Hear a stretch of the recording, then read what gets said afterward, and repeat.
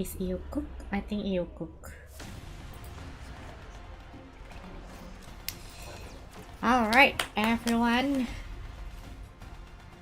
We'll see if GFO can beat Europe. Probably not, but I think we can, maybe. I don't know. Ow.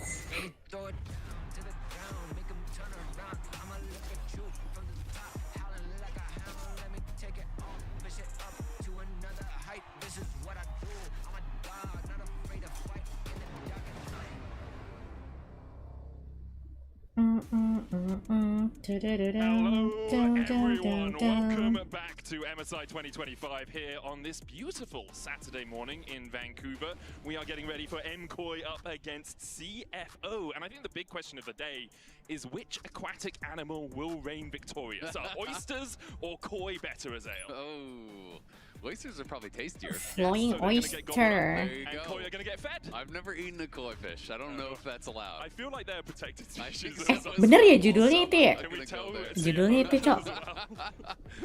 Well, they are the Ikan last koi of their lawan kind, kerang, the last European team cakep. alive here, so maybe they do need that protected class to keep some Europeans around here. We'll see though. I think it's going to be a really good match. Ikan CFO, koi I lawan do think perang, he is starting to Cok. get that respect internationally as a real threat, as they well Kamu should. ngomong sama They siapa, were Bang? great at Live, first, and they kocak. showed that they could take down Namanya live pasti both, ngomong. the LPL, the LTA, as well as the LEC. They won series against them all there. Of course, they did then lose to K-Corp in that best of 5 later on, but they have been a real threat. You know, they almost took down T1. That series was also Ikan very koi close lawan on kerang. all 5 games. So Cakep. I don't think that Anjay. MKOI should be walking into this thinking it's going to be a breeze, but I do think it is definitely a matchup that they can win and should still be favored in. Yeah, I think over the history of League of Legends, it has been pretty EU favored, 23-9 if you include Dukung Vietnam, Flying the APAC Oyster region, lah. across Region the kita course kocak. of Masa dukung all League of Eropa? Legends Mau or dijajah? history. We're into draft for game 1. Maokai and Gas Bats sampai taken T1 by iyalah. CFO on the Masa blue T1 side, skip? Pantheon and Jax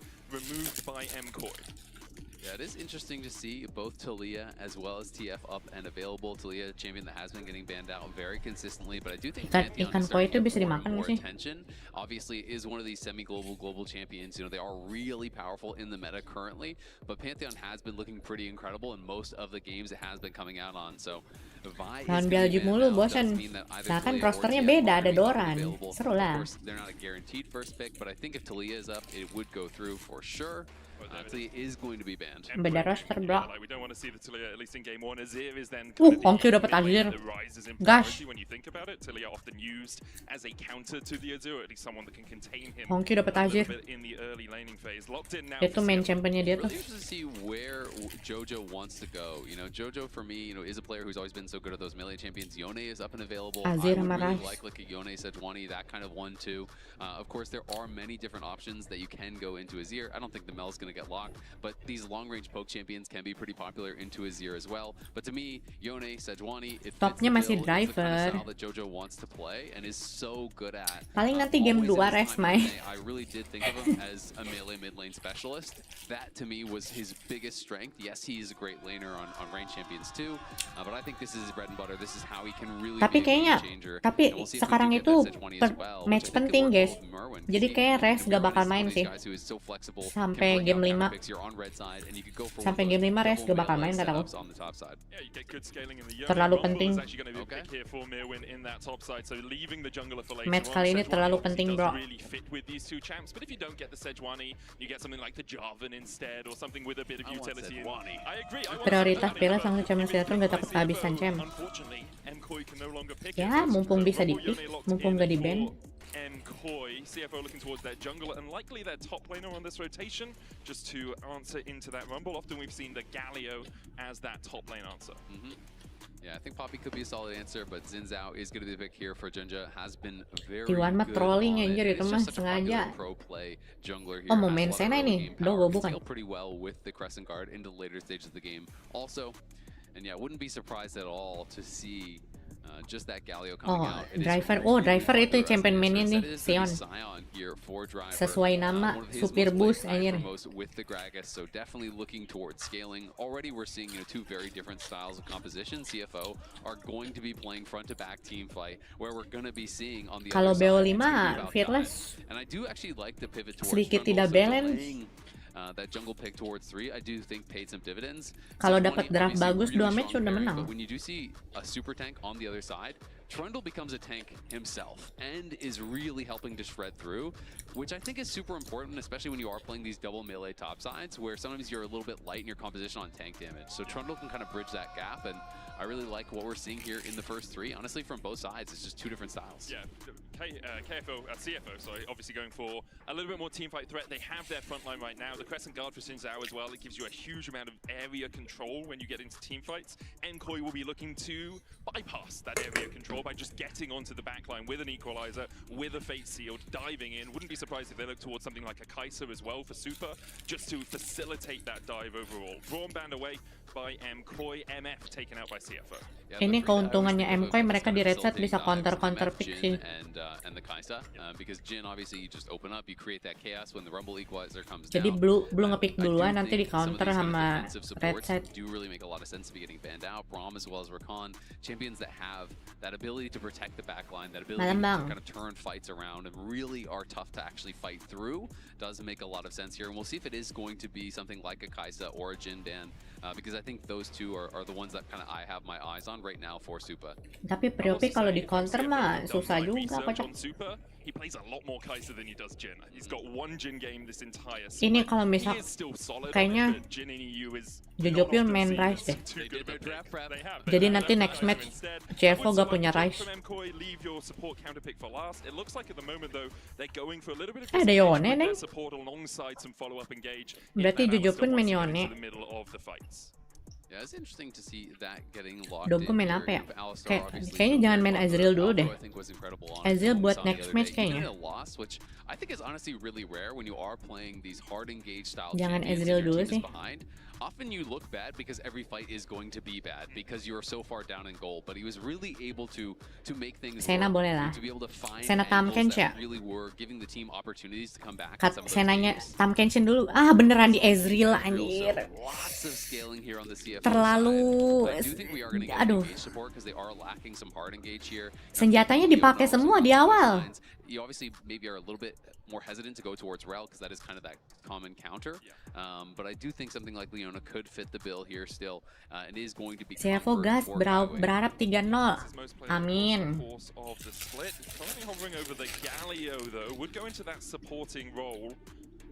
Leon aja sih kayaknya. Nice. Keep the Galio up for later on in the fearless best of 5. And we'll see where Nkoi decides to go with their AD carry now. Super, a little bit further down his pecking order, but Ziv is going to be the lock. BTW Supa win rate.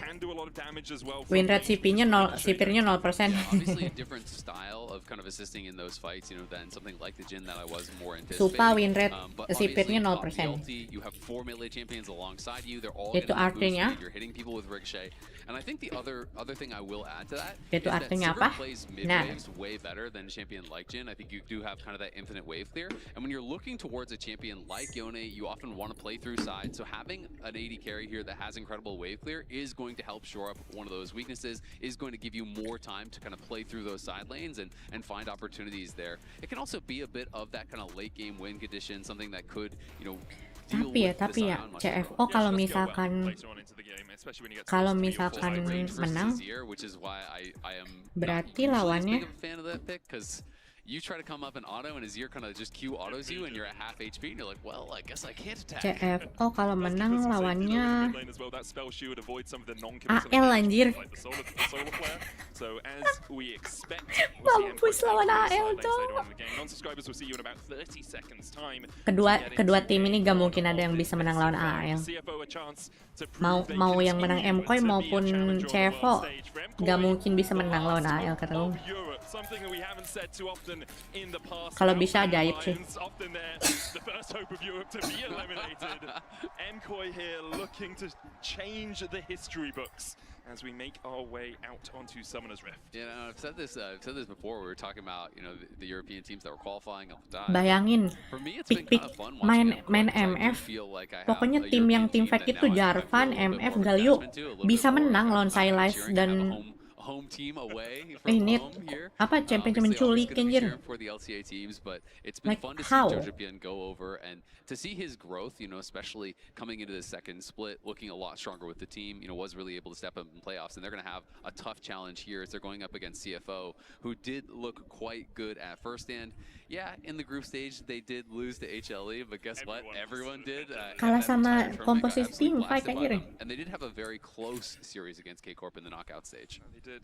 For CFO, again, it's the first year this roster has been together as a whole, and I think seeing the progression from tournament to tournament is what you really want from CFO.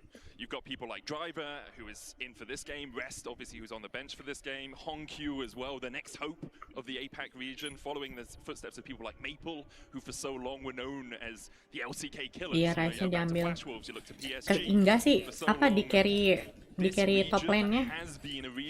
Top lane-nya nggak mati-mati. AWS-nya.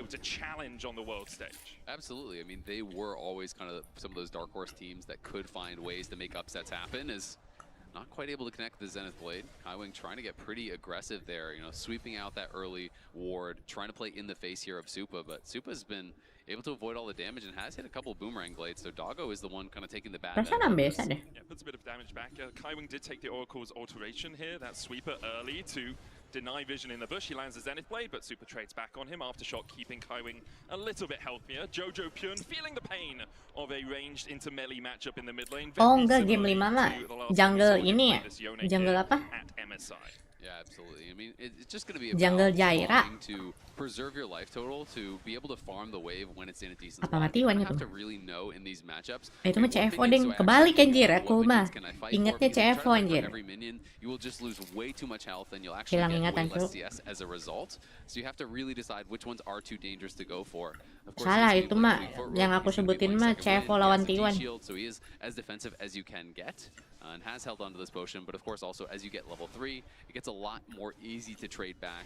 This is considered a matchup that is pretty Yone favored as you start getting more levels, as you start getting more items, because it gets very difficult for Azir, you know, when you just go in with your E, go for the soul and bound, you just start taking these trades, and Azir's only 3-0 real biar T1 main recourse post cepet. 6 becomes ult you away, but then you just snap back, and now all of a sudden you don't have that for the next trade. And you have your own Fate Seal to follow up, even if the gap is widened by Hongq on that Azir. Meanwhile in the top lane, but the lane is just trading. Driver will be pushed in early by this Rumble, kind of to be expected. Driver, the tank player for CFO. He and Rest kind of switch duties in the top lane, often Rest coming in for the second game of the series. Yeah, and they have been very active in how they were actually swapping. Tapi back masih and back forth, and but forth sih interestingly game 5-nya juga. enough, it wasn't actually Walaupun Driver ya, that did play the draftnya tank in that kalah, game anjir. against T1. Jun just looking for a gank down towards this bottom side. Alvaro does Junjo have the cepet banget udah aftershock on. nge-gank. When becomes lightning is going to connect, but not too much more going on there. Jojo dashes onto Hongq, but doesn't connect with the Q3, and so Hongq will just be able to walk away. Yeah, Jojo though going to be pretty happy about how things have gone. You know, obviously the first couple levels he got pretty low in HP, but he has been able to trade back very consistently, going in with the soul unbound, and should be able to actually reset this wave. So I think Jojo going to be really happy about how this kind of first laning phase has gone thus far. A couple more minions will be there for Hongq to pick up, but we're dead even right now at the time that Jojo is basing. Like, you are laughing if that's how it's going. Very happy with how this early sequence has gone. He jumps on Gak ada Hongq as well, selain just to try and stop him Casio from di being pick able to karena freeze this meta. wave. Rebutan malah itu aslinya Casio. Di ban mulu kan, akhirnya lepas. Tapi win rate-nya masih 0% anjir. TF sama Casio tuh rebutan tapi gak ada yang menang anjir. Make TF sama Casio. You then come back, now you're in full health, so now Hongq is going to be in an awkward spot. He has no potions, and I do think that Jojo is going to have an opportunity to potentially lane lock him here, where, you know, you are going to have to take a maybe really bad base. it is going to be tricky for Hongkyu. I wouldn't be surprised if we see Junja and Kaiwing just coming towards that mid lane to make sure they get a push out. Especially like we're seeing so many swaps around the 3 to 6 minute mark from these bot lanes. You can put the Rumble behind as well. Driver's doing a good job against Mirwin in that top side, but if you have a little bit of time in a 2v1 into the Rumble, Sion deals with that Kayaknya a iya lot sih, better than the Genji Rumble punya ever. rencana sengaja dikasih Both kali. these guys getting very, very low, but Hongkyu has got to be careful. Junja is around, and that ward will critically spot him for Jojo. You can see Hongkyu realizes, you know what, Nggak ada I'm yang mau getting so swap lane. low, there's Buset! potential dive. Flash away from Driver. Mirwin. Survives through the unstoppable onslaught. Driver's going to eat a flame Sedikit spitter on the nafsu. backside, but it's a summoner for an ultimate exchange in favor of CFO. Yeah, really nicely done. Driver's actually opened up a pretty big CS advantage as well, which you're not expecting. Sepertinya hari ini kita tidak akan lihat Tracy sampai akhir pertandingan ya. Kurasa. I don't think we gonna meet Tracy. 2 full waves, pretty much here in the early levels, which is a bit concerning. I will say though, it's not as big of a deal to be falling a little bit behind when you do at least have different damage types here from your solo laners, because yes, you're going to have to be building MR against the Rumble, but then you can put Jojo in the side lane against him later on. You know, he does some magic damage, but obviously is massively physical. Andai T1 masih ada smash ya, seru anjir. Gantian gitu. Not gonna lie, I think Smash deserve to be the 6th roster.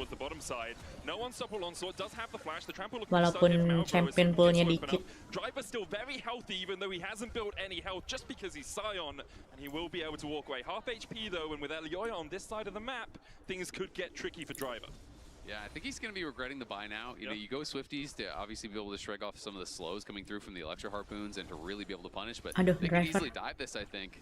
Dia gak tahu. I think he has pretty much no chance to get out. Early subjugate possible from Elioya. There it goes as they look for Driver under the tower. No escape. Alvaro tanks it perfectly, and Mkoy on the Kalau misalkan Mkoy sering ngegeng, berarti mereka skip objektif. Sering ngegeng pasti skip objektif. Kalau misalkan jarang ngegeng pasti dapat objektif.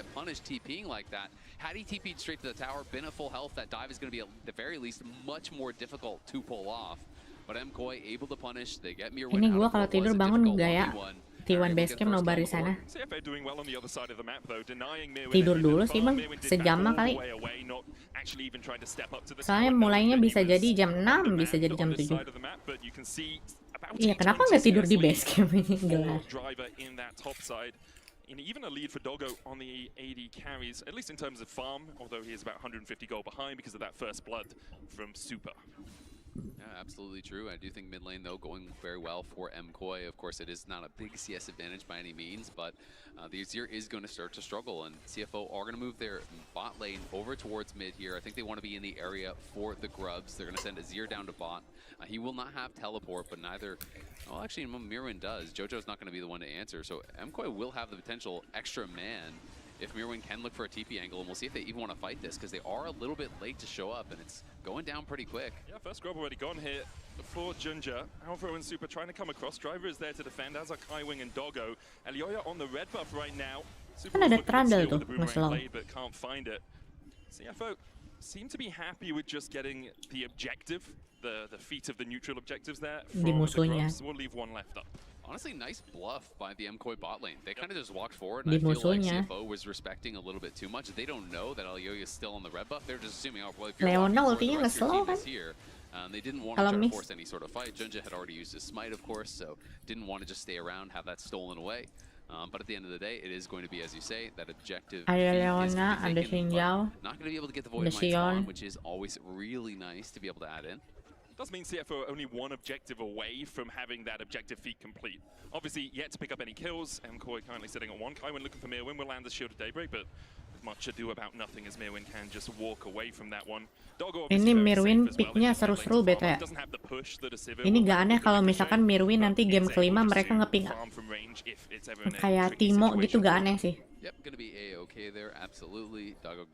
Kadang random bullshit gue sih Mirwin. Is going to be working in towards that Yuntal very likely as the first item, and is just going to be continuing to keep him kind of locked under that tower as much as he possibly can. You know, having first move there towards the sides is going to allow MKOI to be a little bit more aggressive, but they're not clearly feeling the pressure yet. They don't seem like they want to posture that aggressively. There is really good scaling on the other side, but Yone, Sivir, Trundle all scale incredibly well also, so I think both teams feel pretty happy with what they've gotten and aren't really feeling any pressure as a result. Yeah, I think the thing for CFO is they do have a range advantage as the game goes longer, so if they scale evenly, they should be able to gate out MKOI from certain avenues of approach.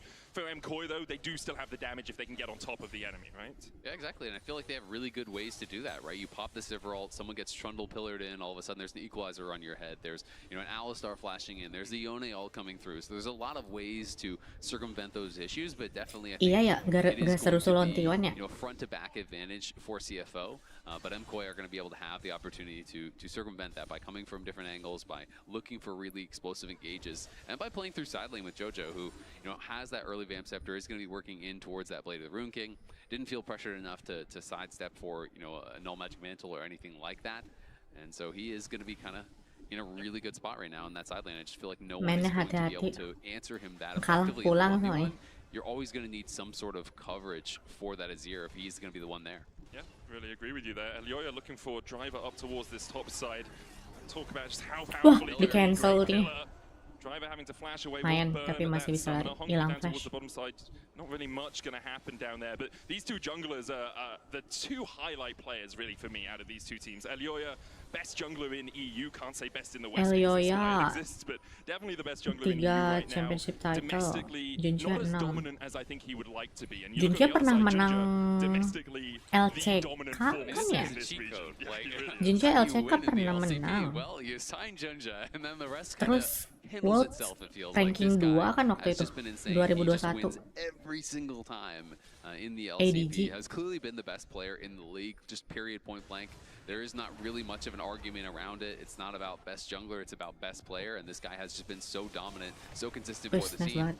As Hongq there, forced to use the ulti defensively, this is what I'm talking about. And now next time that Soul Unbound is up, he still has the Fate Sealed, he still has that ultimate, and then Hongq is going to have to just back off, or you're going to get constantly chipped down. Jojo's going to be healing back up off that wave, and this is why this is considered a good matchup. And it's a really good timing as well for MKOI to get that ultimate out, with the Dragon being up, with CFO having already picked up the first Drake of the game. Stopping them from getting the stack is always important. Even if you scale evenly with your opposition, you just don't want to give them opportunities to force you into a fight if you don't want to take CFO it. itu biasanya Taiwan, Kak. Iya.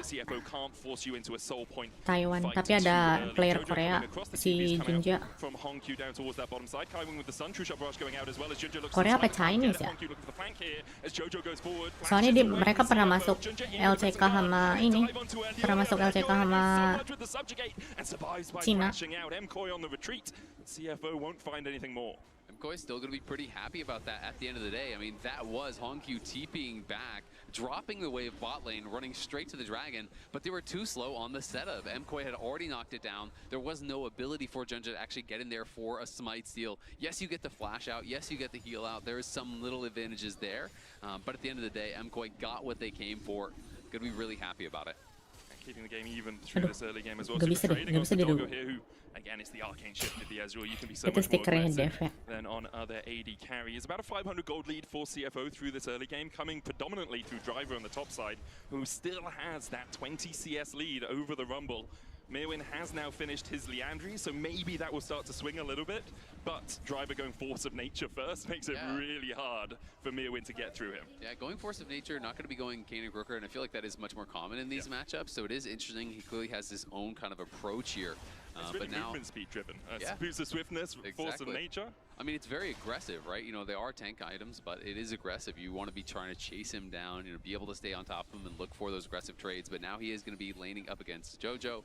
And when Jojo gets the Blade of the Rune King and you're on full MR, not that armor's going to help you that much, but obviously it feels not that great to have spent all this gold. He will get some movement speed out of the Force of Nature, though, because of the auto attacks from Yone. Yeah, true. He'll be able to run away from the Yone, perhaps, on occasion. For the moment, though, pretty even between these two teams. We see Alvo pathing up towards Hongq on this top side. Does have the flash. Alvaro looking for those gank paths, but great vision control from CFO. Elioya going down towards bot as Driver no longer has a flash of his own. Hey. Does have the unstoppable onslaught and could just walk away for now. Junja coming across. Unstoppable onslaught goes in. Elioya's going to get knocked up with the decimating smash. Subject coming out as well. Bisa lah itu. Flash, but look at him bonking down Junja. Dis. Guard comes out. Hati-hati. Junja in the middle of his Oh, own nice will banget. survive. Aish. From Jojo Pun. Nice flash. Flashes away. Wah. Jojo flashes back, but Driver gets the double. Jesus. Nicely done there by CFO. Driver walking out with a double kill as they chase in so deep. Junja nih, bos. Flash, so he just decides, you know what, I'm going to try to fight my way LPL out. I'm gonna champion. stand. I'm going to get that lethal tempo, I think, stacked up as it looked like he had. And was just whacking away, but couldn't actually quite get the kill. Jojo was going in for that initial trade with a soul unbound. That expires. Elioya is still kind of in there briefly by himself in the 1v2, and as a result, does get knocked down. Very close fight, as we're going to see it one more time. As jump out of that. You can see the first 5 frames one Oh, more time. After that, it's PG-13. You're not allowed to watch it unless you have an adult supervising looks you. for the pro players. You know, it's just in slow-mo. Their reaction speeds are just out of this world. It's like the Flash trying to... No, the reactions are actually really slow. It's just the game's even slower. Okay, that makes sense. Yeah. Explains why I've never got past Master. Exactly. You're not playing on the pro mode. Exactly. If it was slow-mo like that, actually, I'd probably be even worse. Yeah, so would I don't think that would help all me. my muscle memory would be out the window. But it would take like 4 hours to play a game. That would be terrible. Oh, yeah, true. A 2,500 gold lead for CFO as they picked up the Rift Herald as well, which gave them the objective bounties that they wanted. So they've got those boots upgraded, as you say. Yeah, the top tower being taken by Hongkyu and Kaiwing, who are shadowing Mirwin to make sure that he couldn't clear out the wave. MKOI now not as comfortable with this position. A couple of moments ago, 500 gold difference, that's fine. Now you're looking at 2,000 gold in the hole. First items are starting to come out, but the sequence in the bot lane really switched things on for CFO.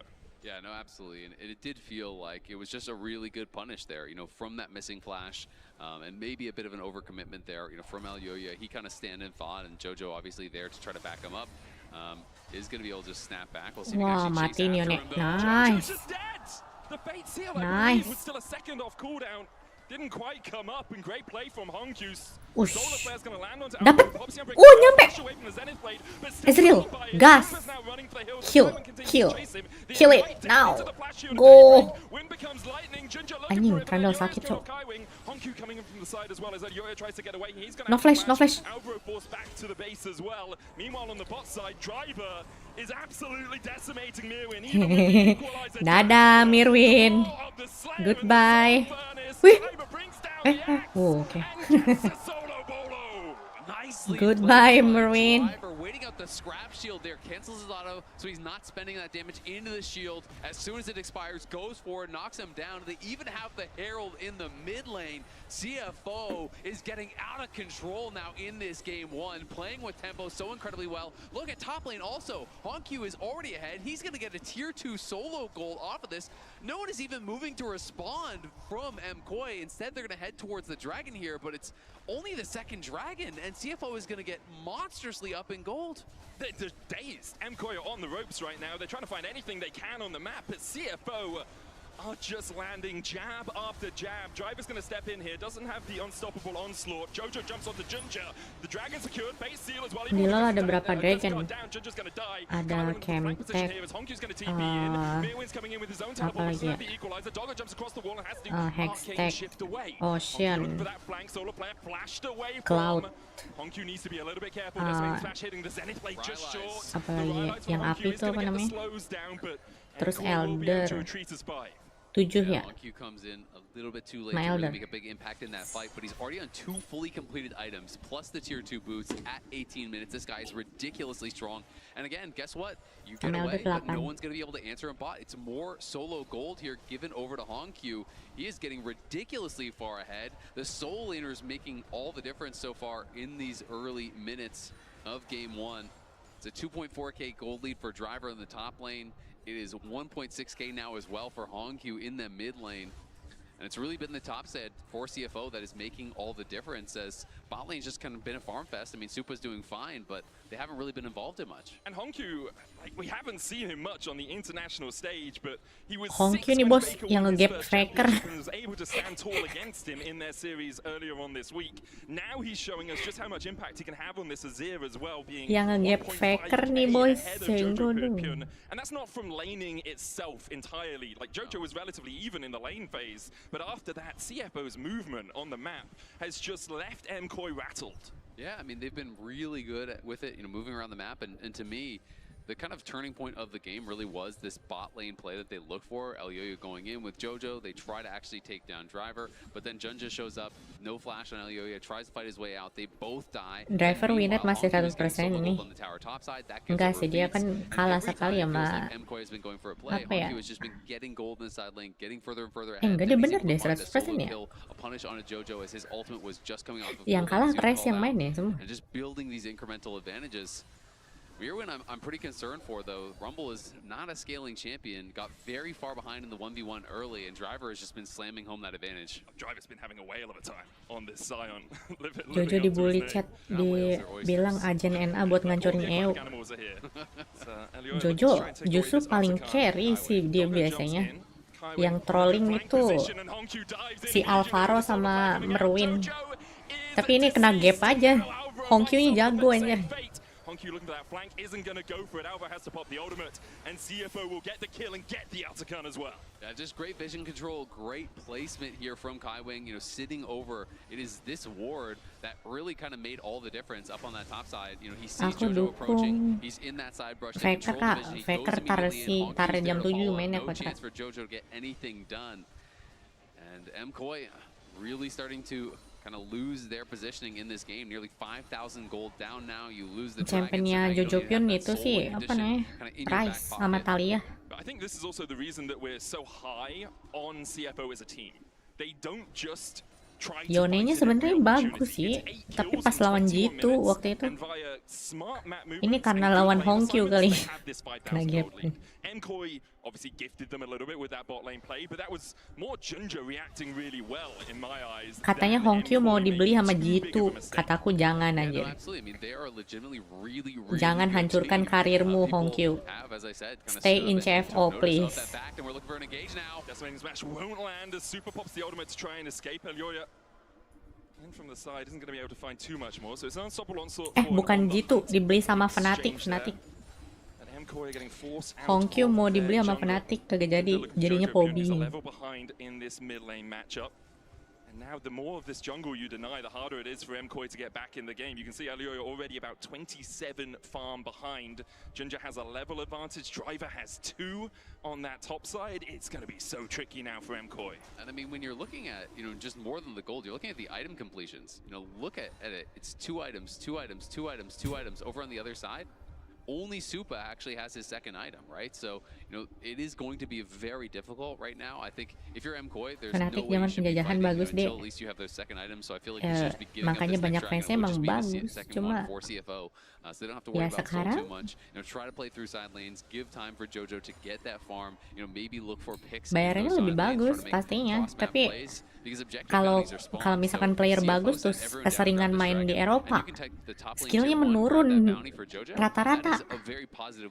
Rata-rata kalau misalkan yang player LPL, LCK, keseringan main di Eropa, skillnya turun, cok.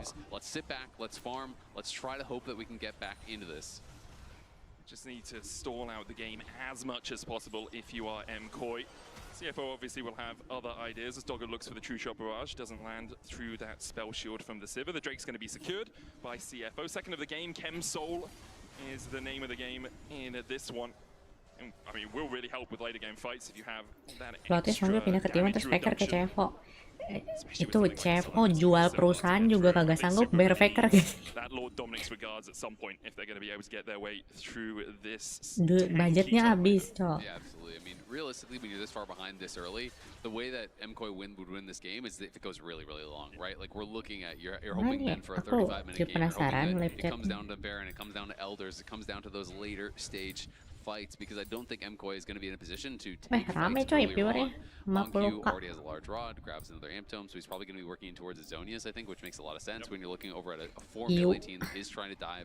I do think EU is losing Rylai's is always to great tech when you are playing against this many mereka melee gak champions, nonton makes it really gak difficult, nonton and then you ini try sih to use those LCP. tools that you have to commit in, Lah like emang the lawannya Onions, and all of a terlalu sudden he kuat goes into ini stasis. That gets MKOI. deflected as well, and it becomes very, very difficult then to be able to punish these long Lawannya range cukup kuat backliners gitu. that Mereka you have to deal gak with, nonton or LCP they will just kayaknya. slowly chip you down. It's the range disadvantage. Disangkanya LCP kaleng-kaleng cuy juaranya. As MKOI, where's your true engage? Is it just a Yone jumping in, equalizer into a Fate Seal to try and get on towards that backline? And even then, for Alvaro. I mean, Alvaro has been an absolute beast this MSI. But even this might be a little bit of a road too far as he jumps onto itu driver, sih equalize onto ribet Doggo ya. as well. There's a trample stun as they try and turn it around, but with the unstoppable onslaught, driver's able to distract MKOI. Should be able to pick up the Scion here. He puts the shield down in the end. Super still chasing. Will get the shutdown. Agak sedikit berbahaya main. There you go. Breda Alvaro comes over the wall there, is able to help turn it around, and that is massive. Not only do you get a big shutdown, it goes onto your Sivir exactly where you want it. Gue pribadi cuma nonton LCK sama LPL di luar nonton LEC kalau udah final aja. Aku sih kalau sempet nonton semua ya. Soalnya pengen tahu gitu mana nih yang nanti player-player yang harus kita tandain. Biar pikemku 100% cok. On that top side, but look at how much vision there was for CFO on this side Oh, yeah, of the jungle, map. and none for MKOI. Baron was about to spawn. If CFO had delayed it a little bit, they could have got the Baron relatively safely. Now they're going to look for it as a bit of a sneak attack. Mirwin coming in from the side, doesn't have a ward on his warding totem, it seems. Alvaro's going to walk forward here as well, and CFO will disengage the big purple worm. Yeah, they did throw the blue trinket down, so they were able to spot it. CFO not willing to just stand and fight there. Of course, it would be incredibly risky. I like the attempt at a two-man, though. They didn't really lose much by going for it. Maybe a little bit of Setelah tempo, nonton maybe banyak main lose a malah jadi wave. kayak I mean, Polin. risk versus reward, that is very, very good. Aku Because walaupun Junja and tim yang Hongkyu aku dukung absolutely kalah, knocked that down. Had they ikem not, aku they would've wanted to, 100% so they coy. go for it. Doesn't work out, Karena di but dalam still hati gonna be aku playing tahu proficient in this tim mana area. yang bakal They're menang. trying to push up through that top lane and then just maintain control over that top side jungle that you have been highlighting to really make things difficult for MKOI. They're constantly going to be having to try to play through this area, try to reclaim vision, but then you're getting poked by the Azir, poked by the Ezreal every time you walk forward, which can make things really tough. Yoya has to flash the solar flare. Didn't know where the rest of CFO were, and that's again the vision control. You have no wards even in the superficial portions of your own jungle. You have to flash, not knowing where the rest of CFO could be. Lord Dominic's regards now finished for Super on this Sivir. Will still take him a while to Tiwa work his double way gak? through the Scion, who has Nonton kayaknya. 1,000 stacks on that Raw. Harusnya sih tidak tidur, tidak ngantuk ya. Ready T1 versus BLG, bakal BLG bisa-bisa balas dendam. Kataku T1 masih menang. Soalnya jungle-nya BLG sedang tidak baik-baik saja. Aku yakin Owner bisa nge-gap itu jungle BLG. So that is going to be difficult. The Hongkyu, very close to the Zonias now, has his Seekers completed, so that is going to be a big playmaking tool. And I think we're going to see CFO just continue to show up to objectives, go to that next dragon here in 1 minute, and really look to force MKOI to come and fight before they're ready. Ada kemungkinan Yorick di match ini, kalau misalkan nggak di ban, ada kemungkinan. Tapi Merwin sih, dia kayak bukan yang main Yorick banget sih. Res yang main Yorick mah. Resnya nggak tahu bakal main apa enggak. Wonder how far away he is from that. Just lacking the pickaxe and the combined gold. 2 items as well for Mirwin on that top side. Bloodletter's Curse and the Liandry is very slow. Kataku T1 masih bisa menang sih. Soalnya jungle-nya BLG ini nggak sebagus Shun sih. Kelihatannya masih bagus Owner jauh. Owner bisa ngimbangin Canyon loh. Seorang Canyon masih bisa di-gap sama Owner. Kawin mati. Bahaya nih Cevo. Nice banget ulti.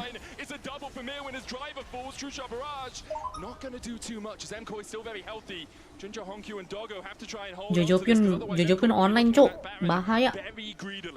I think they definitely could be looking at it, but the safer play is obviously the dragon. Just go down there, move yourself. Jojopyun is online, what the hell? Great play there from MKOI. CFO kind of over-forcing around the Baron. They keep going back to it. I like the first attempt. There wasn't much to risk. Kan udah aku bilang yang paling bagus mainnya di MK itu Jojo Pyun. Jojo Pyun walaupun ngefit, dia yang di tim ini yang paling kuat emang Jojo Pyun playernya. Jago dia bro. Without being able to do anything, loses the flash. Junja is very isolated, and look at this engage here from Alvaro. Who else but him flashing in onto the Azir? Yes, he gets scooped away, and Hongyu lives. Jam 3 gak main Sena, nonton ini dulu bang. They're just doing the Baron again. It's just rinse and repeat here for CFO. Maybe hoping that the ultimates not being up on MKOI will give them an advantage in the fight. Alvaro chunked out a little bit. Baron down to 10,000. Aduh ini bisa kalah loh kalau kesampahan. Seriusan, Junja maksa gak sih?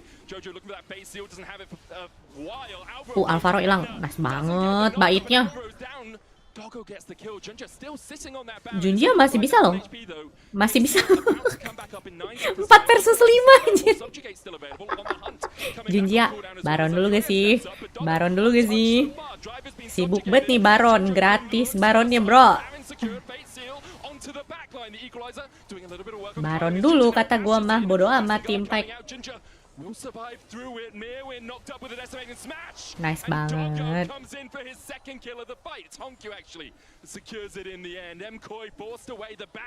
Apa tadi casternya keceplosan nyebut smash?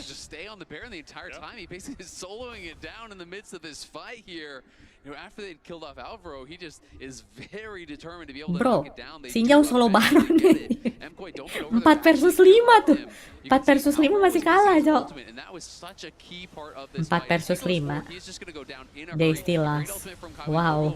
Did stun up Jojo. He's forced to flash out of there. Alvaro is trying to kind of body block and create some space for his mid laner. Itu driver miss pada Q-nya. I'm just watching Junja throughout this entire fight. You know, he is staying up in the pit here throughout everything. And Elyoya is going and looking for this fight over on a doggo. But if Elyoya is here, you can obviously just finish Oh, off the maksa Baron karena Alistar gak ada ulti ya. Ini mah Jojo Pyun berat katanya tim gue. Beratnya tim gue kata Jojo Pyun. Oh, driver sedang mengatur strategi bro. Katanya ini cacat banget mainnya ya, easy peasy bro katanya. Get the kill as well. I mean, look at the poke that Doggo was doing. Absolutely shredding through MKOI. Elyoya trying to trade with Junja. There's a solar flare down as Doggo opens up again. Elyoya forced down to a 3rd HP. The damage from Hongyu as well across the wall means that CFO can just walk right into this space. MKOI now 5,000 gold behind. After only a couple of minutes ago being within 2k, they're going to lose an inhibitor on this bottom side. MKOI will try and defend through mid, but the tier 2 at least is gone as Driver raises it to the ground. A 6,000 gold lead and 4.5k off this Red Bull Baron power play. Yeah, big swing there after taking that Baron down. Supa, of course, still wave clearing really well, working in towards that 3rd item. Tapi ini kita kehilangan banyak power pick ini. Driver kehilangan Sion, Hongyu kehilangan Azir, Kaiwing gak punya Leona, Dogo gak punya Ezreal. Match selanjutnya berat ini Cevo. Dipakai langsung champion-championnya. Really difficult. You know, my eyes are semoga game 2 menang like sih. The GA being done, like the Zonia's being done, that are going to make it that much more problematic for MKOI in these fights, because now all of a sudden Junja could just throw himself into the back line, just make his job keeping Supa out, and as long as Supa is not actually hitting, well, it's going to be really hard for you to out DPS what Hongyu and Doggo are going to be putting out. Yeah, it's really about whether MKOI can get onto that back line while Supa is distracted. If Jojo can get a good ada Ryze sih. Tapi itu pun kalau Ryze yang gak diambil sama Jojo Pyun ya. Jojo Pyun jago juga Ryze-nya soalnya. Atau di ban. It's more the Civi's job to do that. Drake up in 50 seconds time. No vision outside of their base for MKOI. Soalnya abis ini MKOI ke blue side. Mereka bakal nge-pick dulu kan. Mereka bisa ngambil Ryze tuh. Kind of predicting that Hongyu was going to maybe slide back to the side there. Guess is wrong. Ends up tidur dulu kali ya biar bisa nonton T1. Tidur dulu lah. course, the other option here for MKOI Kalau is you don't niatnya even have pengen to nonton go for T1 this dong mah. dragon because it's not soul for your opponents either. You can just allow it to go to 3-3. You say, you know what, great, you killed inhibitor, but we're just going to be farming super minions and picking up that gold, trying to wait for those more important Game objectives. 2 MKOI harus menang, kalau kalah lagi game 3 kena beban mental. Real. 3-0 sih kalau bisa mah, biar bisa tidur cepet. Iya, kalau tidur jangan di exit ya bang ya. Lumayan nambah watch time bro. Fast and Furious 2. I believe that one. Was it 3 or was Tokyo Drift? I can't remember. One of them. It's about family, that's all that matters. Family. As CFO will make this dragon their family. 6 drakes taken so far in this game. Making it their family if they killed it? Sometimes, yeah, love hurts. Love hurts, you know? Not that much, brother. I don't know what your Thanksgivings are like. I live in Berlin, okay?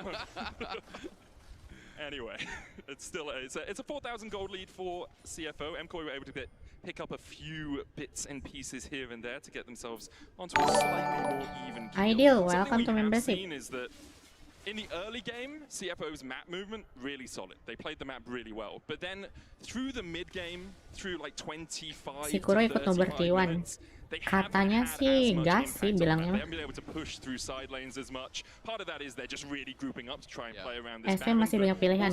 Champion-championnya Kaiwing tuh Nautilus, No, it's absolutely true, and I do think partially it is that they're grouping up a lot, trying to kind of force on objectives. I also think partially Yone's a big threat in the side lane, right? And if you do not have your ultimate as Azir, you don't want to be anywhere even near him. And once you use that Trash ultimate, juga you bisa basically dia. have to base every single time. Hongq forces that out. He is not going to stay around because he knows there could be an all-in play. Rakan biasanya permaben sih. Tapi kalau dapat Rakan bisa tuh. Where they're trying to make sure, okay, we're not giving up too much on the other side, but we're buying time for Tamken, Jojo. We're getting this Sena, pressure from iya him banyak sih. out on that map, and you can see again, he is going to be the one pushing out Tapi bot lane. tapi dia gak main Tamken sih. Si anu They're just trying to get as much gold in the Kaiwing, pockets of Jojo as they possibly can, working towards lihat that Kaiwing. fourth item. There's also, I think, Kaiwing kagak main 2 Tamken. waves of super minions on that bot side in terms of when the inhibitor's going to come back up. You can see the Rabadon's now complete for Hongq. Championnya tuh Rakan. Jojo Pyun can just push out 1, maybe 2 Rakan, more waves BC, and really Nautilus. deal with any of that side lane threat that could happen while both the teams are posturing Trash. around a Baron. That's up now. MKOI Bart paling setting ya, up towards Bart. the bottom side of mid. Jojo looking for a flank position himself, but can't quite find it yet. Supa finishes BT, so poke not going to be much of an issue for him as long as he has. Oh, he's looking. Aduh, Jojo Pyun mati dong. Oh, oke, flash. Buset, Junia. Oke, aku rasa ini perangnya agak kurang rapih deh. Wah, Hongq, the best mid laner in Pacific Asia. What the fuck? Jesus. Betrays the team there. Thought he had a pick onto Hongq, but just Jesus, Hongq. ahead of Supa. Thank you very much. He'll take the ultimate, and he's going to take game 1 as well. Some delicious sushi there for the flying oysters. Pretty dominant performance all round from the. Wah, ini direbutin ini. Tahun depan Hongq. Rebutan Hongq nih orang-orang tahun depan, guys. Gelo. Direbutin ini orang tahun depan. Performance here from CFO. Drafted heavily for scaling, wanted to play this front to back style. We're able to Jojo berat amat tim gue katanya. For MKOI though, it's got to be a bit of a frustrating game. I think it's down to execution, and we'll see. If the desk thinks they can execute better in the second game. Well, I think that Hongq thinks that I almost beat Faker 2 days Naik ago. harga ini Hongq. I'm just gonna stomp you right into the ground with my Azir. And overall, I think sovereign performance from CFO, and it's started really early in that early game, right? They kind of got absolutely everything. They got their cake and they ate it too. And it's a reminder that Junja, even on Xin, doesn't need to just be ganking people and finding kills for CFO to be able to snowball a lead. Tempat kejadiannya sama. I think they got better lane setups. Ini lebih gigil aja loh. Langsung banyak anjir. And in the meantime, Mirwan's losing. Lengkap sih tadi. 3 orang apa tadi ultinya.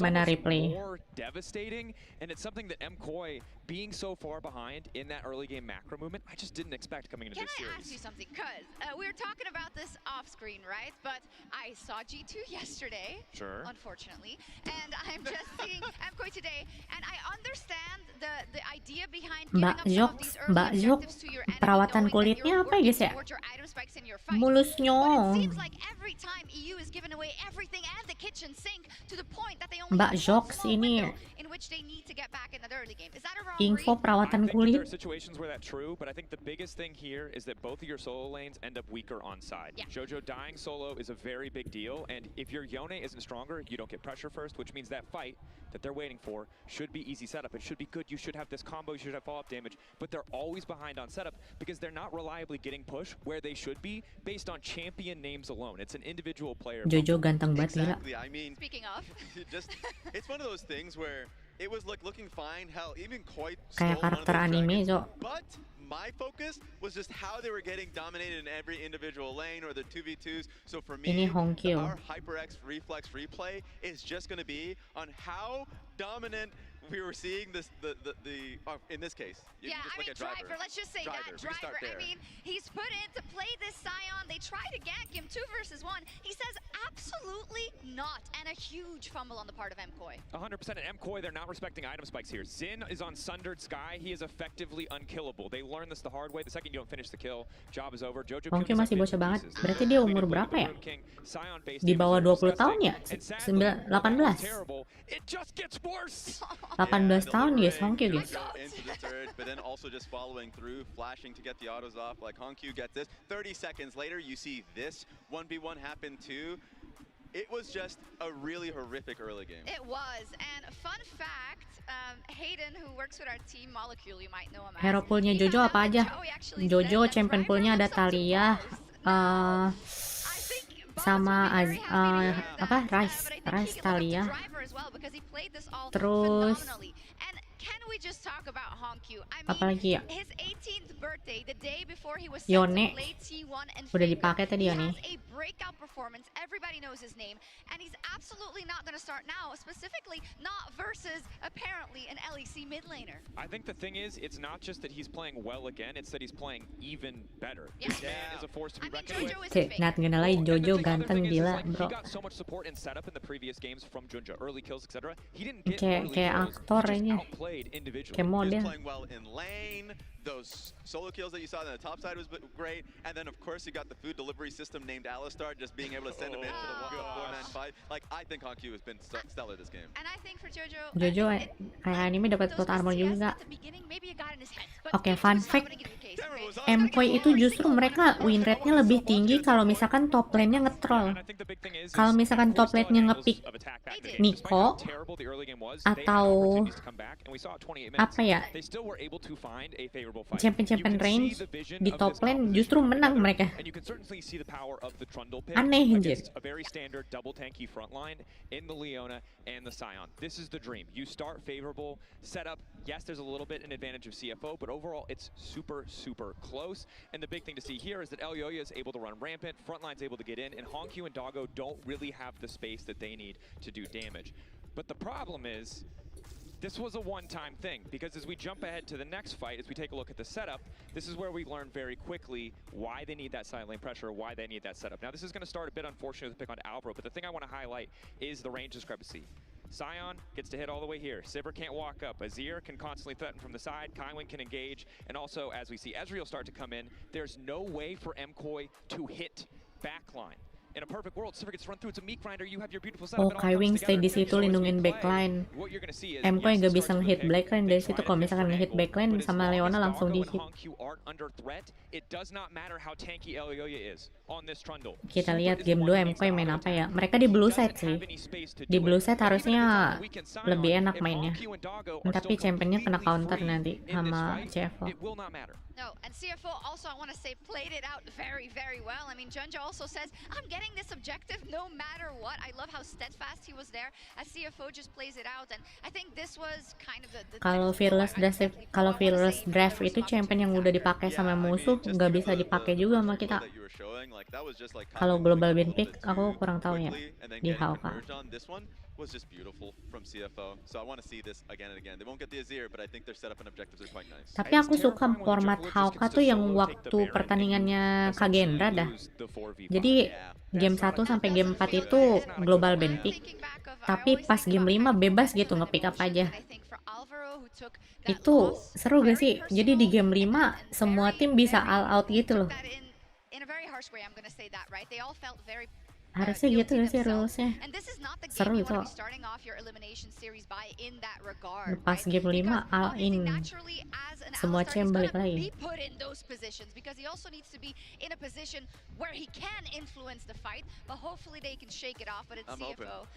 Yo, ada bendera CFO.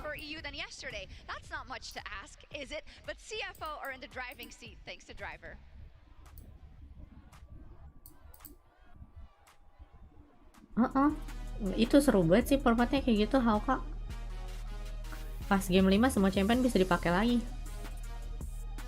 Kalau sampai game 5 doang, tapi kalau misalkan cuma 4 game semuanya fearless gitu.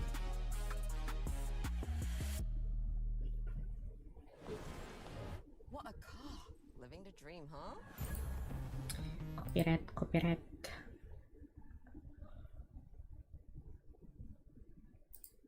Ya itu short dulu kali ya.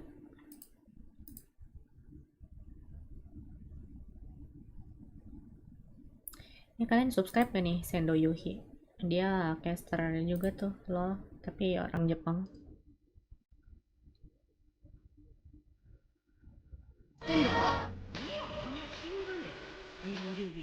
Buat jadi 7 game sih, BO 7. BO 5 aja 6 jam kocak. Kamu mau duduk 17 jam nonton LoL PC.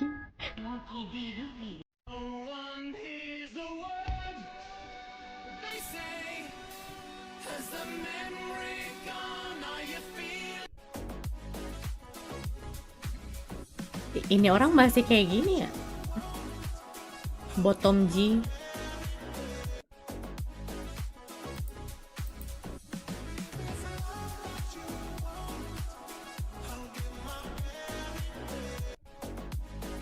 Bottom G is always bottom G.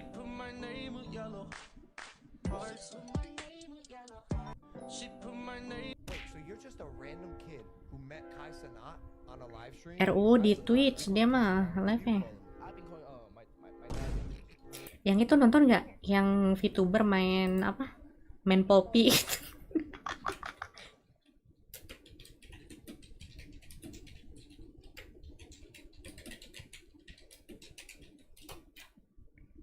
yang main Poppy ngamuk-ngamuk, mana ya videonya?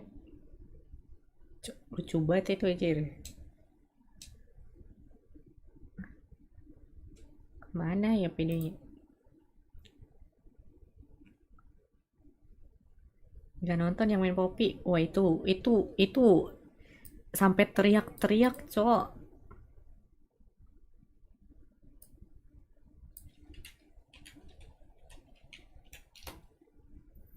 Mana ya klipnya ya? Lucu banget aja. Oh ini. いやもうやばすぎねねえなんでこれが許されてんのなんで私がピンたかれてんのこっちだろうがどう考えてもこっちだろうがなんで私がピンたかれてんのどう考えてもこの一周生のエース決まったんでしょなんで私がピンたかれてんの何かお前がこいつのエースに押してんのかお前は犯罪者かお前がやってんのかなんでどうしてなんで私はみんながやらなきゃいけないのどう考えてもおかしいのこっちでしょなんで私なの Kasihan cowok, ini game memang buatan Saitan aja. いやもうやばすぎねねえなんでこれが許されてんのなんで私がピンたかれてんのこっちだろうがどう考えてもこっちだろうがなんで私がピンたかれてんのどう考えてもこの一周生のエース決まったんでしょなんで私がピンたかれてんの意味わかんないんだけど Aku harus menyimpannya.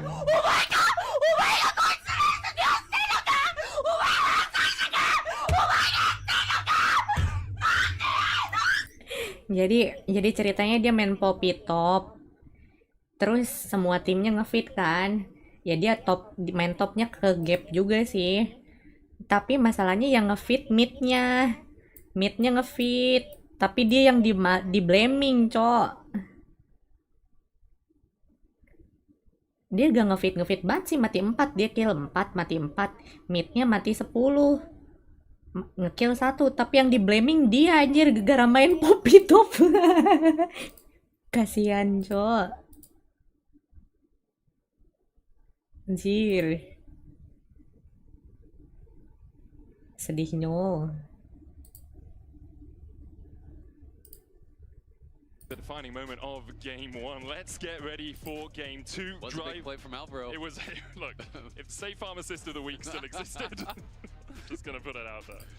But for CFO, Driver staying in for this game, not subbing in rest, which is something they have been doing pretty consistently for game 2 through the rest of MSI. Kaede ketika dapat 100 request Nila, real aja. Itu aku match Nila 6-6-nya kalah, kocak, demot. Salahnya Poppy Top apa sih, kurang cultured hal ini emang gak salah kata Kumada, bisa Poppy Top. Gak tahu, mungkin teammate-nya ini aja kena branded. And did create a significant CS advantage, even though you expect Rumble in those early levels to have the edge there. So Driver definitely with a really good game number 1.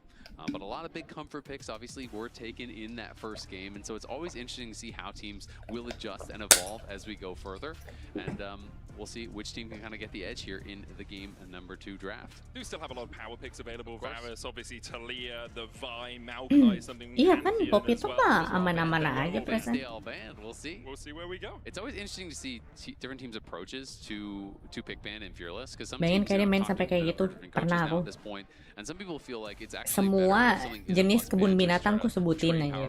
In game 1, so you don't have to spend a ban on it for every single game. And talking about kind of like your ban economy as far as that is concerned, because sometimes targeted bans could be really powerful, especially as you go to game 4, game 5. If you feel like someone has a smaller champion pool or isn't as good off of control mages or whatever, if you go to a game 4, game 5, well, all of a sudden in game 5 there's already 8 mid laners that have been played. You throw 3, 4 more bans, you pick one away, then all of a sudden it's like, okay, well, what's your 12th or 13th best champion in your role? And that can be Kenapa really Riot naro difficult to Dela deal di with. So I ADC do think ya? it's been really fun to have Aneh this banget tournament where it is pokoknya. all best of 5s and to kind of see if Oke, there's going to be gak ada an race guys. evolution of Kayaknya strategy, seluruh pertandingan ini how people handle kita it. tidak akan melihat Something we've race seen actually sekalipun. ERLs in Europe is Karena Japan mereka against tahu the ini Bells. Just play pertandingan all of his penting. champions in game 1 and then Kita have tidak his bisa champions memakai in game race. 1. Literally, race is not We'll take working. the volley as well if we can. Anyway, for now, not expecting to see the Iya, mana pada nabrak Sion lagi, stopping gabut obviously bet viewer played gue in ya. game 1, although I Betul also lagi don't ngerjain expect- Nila.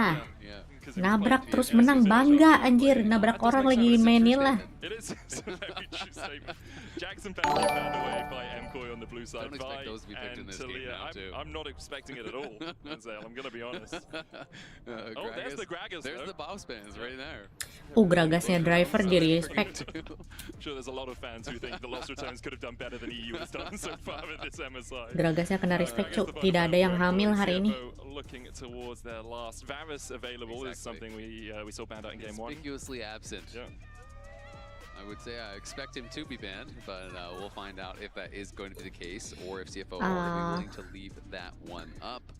Talia di Varus to ban. me is just kind of the clear Smolder number ada yang one main nggak? pick right now. I Smolder feel like it's sekarang almost a guaranteed lebih first sering pick for dipakai MKOI di with that ADC. available. But TF is another pick that Tapi obviously kemarin they ada yang validated pakai di decided top to go lane for last sih. game. This time they're going to first pick the TF. This is interesting Apa? because Flandre it really is pakai hard di top competing lane. into this style. It hasn't actually been that effective Lawan so far at Cassandre. MSI, and it's not a champion that Hongq has played. So I almost feel like you could have gotten the Varus and then maybe grabbed the TF a little bit later on. I feel like this way you're both giving counterpick over, potentially double counterpick because Hongq could take his mid Hello, laner now, welcome. and then you could actually save fifth pick for Driver, but also potentially that Varus. BTW as well. TF lagi meta, tapi win rate-nya 0%. Di pick sama Jojopin. Junjo dapat corner, oke aman itu mah. It's the I'll be shocked if S he tier can't 80 play carry it. right now. but it's possible that he is just going to kind of skip past it, because you're right, it is not something that has been a big priority for him whatsoever. Skarner going to be taken. You could still go like Skarner Varus and take a mid lane counter on 3 if you wanted, but we'll see if they are just going to completely ignore that Varus, in which case, credit to MKOI, they would have a really good read. Yeah, it looks like it's going to be the Aurora coming out for CFO. Kalau Switch to lawannya the baik. Rise at the last Hongkyu moment. dapat Rice. On the Rise, obviously, with that spell flux, can clear out waves really quickly and gives you Hongkyu dapat Rice. realm warp, GG. getting multiple people into a side lane against GG. something like a Twisted Fate who has the destiny, It's the ability GG. to follow the Twisted Fate that can really help you out. Now, something I really do want to see, though, from the MKOI draft is I'm not actually a big fan of TF if you pair it with kind of like more tanks and stuff on the top side. We've seen that a number of times, and I feel like oftentimes you just don't really have a great Driver lane to dia play bisa main towards. ke Sante I sih. would like to see, you know, Kalau Mirror dia bust mau. out something that is a little bit more selfish, a little bit more split pushy. Obviously, Gwen is going to be banned. We're going to get the least in here from Elyoya, so that is really strong. But obviously, there's so many picks that we have seen. Ini from Mirwin pick-picknya that do fit the Mirwin bill. pasti nih. Play towards something like an Mirwin Ambessa or pasti something gini along those lines, I kerjaannya. think would feel really good. Because you are a little bit lower in consistent damage, and you do want to have a lane that you're really focused on kind of putting ahead. It's also whether he wants to pick it here or whether he wants to wait for the Mirwin second ini rotation. sempat Obviously, pakai CFO Nico can then top pick their BTW top guys. lane and ban Nico, out a couple of good top laners into it. Looks Timo like it is bahkan going to kayak be the dia Ambessa bisa deh prediction there. Timo top. Yeah, I mean, it Nih is something orang that fits bapak a bill. botak You know, ini. I was looking through his champion pool, and it's like obviously Gwen is banned out, Jax is banned out. You do want Nah, physical damage. driver and it's bisa something main that can kind of play Kasante. heavily through that side lane, so I think it makes a lot of sense. Atau mungkin, And I do kind of like what they're drafting. I mean, here. It's why a lot not, of right? playmaking. Lee Sin, obviously, sometimes it is difficult to get into that back line, you know, kick someone in, but well, guess what? Rapid fire gold card sets you up pretty well for those queues. Shen Itu would be a great championnya answer. Reigns I gak actually sih? really like Shen because the Spirit's Refuge, that parry zone, can actually combo block the gold card. combo So that is teleport quite nice ini. when they are coming in. It's also a very advantageous matchup in the early levels against Ambessa. I think pre-6 is quite heavily Shen favored. As long as you're actually playing it well, you're pulling the blade through for the empowered autos. I do think it really does go in your favor. The other reason I Kayaknya really Kasante like it disimpan buat against game TF is selanjutnya not only sih. can you answer when they are coming towards you, but you Wajar. can actually answer TF plays very Sama effectively. combo sama TF is Rice gonna try to bagus hold juga down kan the Shen. bot to dive. Well, all of a sudden here's Shen, and now it's going to be a problem. And then there's a realm Shen warp to follow Rice. up, right? The ability for CFO to be around the map, which is something that really dictated how good they were in the early game in game 1, is just incredible here. They have so many tools to answer pressure from MKOI, but so many tools also to make their own plays in those side lanes. Yeah, absolutely. And I mean, you had talked about how, you know, you thought CFO wasn't necessarily playing the map as well in the later stages. Shen is such a band-aid for your macro. Like, it is Biasanya so kalau much misalkan easier to actually CFO play out menang because you can di basically red go side, and answer mereka every single wave. You don't really have to think too much about it. kesempatan You're buat not dapat expecting to go, kesantainya like, tinggi solo queue banget. and go flash ignite. It probably is just going to be flash TP. And then you always have a global pretty much to be able to answer Kecuali whether di it's your bin. ult or your TP. So it's very comfortable to go out towards those side lanes. Would be interested to see what sort of a build he does go for. Obviously, Titanic is very, very popular, but a lot of the Shen 1 tricks do prefer just going like more of a pure tank style, where you're just going something like bombies into Deadmans, and then, you know, using that bombing for your early wave clear. You can become incredibly tanky that way. Obviously, your damage is lower, your wave clear is lower, so there are kind of pros and cons. But when you're looking at a damage profile like of a composition, and it's a little bit on the low Main end, apa nih, sometimes Dogo? those more aggressively tanky builds Supportnya can dulu become gak sih? such a problem for them. Rak-rakan You just free. can't actually punch Zeri. through and finish Zeri off dulu Shen, kah? especially if you're auto attack focused, just because of that W. That parry zone is so powerful. Spirit's Refuge just does so much work in Biasanya that sort jeda of situation. 40 CFO menit looking sih. towards the Zeri with 4 Antar AD carry bans antar in match. the second rotation. Kai'Sa, Varus, Lucian, and Kalista all Kalau taken misalkan away. masih But lama. looking at Super, you're falling a little bit down the list. Things like his Xayah, his Tristana, it does have an okay Draven as well if they want to be a bit aggressive in that lane. But for Doggo, it's actually going to be the Jhin locked in. I'm not a the end. fan of Honestly, I really Jhin. like Jhin here. You know, I do think, you know, one of the kind of struggles of Jhin is punching through frontline. There's not I'm really not- any super I'm not tank a that's fan gonna of be Dogo drafted here. Jhin. You know, maybe go towards like a Braum or something, but I don't really expect that. Alvaro, I think, is so good on the playmakers. I do want to kind of continue to see him there. I'll be interesting to see where he goes, if it is going to be something kind of standard like a Rel, which, you know, is up and available. Rakan is also up Sopan main and available. Caitlyn. Caitlyn would be interesting and would open the door for more of these aggressive pairings. You know, some of the enchanter pairings, things like Nico, I think, can work great as Alvaro main well. apa ya, 'cause Nico? has Nico that free luxury sih. of being both an engaged champ and something that can really facilitate the poke very, very well in lane. Obviously, all the tricks with the clone are incredibly strong for actually playing around vision, so it is really powerful, and I do think it would kind of fit as far as what they are looking for. But I'm just not sure if that is exactly what they want Alvaro on. Yeah, the Oh, things you usually look at are Nico or Karma. Karma. Looking at Caitlyn, right? And it is going to be the Karma pick. Kaiwing I berat agree Yumi. with you that having Alvaro Yumi. on something that doesn't have hard engage Yumi. kind of mutes MKOI a Nggak- little bit. nggak Him mungkin. being Such a able to strength be a for him. front line is just so Nggak. powerful, and his flank Nggak lah. positions are really good. So I would have preferred the Nico. I don't also think so. they don't have a huge amount of CC Nico as a free. composition. You've got Gold Card, you've got Lee Sin kicking people Nautilus, back, I you've got the public think, execution, and that's pretty about solid, it. So no? Yeah. they need to be poking out before fights start. It has to be Gold Card Bard? into Kaiwing Bard Euro bagus. Snapchat, Ah. into a little bit of poke. Jago 'cause dia Bard. Bard is the final pick here for Kaiwing on CFO. Yeah, I mean, I think it's going to be very heavily about the 2v2. You know, I do think in the early 2v2, Karma obviously incredibly strong. You start with your ultimate, you can look for the poke. You know, if you are pushing them in really dominating in the 2v2, then maybe it's completely fine. But it's a lot harder to play around Vision with Karma because you don't have the luxury of just sending in a clone and then scouting on all these areas. You can get picked off, and like you said, there's not a lot of hard CC. Their engage, it's pretty low. You know, it is really some sort of a 3 basic global pick ult. or basically gold card into poke. I Jin think that's more how they're going to kehitungnya global ult ya. go for that rapid fire on JoJo, third item. I mean, standard just row a lich, rapid fire. 4 throw out that biasanya sama gold Jin. card. In comes the Caitlyn Q, in comes the Karma Q, in comes 4. Lee Sin Q, and just constantly poking and prodding in that way.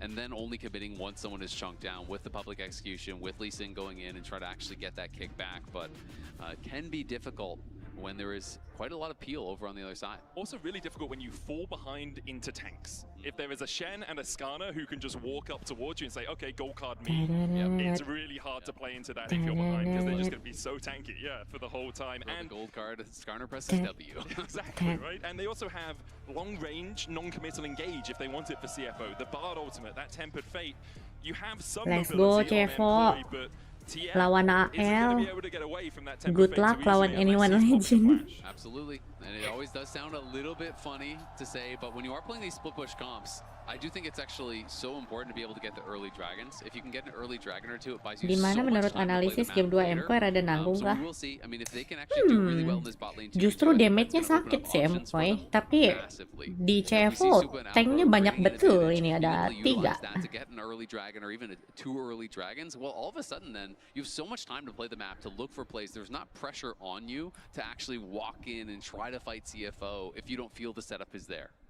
Couple of unsealed spellbooks in this game. We saw none in game 1, but JoJo is running one, as is Kaiwing on this Bard. No real surprises there. Both Twisted Fate and the Bard love to have that utility out of the extra summoner spells. I mean, there's going to be so much ability to move around the map and answer these plays. You know, when you're thinking about Shen'Al, when you're thinking about Realm Warp, Belum when you're tentu. thinking about double Siapa tahu teleport, Jojo and Pyun potentially mau even tutor a TF teleport ini or just Bard roaming around and di answering depan those semua plays. So it is user going to be TF. something that you really have to track. You've got to do a great job at Satu-satunya yang berhasil make meta TF itu Faker di apa?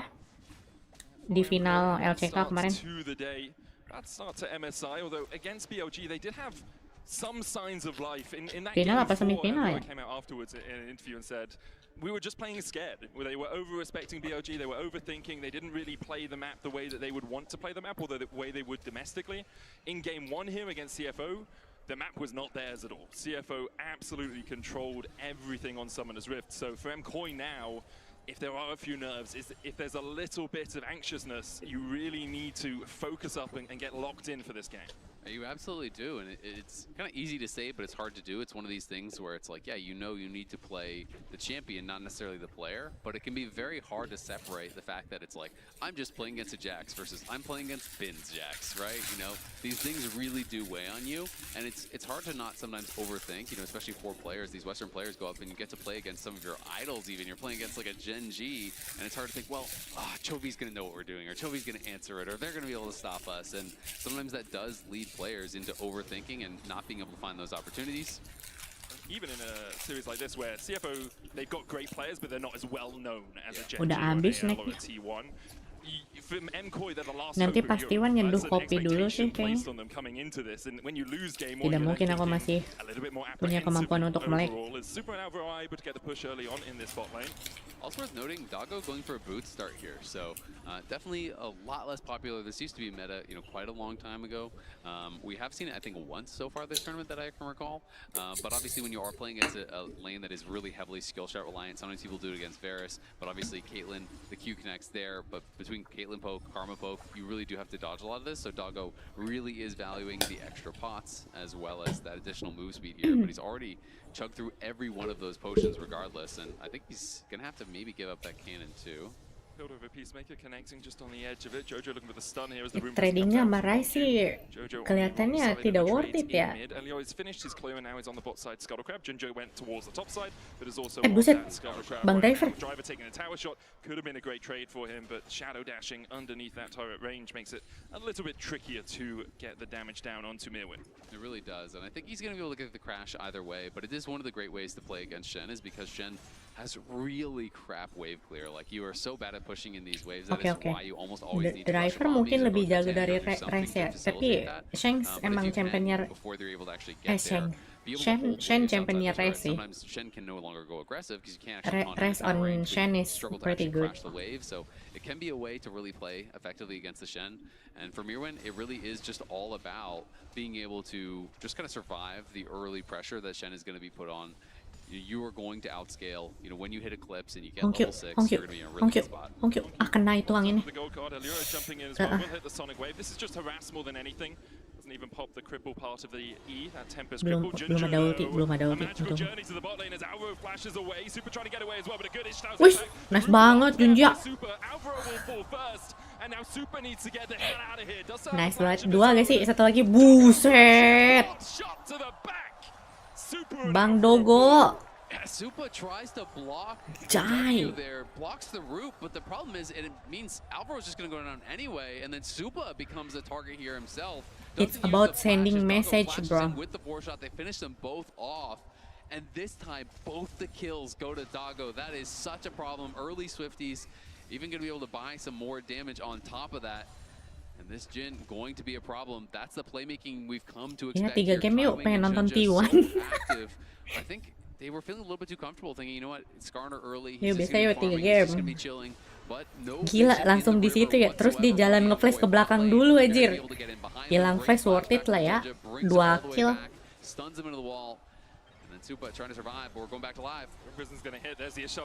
Tadi siapa yang gajakin sama Jhin? Oke, aku percaya sekarang.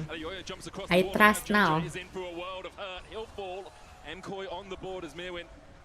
Lands with the TP, but we'll just clear out the wave. And now they're just going to try to delay Mirwin from getting up towards that top side. Because yes, temenin sarapan.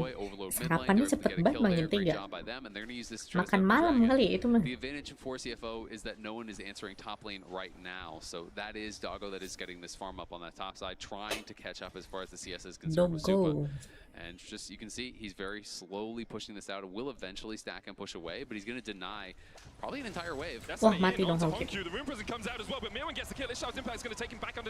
Mati Marwin. Nice. Ginger puts him in the dirt, and Jojo Pyun will be able to walk away. A 1-for-1 exchange. CFO will get the feed of warfare as they picked up their 3rd kill. This time, I do feel like it favors CFO a lot more because you get that 1-for-1, and again, still no one is actually answering the top side. Kaiwing is going to be annoying here, try to hold as much as he can. But this freeze has been maintained for quite a while. Again, eventually it will stack up and push away here, you have to think. But that is a lot of waves, a lot of experience that is being lost by Mkoi on the map.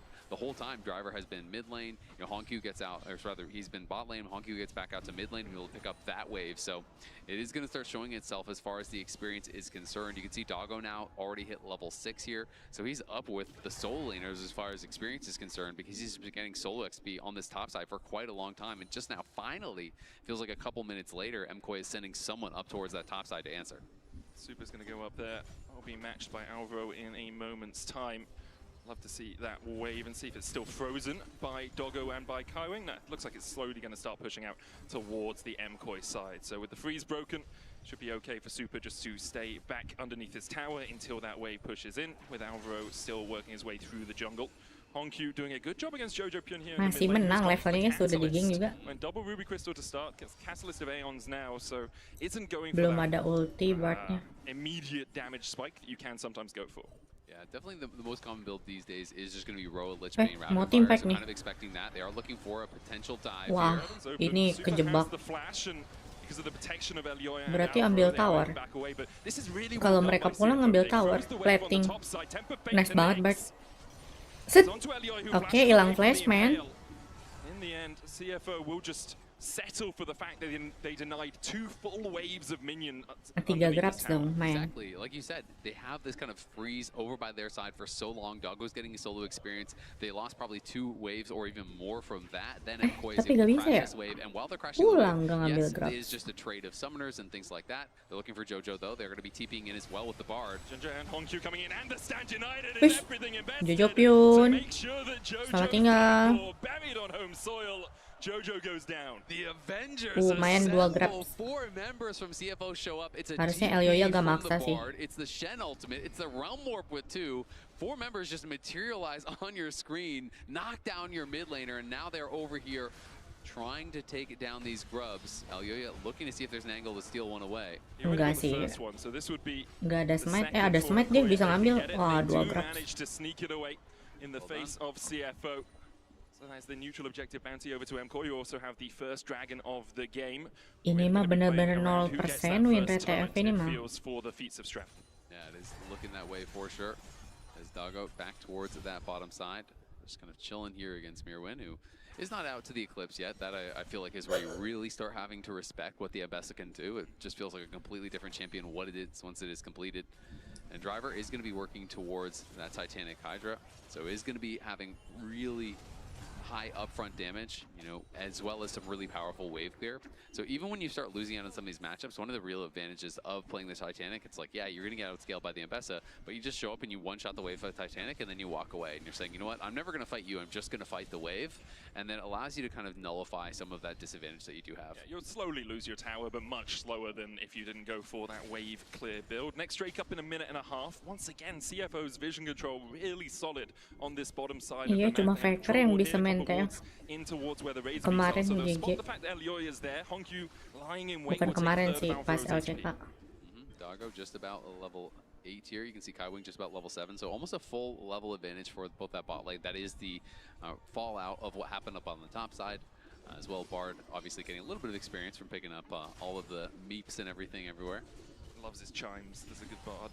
Everyone always says Bard's hard to play, and I think it's only because of the minigame. I think it's actually fake news. Bard is fake hard to play. It's I always thought it was gonna be really hard, and they started playing a lot of Bard, and you realize how much the queue cheats, and you're true. like, Just goes at right angles.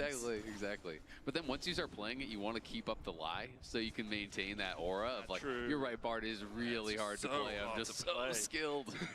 It's the only reason I can pull it off. But definitely at the pro level, it is obviously incredibly hard. You can get jumped on, you can get burst down.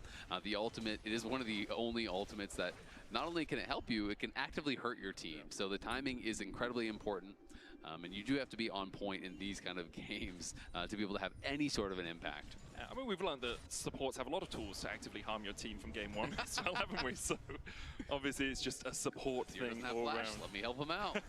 Get him onto the back line, guys. It's fine. Hongkyu meeting Mirwin down towards this bottom side. Mirwin has about a 10 CS lead over Driver, even though they're not laning against each other anymore. Hongkyu Harusnya farming mereka up dapat well. naga sih, 6 MKOI. CS at Soalnya the moment. The lead's really Cevo for sering ngegeng kan CFO, tadi ya. On Doggo, who's picked up those 2 kills. And so he's about 500 Biasanya gitu sih, kalau keseringan ngegeng gak susah objektif. Pasti MK yang dapetin.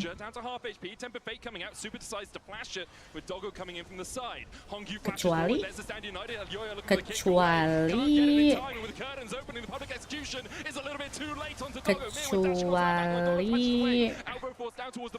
nggak ada jungle-nya. Ya.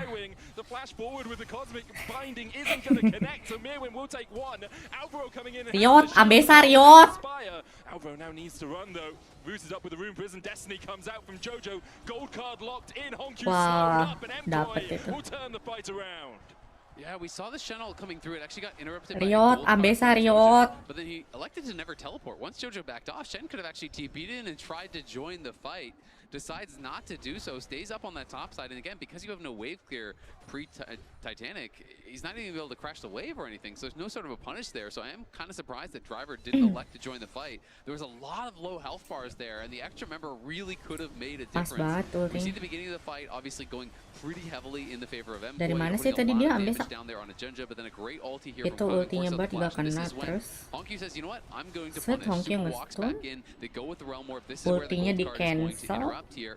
Terus kenapa ulti depan TF ya? Kalau dipikir-pikir ya? Kalau dipikir-pikir kenapa ulti depan TF ya? But they can't quite do it.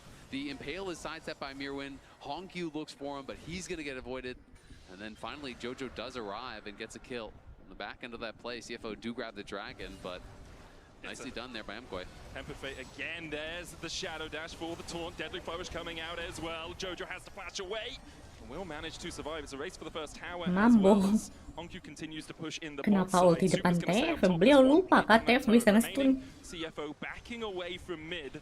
And it looks like it is going to be Mkoy claiming that first tower blood. Yeah, gotta be feeling really good about that. Getting additional gold here onto the Caitlyn. Still good aggressive play from CFO in the mid lane. It was a nice sidestep on the Bard ultimate, gets the Karma move speed from the shield, able to backstep, avoid that. But by doing that, it was really well placed ult. So you either have to walk into it or you have to back up into the Shen. So it was kind of damned if you do, damned if you don't. And ends up having to use his flash either way there. Couldn't quite knock him down. And Mirwin is going to be able to defend on the bot side. So now we'll see, kind of entering this mid-game stage here at 14 minutes, how Mkoy can play the map. Mirwin looked really good in that last fight. He's getting to quite a strong point now. He does have this big advantage after picking up all those kills. Has the Eclipse done, working towards the second item. I want to see Elyoya, Jojo play towards Mirwin, be able to slam home advantages. Ini di live chatnya EU ada yang bilang bagian terlemah dari CFO itu Res sama Driver. Bro lupa kan Driver nge-gap Doran kemarin. Did they even watch the match? In the pure 1v1, Rift held up in 7 seconds time. Mkoy trying to set up a little bit of vision Did around people it. forgot? Stepped in by himself. We'll now have the support of Elyoya. I also really like the first item here for Bard. Kaiwing going straight for the Mikhails. We talked about kind of the limited engage. It really is going to be fishing for gold cards. So now having the Mikhails, I do think is going to be a great answer. It's something that I think is sometimes a little bit overlooked. People kind of just default to some of these other support items. But I do think it's so powerful, especially when a team is really reliant on one form of engage that is easily answered. Of course, Mikhails a much longer cooldown than gold card is, but really can be a game changer there, especially because Doggo has no cleanse. Enak aja Driver bagian terlemah dari CFO. Bro literally nge-gap Doran, top LCK, top laner. Get the Mikhails off immediately. Captain Jacket, or you can even Mikhails yourself with a tiny window just beforehand, because it takes a little bit of time to cast. Driver's going to be able to get the tower on the bottom side. Mkoy posturing around this Rift Held. Down to 3000 HP. Junja trying to step in range for this. Destiny comes mereka out. bakal Junja lepas steps forward. Herald. There's the stun card, and Elyoya will secure the Rift Held and the boots for Mkoy. Something really interesting there. So Mirwin was playing off vision that entire time. He was basically sitting in this area right here trying to hide. And I think what he was hoping was that CFO would fully commit to the fight and then he would jump in and surprise, I'm already here, be able to turn around. Chase his driver out of this jungle as well. Tapi ya Bang Shen bukan championnya driver sih. Yang main Shen itu Res. Bukan championnya driver ini. Yeah, Junja really finding his opportunity there, and he is so aggressive when he sees that window. Nice ult, BTW. Driver had been pushing down on bot side, trying to eliminate some of that advantage. Obviously, he took down the tower, pushed in some waves, had been down 1.3k. I assume the gold lead will have closed quite a bit. Yep, plus 400 since we last checked in. And Junja is the one up well over 1,000 gold. He is playing that tank that could be difficult to deal with here. We talked about the ability for Mkoy to play out these fights by stepping forward, hit them with the gold card, poke them down.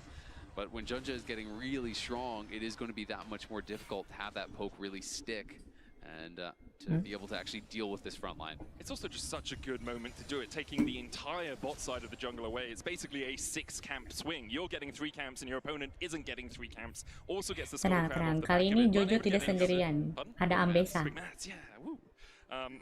Ambessa carry the game too. 1 + 1 is 3, -2 is 6. No.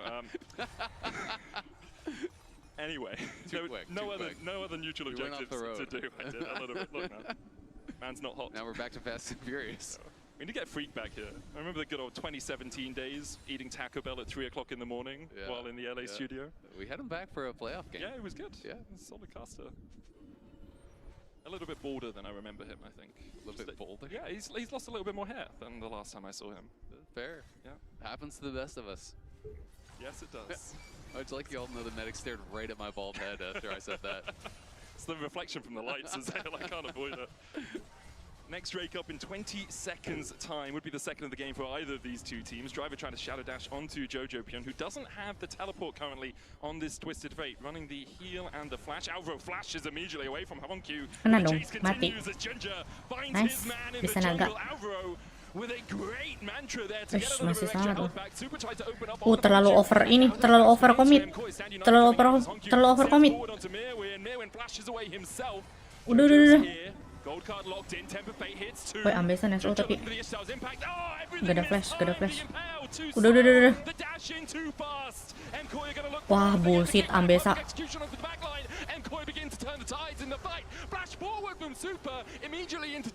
Oh, Ambesa broken bat, jir.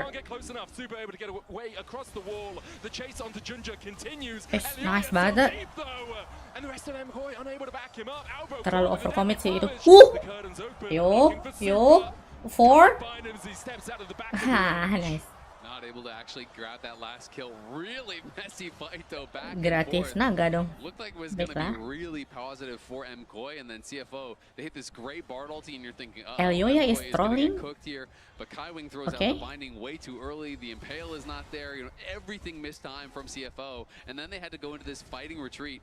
The start of it is Alvaro trying to retreat here, you know, getting hit by the deadly flourish. Does have the Mikhails on himself. The Mantra comes out trying to heal up. Ini bisa throw parah sih ini. Terlalu over commit ya. Warnya di situ. Tapi Hongkyu responnya cepet banget tuh. Ada Shen langsung nge-flash ke situ. Tapi dia masalahnya jadi gak ada flash. This is all about timing. You have to actually watch the spell effects there. Everything too early. Ya banyak flash hilang tuh. Tukar sama ultinya Junji. Had they hit that, that is probably just two instantly dead members. Cuma Elioya Absolute disaster. kayak gak ada damage ya. Perasaanku doang apa? Lisinnya kayak gak ada damage anjir. Lihat nih. Itu low kan? Tuh. Damage. Where damage? Everything there to try to keep him alive. And you can see, realizing his mistake. Because if you slow it down as well, Where is damage? Now CFO have that Mountain Dragon, a very minute gold lead for them as well, only 100 gold in it so far. 2 items have been completed on Jojo and on Hongkyu. AD carry for Doggo as well has 2 in his pocket. I don't even know if Jojo had spent his gold prior to that fight, because the last time I saw he was just on Roa, so, you know, and I saw he was up gold. Okay, nice. Can't always deny that Rift Herald charge. So Jojo Tawarnya beku. obviously with that deck. Ya, dapat Herald tidak berguna. That is where things really do change. You know, not that your damage is really ramping up that much, but it just changes the way that you have to play the game, because all of a sudden you really can just walk forward every time gold card is up and you have the rapid fire ready and you're just fishing for those gold cards. You're looking for poke. But Doggo on the other side is definitely going to be a problem. He has been playing very well and is likely working in towards LDR third here, I would think. Yeah, he's in a really strong spot. 700 gold ahead of a Karma Caitlyn lane, which is usually so dominant. Ya bener juga, pantesan Heraldnya dikasih ya. Kita punya Bard, bro. Lah, kita mah punya Bard. Herald, apa itu Herald? Know the total gold swing and amount of experience that was missed by MKOI when Doggo was freezing that top side, because to me that was such a big turn in the game where they didn't have kind of those correct lane assignments. They tried to overload one side, really punish. They couldn't quite do it. Because you can really see it even in the experience advantage, you know, still over a full level ahead here, level 13 for Doggo. It is pretty rare that you see them at the same level as the soul laners at this point in the game. CFO doing a really good job of just funneling into Doggo in the early game, and then since then in team fights been absolutely on the mark. Funneling into himself. Yes, yes. Ada vision loh. Alvaro mati lagi. Wah. Cancels it. He thought he was going a little bit deeper than he wanted. Next Drake up in 2 minutes, so this is all just vying for pressure. Ini kok run mulu yang ditunjukin, mana KDA-nya anjir. Admin? Min? Where is the gold, Min? Nicely done. Min? Super showing up mid lane though, and Ginger behind him. He doesn't have flash. Ginger going in. There's the Impel, but super side Okay, where is KDA? Thank you. Maybe they'll look for the fight. Destiny as well cancelled. Wah, dibalas sama driver. Tadi driver TP di cancel sama TF, sekarang TF di cancel sama driver. Revenge. Ginger will manage to get to safety. Orang-orang ini kenapa suka TP depan muka dah? He is not playing cleanse, so Mikhail's is going to be done for Alvaro. MKoi now, they don't get the kill, but they did chunk out Junja so low, and they know this is going to be their opportunity here, but wards are on it. There's a great TP ward for Driver in that Tribush as well. MKoi are going to teleport in Jojo Pyun. Aduh, itu susah sih, cepet banget, damage-nya sangat banget. Tapi mungkin, ya, nice try. Kalah ini, Cevo. Jujur, apa MKoi rapih sih game 2. Driver trying to step in, looking for that shadow dash. Mirwin waiting in the bush, seeing if he can find an engage. Driver dashes away with the taunt, and MKoi will back away. Nicely done, MKoi, getting that bit of pressure all off of this failed dive onto Supa. They get Junja incredibly low, they push him back to base, they immediately use the HP advantage to get down to the Otacon and be able to start that up. And that is a big advantage there for MKoi.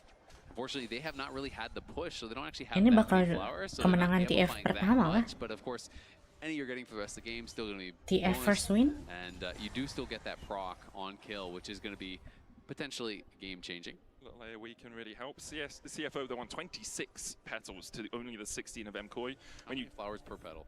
Or how many petals per flower? It was 3, wasn't it? Didn't you get 3 for the big ones and only 1 for the small one? True.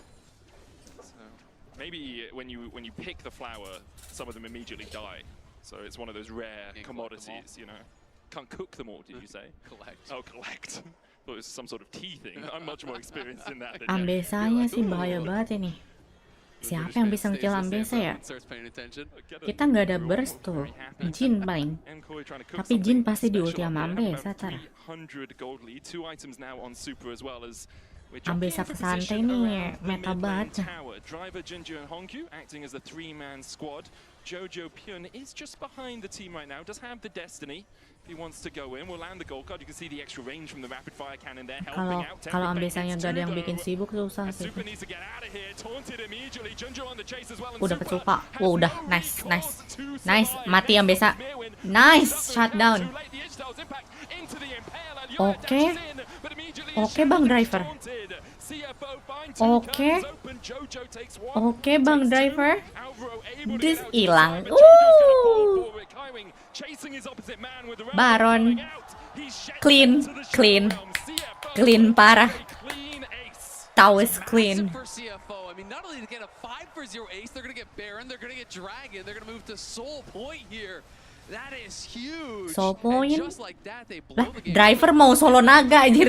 Like Dragon has hands, as Shen finds out, unfortunately. Gak gitu juga, Bang. To be able to take down the Baron. And it all was off of these small differences. Alvaro did not have his Mikhails at the start of that fight. It was a couple seconds on cooldown. Supa is not playing, playing cleanse. Mayan soul point. Berarti satu lagi dapat soul. Comes out of it this time from the Shen. So let's watch this one more time. It's really all about Supa. Supa is going to get hit by this Bardol. Alex not to flash it. I wonder if they knew that Mikhails was still on cooldown. Mikhails just had a couple seconds. Sama sekarang lebih sabar tuh, apa, scannernya gak langsung ulti abis bar tuh. Nah, nunggu flashnya dibuang dulu, sekarang lebih sabar. Kalau tadi kan kena bar langsung ulti, musuhnya keburu nge-flash gitu. Sekarang lebih sabar scannernya.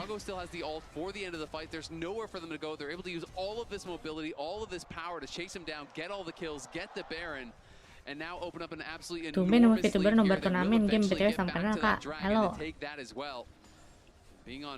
Ini seru banget sih Kak turnamennya. Especially on it's a relatively low damage composition coming out from MKoi. When you're in this spot, you only have a 2-item AD carry. Mirwin almost caught, has to flash. Serpent's Fang on Mirwin as well to try and get through some of the shields that are happening on CFO. That's Stand United, obviously one of them. Rise getting shields as well. Driver's going to be able to push through the mid lane. Goes in with the Driver? Yo-Yo with the kickback. Dragon Charge underneath the tower. Cool. Driver surviving for an absolute age, and we talk about no damage. And then Maybe. Driver will go down. The curtains open as Junja goes in with the Wah, bait Driver. They'll find one in in answer. It's Alvaro falling. Magical journey away from Ginger. Destiny Driver going in is as the well bait. Jojo Pyun looks for them, but he goes too deep and has to flash himself. CFO are unrelenting in their pressure here. Hongju pushes forward, can't quite land the spell flux, but the Realm Orb's there for the chase, and Doggo's barking. He jumps back Apakah in benar and main LoL bisa menurunkan IQ? Enggak sih. Menurunkan, menambah darah tinggi, iya kayaknya. Doggo knocks down another one there. They are going to pull back though. They do have some low health bars.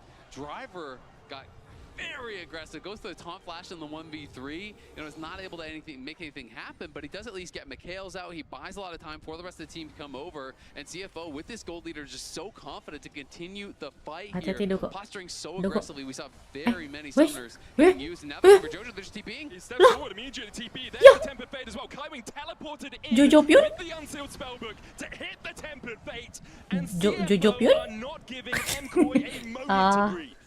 Doggo still has not yet based. He is incredibly low. Will they elect to stay around? They're trying to heal him up a little bit with these Bard health backs, but it is still a bit risky. It's the last wave of Baron push, so I think they're just seeing if they can chip away at this inhibitor tower. As you say, a bit risky, but we also talked about how little MKOI actually have in terms of hard engage. So, assuming Doggo just plays a little bit further back, Apa yang sedang Jojo masak? There's the redemption, back to full HP. The inhibitor tower goes down, Baron about to expire on them, but they can just push forward for the inhibitor because MKOI still don't have their mid laner for 20 seconds. CFO electing to just kind of back Botakin off right aja now. towernya. Has no ult, has no TP, so they don't want to overstay their welcome. I think Doggo is going to have a massive amount of gold in pocket. I wouldn't be surprised to see like a full IE come through, and if you do see that, that is concerning for MKOI and their fans, and that is going to be the reality you are facing down. This guy has so much move speed, has the full IE, 7, 0, and 8 now. Have not been able to take him down. And CFO on the precipice here of moving us to match point against MKOI. And really clean as well in both the games. First game, Naga masih 2 menit. Tapi kalau misalkan CFO dapat Naga berarti Soul, Dragon Soul, Mountain. See them getting caught out a little bit in the red side jungle. They back away, but then realize they can re-engage. We see in the mid lane they get caught out a little bit as well, but then they re-engage. Their ability after absorbing the initial burst from MKOI, or after absorbing the initial stun, Tempered Fate after Tempered Fate from climbing, hitting the back line, and then CFO can all just collapse onto a single target. Absolutely, and Driver's just been so annoying in these side lanes. He's constantly pushing out the waves. They've been able to get experience advantages because they're non-stop pushing in these side waves. Even building towards, which I'm assuming is going to be a Warmogs, which if he gets there means, well, Poke is not going to do anything anymore.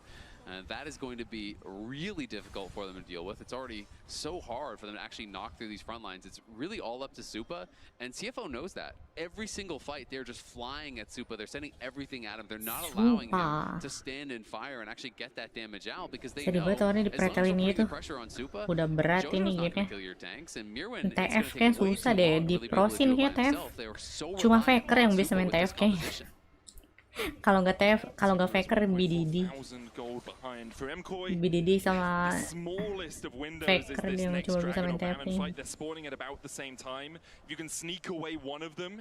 Perhaps there's a way back into the game, but I really don't think CFO are going to give you that luxury. They've been so adamant with their vision control. They've been precise. Look at how deep their vision line is into the masalahnya kalau dia bikin sekarang mau nge-startnya kapan? Udah tinggal N aja. Bikin apa nih? Mejai. Nge-startnya kapan? Timnya pun tidak dapat KDA. Hasn't really been able to get much value on the Lee Sin so far this game, but there is always the opportunity to make a big play on this champion, and that is why it is so exciting to watch. He is down 2.6k. It's going to be very hard, but hey, if you can get into the back line, kick someone like Doggo in, get a kill on him right to start a fight, then you have more of an opportunity. But that is just about a full death gap. This guy is well and truly online, hit level 18, and he's ridiculously strong, so you're going to have to find those kind of picks. You're going to have to find those kind of plays, and really the only one who has that kind of like MKOI ngambil Baron terus CFO ngambil Soul. Tapi kayaknya nggak bakal dikasih sih sama CFO. Tuh langsung lari. Doggo solo Hongkyu solo Naga. Junja udah di Baron. Rapi banget mainnya. Nah, terus Hongkyu tinggal TP. Hongkyu tinggal TP ke situ. Iya, Hongkyu tinggal TP. Flanking di belakang. Merwin dipukulin Baron, mati Merwin. Lihat Hongkyu, lihat Hongkyu. Rontok sama Hongkyu semua. 1/3 aja. Ada Shen sih, tapi but still though.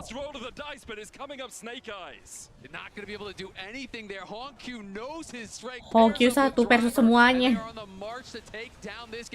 Alioya's going to try and defend, but he's the only one left standing for MKOI alongside Alvaro, who might die as the collapse from CFO can just come in. The inhibitor does respawn in the mid lane. There's Doggo.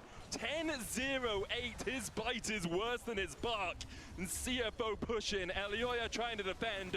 But what 3-0 gak sih? 3-0 gak sih? One game away from glory here for Apex. CFO are flying high.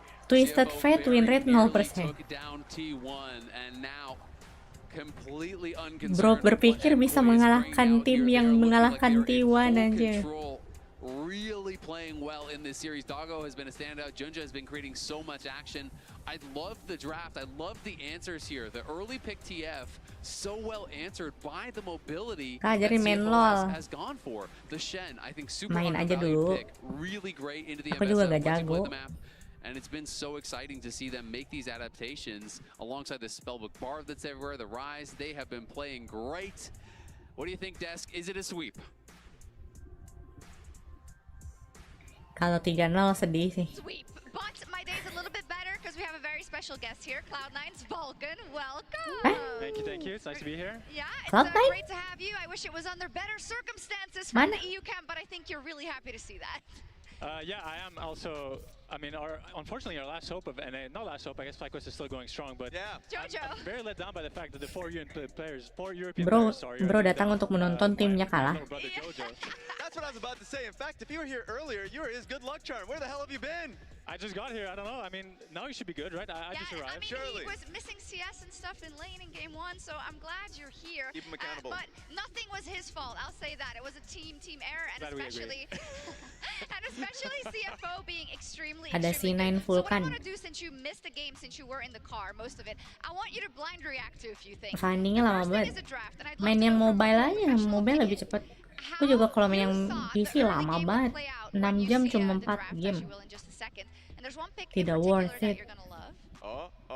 Boom. Bard. Yeah. That's the one thing that sticks out. I mean, the thing about the Caitlyn Karma with TF is they should be able theoretically to snowball. They Padahal should be MKOI able to bagus get loh di turrets, LEC walaupun push ada their lane, Momentar. be able to snowball that way.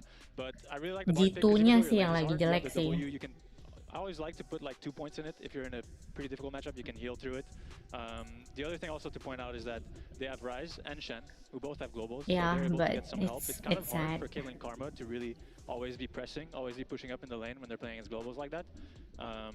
And yeah, I mean, I would just love to play Bard in a game like this against Caitlyn Karma, two targets that you can ult, Semper TF, and you're very comfortable building Mikhails as well going into TF. Tahun kemarin Caps bantai-bantai loh, rosternya masih Miki sama ini masih bisa lawan T1 sampai ke game 5 itu. Gitu. Waktu masih sama Miki sama Baik di MSI. The jungle gap. I mean, Unfortunately. and this was, I think, the unmitigated disaster because the strong Loh, points you PC highlighted, server the JP Caitlyn ping Karma, berapa the ya? Twisted Fate being set up, Di JP got kind of bisa tapi obliterated in the first few minutes gak of this game. sebagus itu. Yeah, that's tough because that throws a wrench in your, your whole Nggak game apa ya? plan. And Nggak so early lancar. on, I think, yeah, that's tough to watch. I didn't see that one. Ping kamu tuh pasti di atas 100 nih. Same here, to be honest. Me too. But unfortunately I did. And Delay now, banget. yeah, CFO is on match point, and I think you can point out there Aku that, main di everyone server did their job Singapura sama correctly, Jepang and you soalnya. will see this from these replays as well, and I think we agree Main on all that, Sena. Raz. They just look so Mencet skill focused, kapan, CFO. keluarnya They kapan, never miss a so. beat. If you put one foot out of order, Yeah. they're killing your entire team, and I think that's what MKOI is struggling with the most, and it's beautiful to see from the side of the Oysters. Yeah, exactly. The two people that we are always looking at coming into this tournament is Junja and Kaiwing, like the core of the squad, only because they set up objectives really well, and they had the ability to do that with their picks, specifically the Bard. I thought it was a this great Bard Garner, game. Captain Flowers is somewhere loves this one. absolutely elated, The delivery screaming system. for this. But there were also really long range in their engages, which caught them off guard a lot. Yeah, and I think you can see here while MKOI were able to find some angles back, CFO were always in a much better position to punish, and it wasn't just the global advantage that you mentioned earlier, Vulcan. They were just already positioning better. They added the globals on top of that, and so for the vast majority of fights, they were in complete control. There were glimmers of hope. We did see the Caitlyn still get to do some Caitlyn stuff, still get to stay at range, but then their favorite pick, the Bard, I think ended up being so clutch, because even when MKOI had that glimmer, Tempered Fate after Tempered Fate after Tempered Fate, and it wasn't such a touch pick. Yeah, absolutely. And we've seen it now 2 times, you know, yesterday also against from FlyQuest against G2 specifically Busio with an Ini gak absolute mungkin masterclass. reverse Do you sweep think Bard is kan? completely back and it should be an STP? MKOI. It's tough because he's pretty conditional. I think kind of like how I mentioned earlier, the fact that you're playing against TF, Kate, and Karma, who are all targets that you can ult, it makes it really good. But in the same time, if you play against like an Akali, for example, Is there a chance we're gonna get reverse sweep? Create picks. So it's still like conditional. It still depends on the draft. But yeah, I mean, I'm happy to see more Pry on it. I think it's been undervalued for quite some time, and it's also very fun to watch. Such a fun pick, really. I think for the emerging Bard fans of this tournament, whether it's Tahun lalu EU gak masuk knockout stage kan ya? is it just Oh, as simple World. as if the enemy team Iya, has some of these G2 immobile kalah carries, sama or BLG. etc., should we be expecting Bard to come in? When Tiga are you sat- calling on your team, for example, hey, this is a really great Bard. Dua What do satu you ya? need to set this pick up? The first thing I'll look at is the carries, mobile or not, and then after that, I'll think about, am I able to get through lane without, you know, being massively behind? Yeah. Because most of the time, that's the other condition is like, Bard doesn't offer that much in lane. You have to be able to do those kind of plays that I looked at just now with, you know, with portaling behind, corner flashes behind the guy, brings him back to the team. You have to look for angles like that. But if you think, yeah, those two check boxes you can get out of lane, and you have carries that you can ult, then I think most of the time it'll be a good pick. Yeah, and I think we certainly saw that. The Tempered Fate, Kucingnya a mana? terrifying ability, Libur no dulu doubt, dia. in my mind. Yep, I'm just playing around with this tool. We have to kind of show the advantages. You see the goal difference over time there as well. And I just think for Flying Oyster, we really see how they have taken everything they learned at first stand. Maybe also the disappointment of not being able to show what they could. Katakanlah CFO win 3-0, perkiraan T1 main jam 6. They almost beat T1. They went 5 games Iya, with harusnya. them. They went toe to toe. Setengah So 6 lah. actually, if you think about it in that context, this could be an Iya, expected setengah 6. result. It could be, and I just think that CFO has been so strong at playing around objectives. Even when they make mistakes, they played out the situation even better. Like a good example is like MKOI in the red side jungle, I thought, had windows. They had an opportunity. They had a good chase down. Then Lee Sin dies, then it gets like reset a little bit. So I want to see a little bit more out of that team. That being said, there has been a shift. MKOI selected blue side. Rest is subbing in, so it's always Sama kayak kemarin kan MKOI apa nih? G2 ya?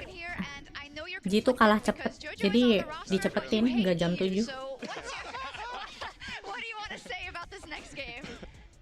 Yeah, it's very conflicting. You have a point there. I do hate you a lot. No, I'm kidding. But yeah, I just hope for a good series. I hope for a bounce back. Lah iya anjir. Bring it back. Game 5 would be very hype.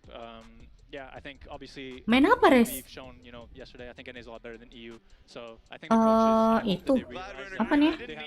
Orn. Di benda kataku Mohon. Anyways, Twitch subscriptions are back for MSI. Subscribers enjoy benefits like enjoying MSI ad-free, custom Iya anjir, Res and main. more. Riot allocates Oke, a portion of the proceeds to Shen-nya udah gak ada, directly berarti supporting championnya the Res itu NTE ada esports ecosystem. You can subscribe ada now to Orn. unlock the Not Like This Hui in Dia duduk sendirian and anjir. we'll be back for game 3. It might be MKOI's last. Res dia bakal harus main Orn sih. Yang kelihatannya bagus dia main Orn doang.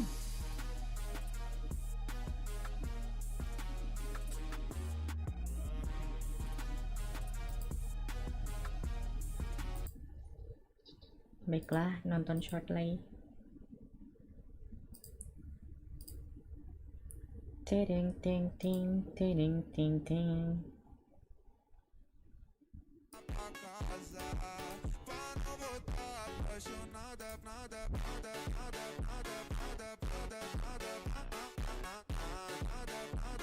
Dikit banget, bahkan main championnya itu Shen udah dipakai tadi sama driver. Harusnya kalau Res mau main tadi harusnya pas main Shen.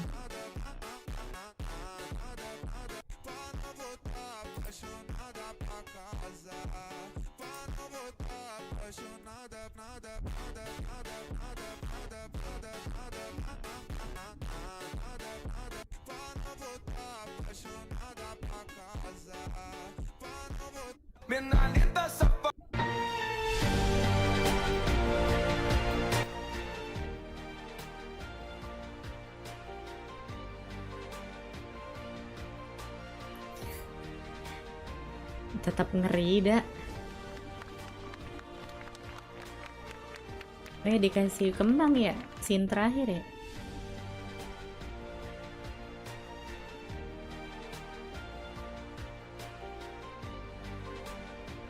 Tamat Squid Game. Bikin kopi dulu gak sih? Nantilah, kopi untuk menonton T1.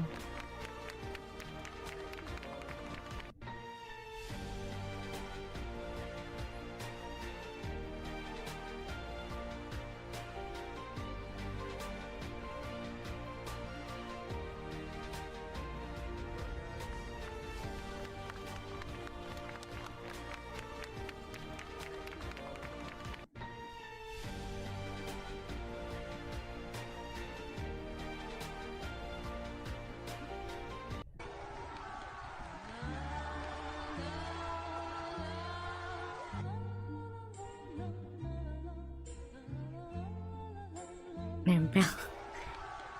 Kok bisa nempel?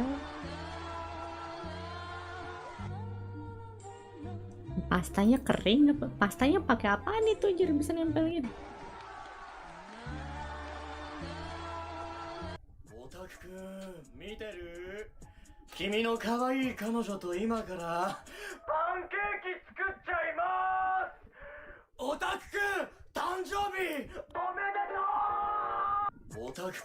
Aku kira ini anime anime itu.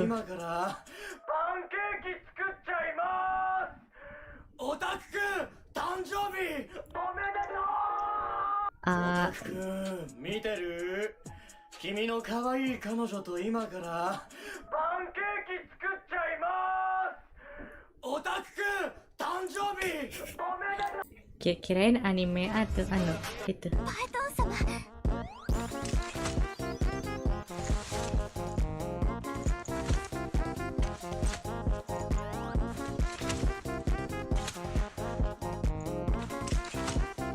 Smooth banget animasinya.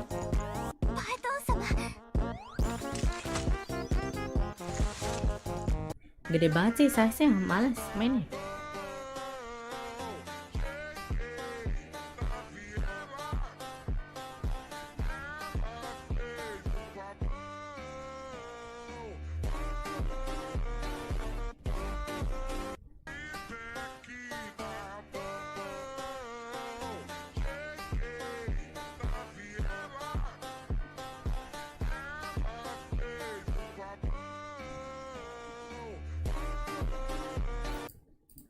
What? Aku tidak mengerti. But your dad's name.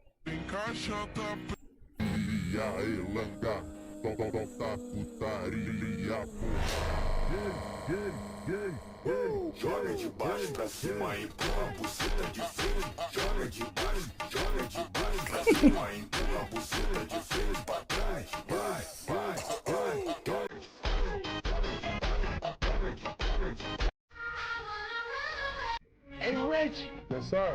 You need my snacks? No, sir. I was looking forward to my snacks, Reggie. You know what? You need to get a job. I'm a U.S. Marine, sir. Well, then you need to deploy. You just got back from Yemen. Thank you for your service. You thought I was dead, didn't you? Yeah. What you doing, Reggie? Request permission to cook my chicken. Permission denied, Reggie. Go ahead somewhere, man. Take your smock off. Go play with the kids. Listen, this is the man area of the barbecue. Now back the fuck up. Yeah. Is he still standing there? No one dares to use this gun. Here's why. This is the Desert Eagle. You may have seen this in movies and video games, but never in real life. The truth will shock you. It fires a .50 caliber Magnum round. That's pure Bahkan mereka overkill bisa for any ngalahin human Hanwa threat. This thing satu was game. built to stop charging bears. GG. While modern pistols hold 15 to 20 rounds, this gun only holds 7 rounds. But here's the brutal truth. The recoil. Tapi kalah sama Casey gara-gara nggak respect band. Apa harusnya band itu band apa? Kalau misalkan CFO kemarin lawan Casey ngeband Maokai, pasti mereka juara 2 itu first 10 sejujurnya. kurang respect Need sama one ya. more game to close this out and move on, where they would play the loser of AL, of They'll course. play AL, They would play AL, because that happened yesterday. So obviously an incredibly difficult challenge that they would be facing, but want to take that chance. Every opportunity, CFO have stepped up to the challenge at this MSI, taking T1 to 5 games now, coming into this series as a close team, but definitely the underdogs. I think most people expected MKOI to be the slightly better of the two, and just dominating the first 2 games is Jace, Pantheon, and Cassante banned away by MKOI, Gwen and Vi removed by CFO.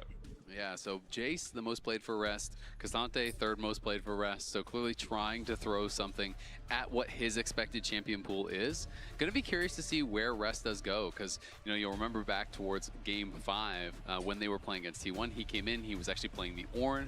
That one Ini did main not go championnya well for him. Jojopion. But we Talia. had heard in the interviews that was more Kita- due to jet kita lag bisa that balas pakai Driver was Ahri sih. experiencing, and he wanted to sub himself out. Yeah, I think Driver said it's only his 2nd time on the international stage. There was a little bit of jet lag, a bit of anxiety around it all as well. So credit to CFO for making that swap at that sort of moment. It's going to be Jojopion dapat Talia locked Talia. in for MKOI. Wah, bener. Hongkyu Aurora GG, bro. In the LEC.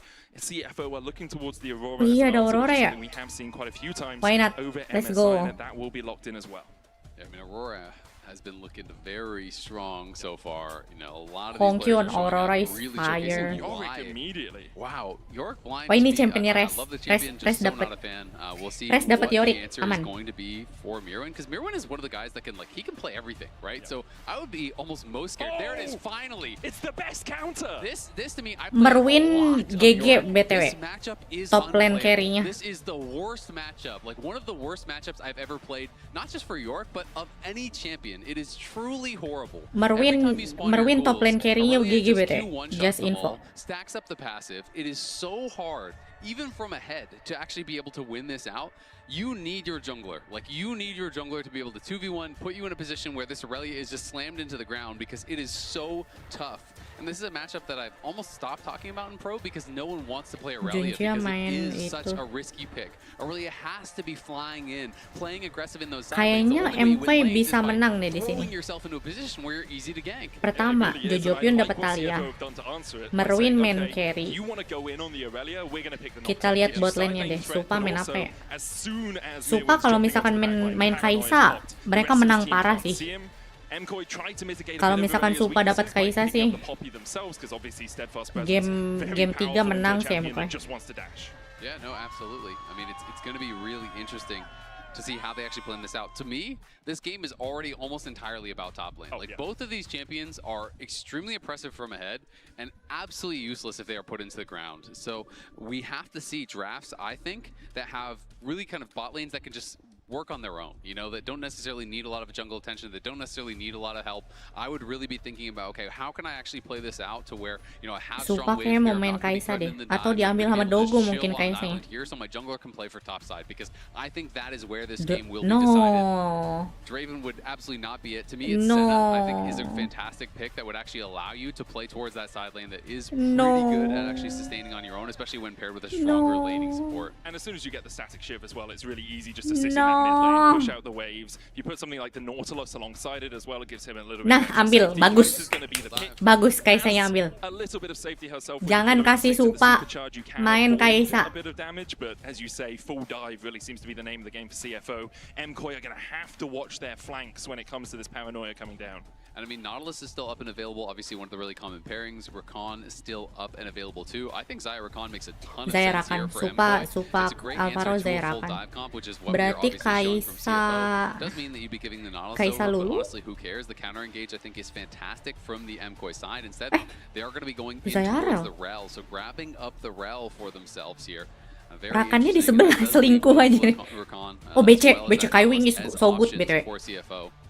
My expectation would be Unless you they go. really want to cook. Nah, I mean Renata also does Renata a is similar solid thing though. with the hostile takeover and the handshake. You can Renata protect is your solid. carry a little bit if you think you're going to be Lawan overcome Irel by lagi. the dive that Just comes Wah, out from solid MKOI. banget. hard engage here. I don't like the Renata, honestly. I would be very surprised. I think he's just kind of hovering around for fun, and I think he's going to Rakan lock is in good. hard engage. Okay. I just don't really buy it. Rakannya when selingkuh, guys. it's like, you need some sort of Rakannya You need di sebelah, to be able to Cok. actually lock these people up, apply CC so that the killer instinct can even be used, right? Like, Otherwise, what is your CC? You're waiting for a fear tether to proc the plasma so that Kaisa can go into the back line? It just wouldn't make sense. So it's going to be very interesting. Two teams playing two very different styles. For MKOI, Katanya it's all about pantat stifling Kaisa the lebih engage, absorbing dime. it, being able to then turn around the fight in the longer run. Whereas for CFO, it's all about that first punch and, of course, playing through side lane. You know, both MKOI and Ini lagi CFO nonton are going to have apa? eyes on that top Turnamen lane. LOL. Rest and Mirwin.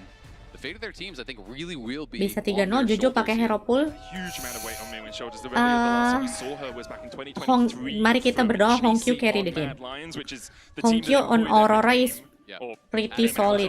At MSI, so it's going to be Agak cemas sama Res sih. Ini kalau misalkan Merwinnya fat parah, wah. 30 seconds as we will see you then. For now, we'll see the coaches handshaking on the stage and get into game 3 here. CFO, one game away from a historic victory for the LCP, for the APAC region. A few times we have seen this region managed to beat out EU, but all time it's like 9-23 in favor of EU. In series, it tends to be close, but EU comes out on top. Yeah, absolutely. But you also have to take in consideration 4 of those wins were right at first stand, right? You know, we saw that CFO was able to 2-0 KC and then had a close best of 5. It was 2-3 that they lost, but still overall score 4-3. They actually were winning a lot of games there. This team is something different, right? And we have to respect how good they have gotten. CFO really is a threat on the international stage. They are absolutely proving that. Mirwin, though, this is the kind of game that is make or break for you. You are known as one of these really impressive carry players who has this deep bag of champions that you can pull from. This is an absolute hard counter in the 1v1. You have the opportunity to take over this game, and I really want to see if he can actually step up with all the pressure on his shoulders and do it, because Aurelia, it's not just going to be about the 1v1, it's going to be about that later Main tower juga susah sih, selainnya sama Kaisa soalnya, sama Irel. We'll just start to retreat. Pasti dihalangin terus sama Irelnya itu. Super for the chase, so it's a summoner for a summoner. I think this is too late on a recall from Doggo. I'm not going to be back in the lane too early, and Alvaro and Super trying to make sure that he can't get back easily. Merwin ini pick-picknya tuh memang kayak gitu sih. Kemarin aja main Akali top. Yeah, it is going to be a bit of a tough start. GG Akali top You're still not going to be full HP, but that was a risky invade. They were just kind of trying to walk in blind, and as a result, they are mulai keluar really ini pick-picknya Merwin. And all eyes on the top lane here. Again, it's not like it's just you're just going to straight up kill him at level 1 or something, but the whole reason it's so difficult is because of this interaction where you summon the ghouls, Aurelia just queues them all, one-shots them, heals up, gets the passive stacked. Crash down in from Alvaro as they're going to force Sakit Doggo betrayal ya. away once again. Not level 2 yet, so you don't have the Shadowing Strike or the Blade Caller. There's still good damage down to Doggo. We did see the shared champion pool between Mirwin and Rest, but Kita Mirwin hasn't brought out the Aurelia so far this year, unsurprisingly. Smite goes down. Lyoya is the one to get that Gromp and should be able to walk away from Ginger here. Looking for the slam into the wall. Won't have enough damage to kill him. It definitely harasses him out. Using the bot lane pressure well there, Lyoya. Yeah, really nice invade. Just goes Raptors, meets his opponent over at that buff, and Ginger had no smite. He had already used it on the first camp to get that quicker level 2. Poppy, of course, just deletes the Raptors. Bot lane going horrible here for CFO, so you've got to be so happy about how this actually starts out. They already got a play. Doggo had to base with 1 CS. He just had passive gold that was enough to get him another potion, so that was his buy on the first base. Still level 1 here as well, and things just going to get that much more difficult. See the ghouls come out, and there they go. Very quickly back to the grave. That's the power of the Blade Surge from Mirwin here on the Aurelia. Good start early here solid for MKOI. I think this Xayah Rel is going better than the Caitlyn Karma was in terms of 2v2 pressure, which is surprising considering how strong Kate Karma usually is. Absolutely, but you have to take in consideration how the level 1 went, right? And it was really about that aggression, as Mirwin again just going to be able to heal up, and now with the passive stack, mati nih sama Irel. Stacked here onto Rest. Doesn't have another Blade Surge to work with, but Rest forced back once again. Yorick does have a few innate tools for sustain. Last right giving you a bit of health. Mojo! Panutan gue tuh. Could escape with the flash, but the threefold hex just follows him. We saw the exact same thing happening to Quad. You know, you get that damage through threefold hex, comes back, able to actually take him out. Lyoya going to get supported here as well, as Honkyu's just going to TP right into this ward. Making sure that Ginger can get the Scuttle Crab. Nice TP from Hongkyu. Doesn't really lose anything because he's just going to walk over to the mid lane once again. Jojo had already TP'd to the mid lane wave, so they knew that they could have the 2v1 advantage right there. Leads for MKOI in the top side and the bot side, but mid and jungle very much in favor of CFO. Partly because Elioya spent a lot of time trying to steal away these camps. We'll have another look at this. Jojo very low on mana, trying to catch the wave quite high up in the lane. Yeah, Honky goes in, proxy electrocute, and there it is. Oh, kena itu auto attack. And when you flash through, you can still do the pullback, and of course that damage is going to follow, able to finish him off. And My bad. just admitting the mistake, but MKOI looking for a dive here, Rest in trouble. Yeah, slammed into the wall. There's the flawless duet to follow up. Wah, disuapin kayak apa Irelianya. MKOI get there first. Mirwin gets a plate, and he is getting pretty fat already on this Irelia. Yeah, it's going to be so hard for Rest. Already down 600 gold here. Elioya only has taken 4 camps. Jojo. Jojo no flash. Jojo no flash. Ya, miss. Wait-nya alah. To escape Kaiwing's clutches. TP coming out from Rest. He's going back down to the bottom lane. And with the recall coming out from Super, I expect he'll match the pressure on the top side from Doggo. Yeah, really nice movement there from Jojo. Sidesteps the W from Rakan. Sidesteps the Q as well coming through from Hongq. That is critical when you've already gone down once. You can't afford to make those mistakes, especially if you're forced to base or you die without teleport. It is so much more punishing that second time. So has to stay alive, and Alvaro is here. Hongq could be in trouble. Oh, miss. Yeah, mati. Shadowing strike, but the weirding out from Hongq will get him to safety. Goes invisible. Doesn't have to burn the flash, which I think is really what MKOI were looking for there, just trying to even out that summoner spell disadvantage. Hongq flashes in. Mid game. Not optimal, but Hongq is absolutely slapping. Elioya comes in, will put the hammer down and get a kill in response. But Hongq in the 1v1 is just destroying Jojo. He is going crazy already here as Mir went down towards this bot side. With Rest, gap, gonna kite this out. Hongq making such a difference in this last game, as it feels like he's gonna kind of have to, because top lane is already really struggling, and it does not get easier in this matchup. Maybe slightly behind in terms of XP right now, but should be able to catch back up as the wave pushes in. Rest has brought in the Maiden to enak banget recall di situ ya. In the lane, but she's not that tanky right now, only 1,000 HP on her, so with a little bit of help from a friend, Mirwin should be able to take that down pretty sharpish. Has gone Cull as well on this Irelia, just trying to farm up, as has Super on the Xayah. Yep, going to be going Cull, and you can see that Rest is going to be going for the Bramble Vest early. Mas Jojo sedang kerasukan penyakit NA gila. You just try to not be the reason your team loses the game, because you're never really going to be able to win that 1v1. So, you know, rushing towards Triforce I think becomes less important. To me, it's like you're just going Bramble Vest into Tabbies and trying not to die. Kemana, Bang Rakan?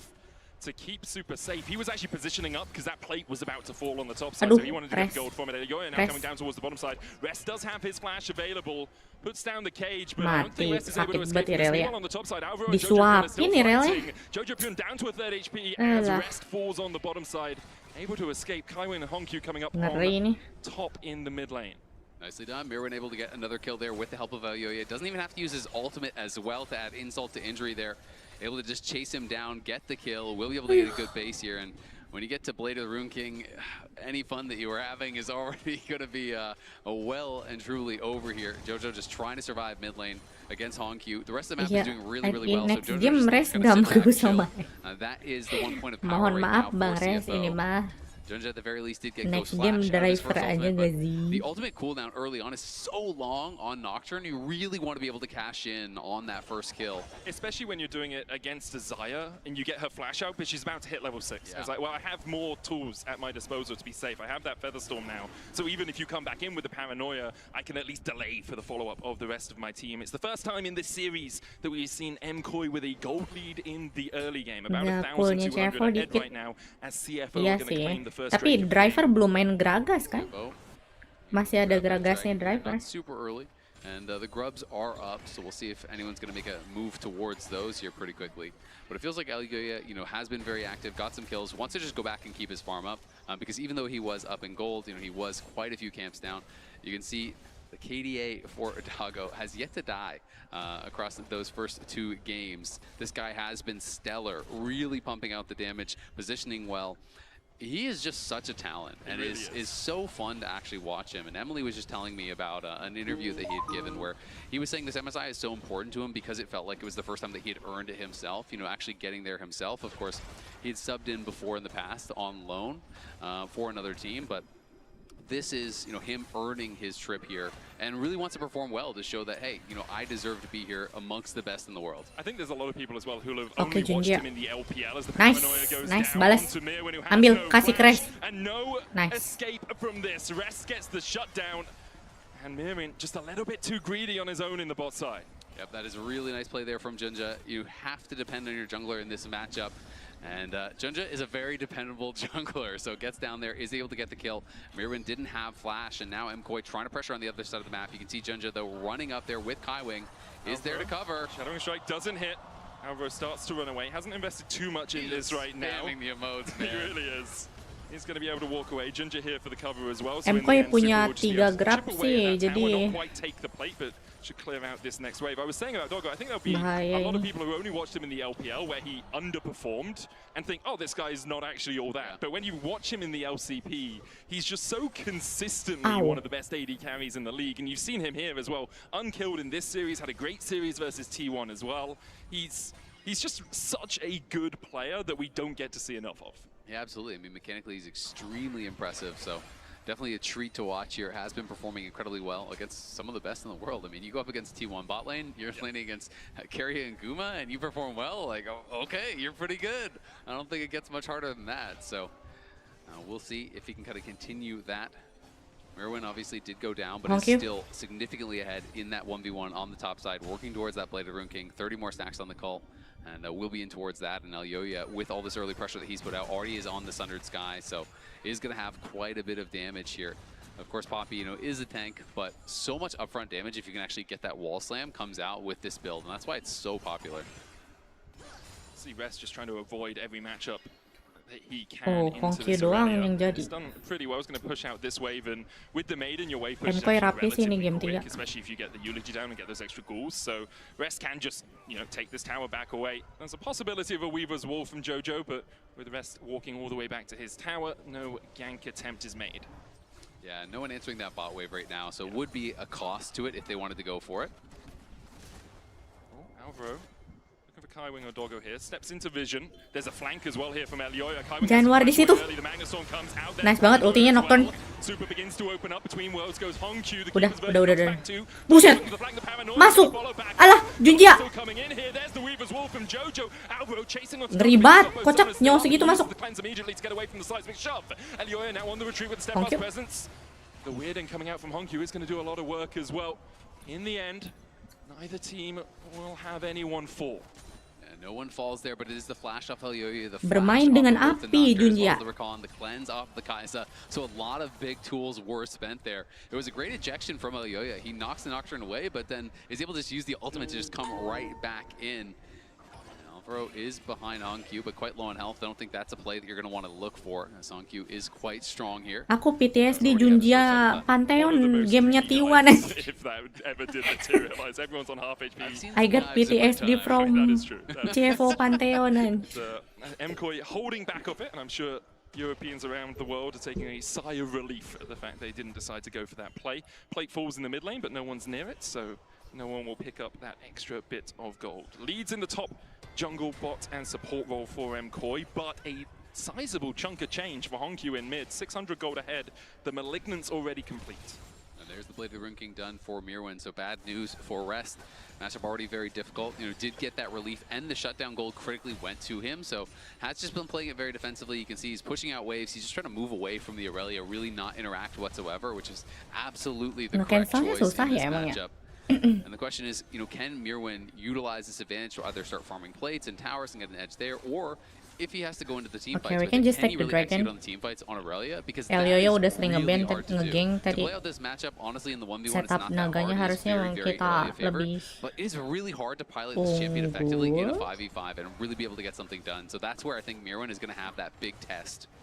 Hati-hati, lihat trail. Oh tapi Poppy ada ulti, gak bisa start sih. Gak bisa start. Poppy ada ulti. Kalau bisa masuk pas nyawanya dikit lagi naganya. Tapi kayaknya gak bakal maksa sih. Kasih aja. Honkyu's moving over as well, so it could Kasih be a aja push potential bawah for a gak sih? fight. It might just be a fight afterwards. There's the Atau- paranoia coming ya, out. Smite goes kasih into aja. the Oya. Seismic shove shielded by Ginger. Doggo and Kaiwing a little bit separated from the team. You could see the idea. Pincer movement, quickness, killer instinct. You have a lot of ability to close on that backline, but in the end, CFO don't pull the trigger. Yeah, and I think MKOI positioning well there. You know, if you get split up, then maybe it's going to become really problematic. But because they stayed as a 4-man squad, great. You have these 2 squads of 2, but they're just going to go and attack one side. They're going to heavily commit towards that, and then it would be really difficult for CFO. So I think intelligently do back off, but MKOI grabbed the dragon here, so all tied up as far as that is concerned. It's going to be a Cloud Soul, which can be really strong, I think, for a lot of these champions. You know, Aurelia obviously loving that, Nocturne obviously loving that. You know, a lot of these champions do get a lot of value out of this, even the Xayah as well as the Rakan, the Kaisa. Like, there's so many champs that just love it in this game. Rakan is over the moon with a Cloud Soul. It's one of the best souls you can get. Obviously going to be hard for Kaiwing in this game because the Poppy exists and the Unraveled Earth from the Talia exists. Well, you just never use your W. You just get Cloud Soul and press R and run Sprint at them. You never use W or E. You have Q and your R. Press R, Those are that's your 2 it. abilities. Just run through them. Yeah, we've gone for the Mikhails once again. It has Kaiwing rushing that, only going for the slightly magical footwear there on the Rakan, whereas Alvaro has decided to get the Ionian Boots of Lucidity to kick things off. First item complete as well for Super and for Jojo Pyun. It's the Archangels and the Yuntal of Wind Arrows. First items across the board actually for both teams as MKOI set up around the Rift Toad. Kaiwing looking for that flank position. Harus banget itu mirroring Yorick Irel. But the Rift Toad is secured by MKOI. Secara kalau Bayuan menang Irel sih. Had no ultimates. You're pretty much never going to look for a fight, you know, in that position. Nocturne without ult in a team fight is just so useless. Tidak peduli. Sigma. Sigma Yorick. So we'll be able to finish that off. Aku tidak peduli dengan si neniganmu. Ult out from Jojo has not really been able to find Bapak much burst Talia. in this game. You know, he did get taken down a couple times in mid lane, and as a result, Bang Talia, aku tidak peduli dengan si neniganmu. Smart movement as well from CFO. Splitting these laners up. Honkyu's going to dash away. Clears out the wave first. Kaiwing here for support. Even trying to close the gap before this duet. There's the charm, and Kaiwing nice banget run up to the top side. Great protection of his mid laner there from the CFO support. Yeah, really slick stuff from both of them, honestly. You know, Honkyu just That was so clears smooth, out what the wave, fuck? runs away from the dives. They have to walk through the tower. And that buys his support time to get there. They're looking for a dive on bot side. Paranoia onto Mir in the fear Yo, yo, sat down kayak Irelnya. Talia deng. Oh iya. And we'll take out Mirwin. Meanwhile, there's a dive onto Honkyu. The tower's not going to stand for much longer. Mirwin gets the kill. Bentar. What is happening in the bot? What is happening in the bot? So Jojo dies at bot. Mirwin gets a kill at top. Super picks up 2 in the end on the bot. What is happening in the bot? It's really big. Super going to be able to grab a couple kills, and they're going to drop the Herald mid here now. So you're going to be able to charge this one in.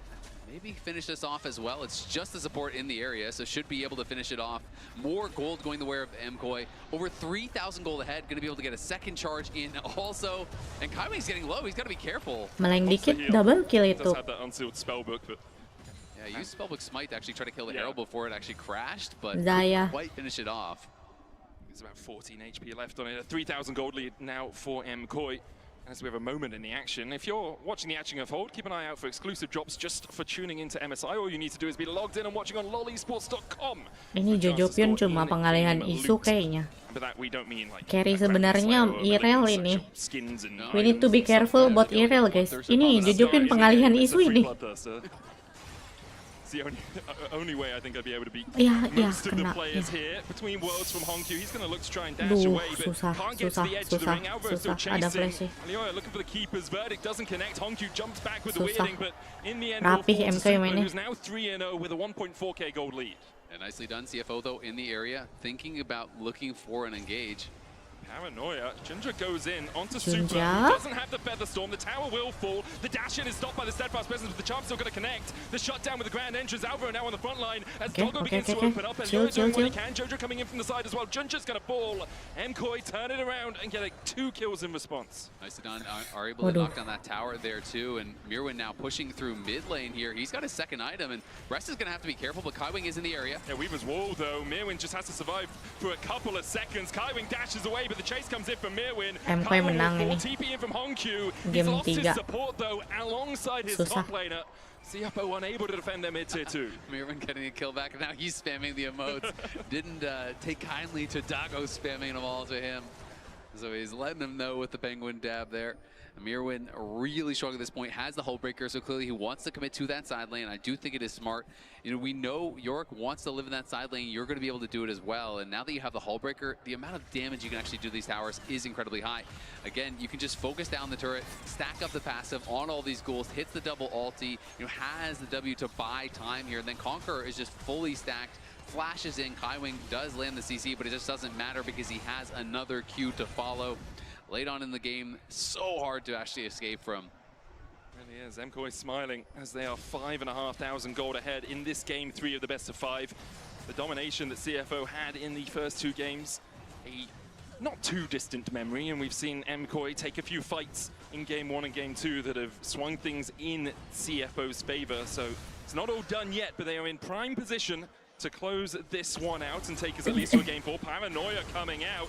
So we see Mirwin trying to dash Bisakah forward. ada TP? Doesn't land the stun. TP coming out from Alvaro to Ada try and protect. TP. It's going to Wah, be a bullshit 4v2. banget Irel. Mirwin looks to Bullshit take out banget. two before they get in the quickness in time. Ginger will die to the Bullshit, tower shot. Rel, As bullshit. Alvaro tries to retreat, he remounts. Bullshit, Looking for cok. Honku, but couldn't find him.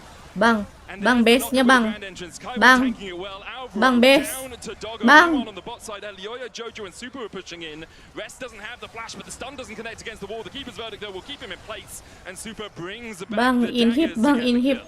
Good proactive play on the top side there from CFO, but it just doesn't really matter because MKOI, again, getting a play back on the bot side, getting a kill back on the top side, taking down the tier 2 as well. And now their eyes are on the Otacon here. I think that CFO has an idea that it could be going on. They're charging straight out towards that side of the map, but I don't know that they're going to be there in time. And if they are, Junjia gak ada ulti, gak ada ulti, gak ada TP, gak bisa. Especially with the teleport coming back from Gak Mirwin. bisa ini ya, Mirwin MKOI TPing in dapetin. just gives that extra safety blanket that MKOI needed to make Yeah. sure that they can secure it. They'll get the Otacon. Next rake up in 4 minutes time, but those petals going in their pockets from 18 to 34. Duh, kalau A reverse huge sweep amount of sedih extra sih. adaptive force now for MKOI. Championnya udah habis juga, Cevo. Alvaro looking like he's thinking about engage on Kaiwing, but Mirwin pick champion poolnya banyak banget gitu ya. Top lane-nya MKOI, champion poolnya luas banget. Bener-bener luas. Ini kalau misalkan game 4, game 5 susah. Will need to really overload his side of the map to have any sort of chance. Like, you need a 2v1, you need a 3v2, you need something like that to even have a chance. And at this point, honestly, Mirwin would have a decent chance, even in a 2v3. Definitely would, especially with the hull breaker and the play of the Ruin King complete. I will say MKOI haven't really set up vision for him on this bottom side at all, so it's quite hard for him to push up because as much as perhaps he could win the 2v1, you don't really always want to take those 2v1s, and especially if your team isn't on position on the other side of the map. So I would like to see Alvaro stepping into that blue side jungle, getting a couple of wards down just to make sure that Mirwin shall receive. Top gap he's ini doing it. for real. Obviously, you know, good supports think alike, and also me and Alvaro. Mirwin having to stand back in this wave just to make sure that there's no collapse coming out from CFO. Yeah, absolutely. I mean, really the only thing he is Rino. worried about is Junja collapsing, which makes getting vision a lot more difficult. That's why Alvaro is going so deep for that vision. You need wards in your opponent's jungle, not even just your own, but they're going to go for an age. Paranoia coming out. The Weaver's Wall has been Oke, ingat jangan terlalu overcommit. here as Elioya's on the front line between. Doesn't matter. MKOI just assassinate two. Honku looking to survive, but he's locked up against the wall. Jojo hits him with a threaded volley. And Super brings back the feathers to secure the double. Alvaro looking for the flank onto Doggo, who has the killer instinct and will be able to dash his way away.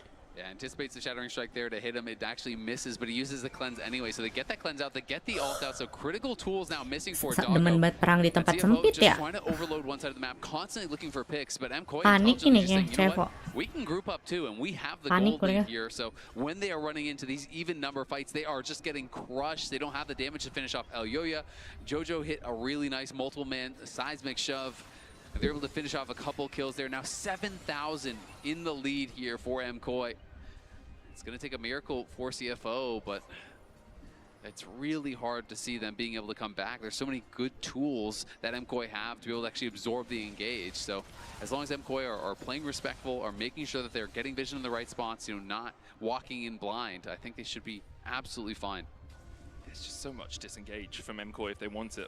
The Unraveled Earth, you've got the Steadfast Presence, you've got Alvaro going in with the Magnet Storm just to distract, Feather Storm.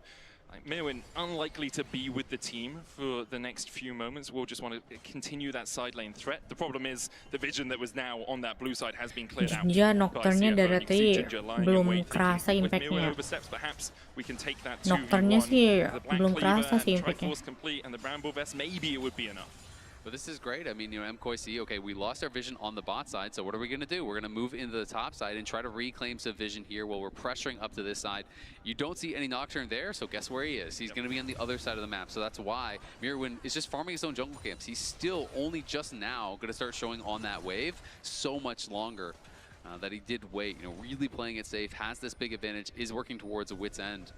And is going to be even more difficult to actually knock down at that point. Just kind of paying some respect over to Hongkyu as maybe that strongest member over on the other side.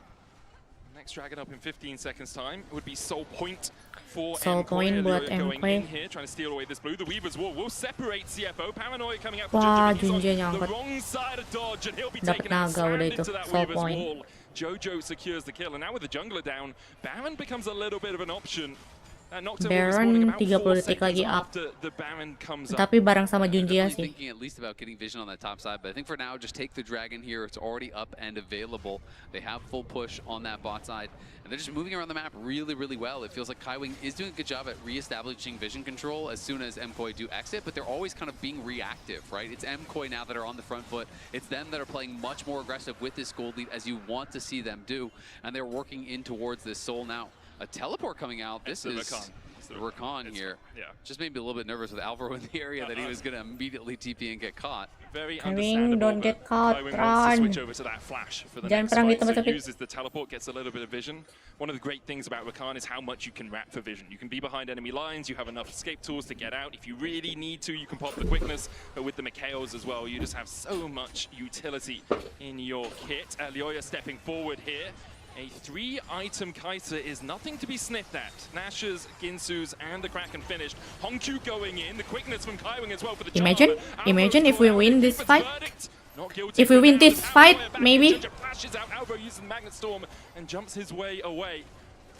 MKOI will escape with their support still alive. I mean, the problem is Doggo wasn't actually hitting anything there. And if Doggo's not hitting, they have no damage. Yorick had already lost ultimate, and without that Maiden, Yorick doing very little damage. Junja ults in, then immediately flashes out. Hongkyu uses his full round of spells. He hit everything, but it's just not enough to kill them on your own. Their only consistent damage is Doggo at this point.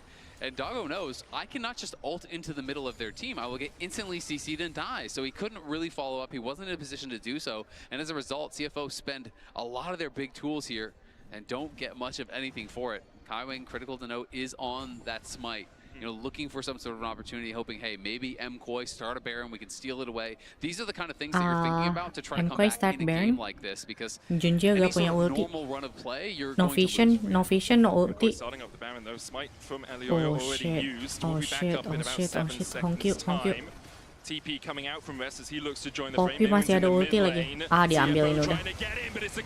Yeah. Run. Already down, and I think that will be all for the fight. MKOI managed to secure the objective. The Weaver's Wall coming out, though. Lyoya has other ideas as he dashes in onto Hongkyu. Magnet Storm on Hongkyu means that he can't escape between worlds. Jojo still looking for more. Junja lands the fear tether onto Alvaro, but the stun still connects, and the Shroud of Darkness won't be enough to save him from Lyoya. MKOI now looking greedily at getting a game in this series. Ini MKOI GG juga ya. They're going to do just that. It doesn't look like there's much that CFO can do about The it. end, Just the end, Doggo the end. going to try to defend 2-1. here with Rest, but MKOI are pushing and they are looking for the first win. Kaiwing goes in, gets the double knockup. The Blades are called back. Super though will kill off Kaiwing. Vanguard's edge in from Marwin, buset. Dogo. Fountain, Jojo, Super, and Alvaro though should still be able to clean this one up. Super flashing forward with the Blade caller. He'll find his opposite man. MKOI show there's still life in EU yet as they get a game versus CFO. Gila. Nicely done there. Jojo looking pumped up on stage as they take off their Nah, headphones. mampus sudah. Merwin picknya masih banyak. Ada Timo. Ada Timo, Nico. To do it in an elimination game here at MSI was massive. And he is showing Garen is illegal. You just can't do it. Rest coming in. We'll see if that changes. A 4-game forward. Wah, mampus sudah. Champion poolnya masih banyak MKOI. That MKOI win. Yes, Wah, bullshit banget aja. We asked for someone to be the X factor, and this is a part of him that we haven't been able to show the international audience, but can I just kind of emphasize how much of a gambit this was? We will give some context in terms of the matchup specifically, but the fact that you go for this, Bang Driver, the Aurelia, which he loves, come back please. anyone remembers Bison. But Driver, you do have to play it to perfection, and if it doesn't work, you're literally going home. excuse And me. it's very often the case. We see this more Can now we in have Fearless, Driver that there are back? these niche counter picks to meta champions, but as Finn highlights beautifully here, even if you have these strong moments, Yorick overall is still just strong. The reason he's picked is because he's near broken outside of these counter pick situations, and that's why people go for Cho, something that offers more to the team overall. But Mirwin and MKoi, they bet on themselves, and they supported this beautifully. And I do have to shout out LS as well, because he made some context saying this isn't, yeah, this is true what Finn says, but because of Elyoya being there when it mattered, Wow, because of bajunya Mirwin manipulating Elyoya. the waves as he should in those moments, that's actually what gets him there. But it was still, Raz, this is a risk to take, no? I'm still caught up in this. When did you put this on? Second the game started. Okay.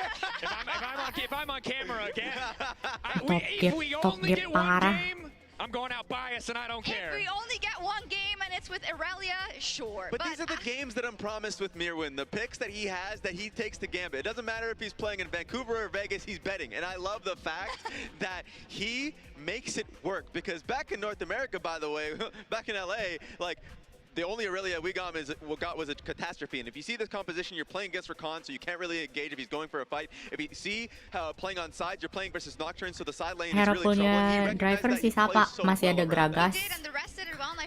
Masih ada Gragas, masih ada Ornn.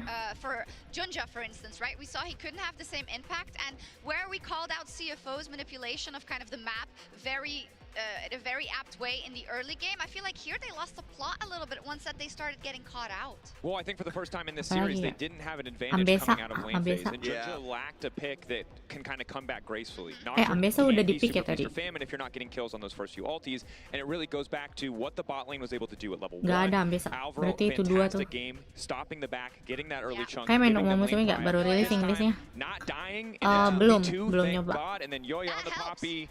Finally showing up, getting those early kills, getting that thing. Main game farming gak sempet kayak. You have great facilitators in Kaiwing and Junja, great facilitators in Elyoya and Alvaro, and whoever has better tools can just run away with the early game. I'm even seeing the growth from the BLG series, because I still remember like them losing on not being tight enough after winning an objective, after winning a team fight, not leaving at the same time. This game was completely opposite. There were times where you could see CFO standing off, looking for an opening, a mistake, just so they can hop on and get an objective. Didn't happen. The Drake fight, I think it was second or third Drake fight, or I say fight. They got the Drake. They walked out as a team. There was no openings for CFO to come back in. And I think the big thing, you've highlighted it so well, is that once MKoi got that lead, they really did lock in. Because this is a game where, especially with an Aurelia, you get sloppy on your side lanes against this Nocturne pick. They managed to find a way back in. Kayaknya gak bakal dapat Gragas sih. Ya, MKoi pasti nge-ban Gragas. Tapi driver masih bisa main Ornn kalau misalkan Gragas di-ban. Aku gak yakin Merwin main Ornn sih. Merwin tuh pick-picknya yaitu Irel, Riven, But we're going to see here how even when the Nocturne ult was blasted, there was such a good counter engage and such a good hold from MKoi. But I will also say that at certain points in this game, maybe already now, their wallets were just much bigger. So anytime they would take a skirmish, if Elyoya hits that stun, it's over. Yeah, and all of this happened after the 2 solo kills that Hongkyu had mid lane. That was a little concern. Bahkan ditaruh di top sama Marwin. Let's talk about it. I opened the book. Open the door. My Canadian goat. Yes. Jojo, like what is going on in these early games? I mean, he's getting outclassed in the 1v1. There's no other way. We can't dance around it. And I think right now, if you look at the side of MKoi, if they don't have this Dras advantage, if they don't have more reliable early game ways to take control, I don't think that they are favored. It really is going to come down to game 4, game 5, the depth of the champion pool, and the number of angles they can find to either get an edge in lanes or an edge in jungle support. Yeah, and I will say, if they're getting stronger as a team from game to game, I could definitely see JoJo just having a better laning phase in the next one. We just need to see him kind of wake up a little bit. But just watching these team fights, I love it. Like, it just seems like Mirwin, it doesn't matter what's happened in the past games or what happened in the past series, he will still pick his champions, and he will still take what he perceives as the right fights, and he's correct. So I love the confidence. I will say that for MKOI, right? They usually are pretty clutch, as we see here how El Yoya did in the jungle up versus Junja. They can be very clutch. Yeah. And I know it's hard to believe because of the first 2 games we have seen. Now, I will give that same credit to the Flying Oysters because Tapi Junja sih yang benar-benar throw dari tadi ini. So they're gonna look to stabilize, I think, in this next game because I think on even keel, I would still Di favor match ini sih. So far, I think they've shown better games today. And that is the Knockernya harsh reality not of this brief going functional. no matter how excited I am about wearing this t-shirt, is I think that you would still favor Oysters as we go into the next game. It really is on MKOI. No longer having side selection as they lost. How are they going to adapt? We have seen of the potential representatives from the LEC as we go later into Fearless, this is a team that does continue to bring out spice. Casted angles become more real. Maybe that can be the difference. Picks that CFO aren't ready for. But it feels difficult, and it feels like we're relying on some of the intangibles, especially as CFO. Caitlyn masih ada gak sih? Caitlyn udah di pick belum? Driver played 2 incredible games. Yeah, again, the Scion, they got rid of the Rumble early, the Shen to follow. I'm sweating. You're talking about, well, you may be sweating for a different reason, Mr. Right, it's a double t-shirt. That may be one reason why you're sweating. Or you see Driver coming back in. Driver main. Yeah, Driver back. This earlier, Chawi did say in an interview that I don't know if this looks, it's probably inspired by Bao specifically in playing Scion, which he did in game 1. And he talked about the idea that deaths can be good, and we saw that in game 1. If you're the Scion, you die, you get XP on the wave, and the enemy team has a rumble, they die, they get nothing. What's another pick like that? Probably nothing. I mean, if we want like the boss shadow, we Driver is back. For a Gragas You know what I feel? angle. You know what I feel? I feel a Mirror and Cassante. That's what I feel. I know usually it's boring, but maybe it's necessary. We'll see. They need to do what has to be done. Movistar Koi may have given us a glimmer of hope, but they're still up against match point. Let's see if they can bring it back.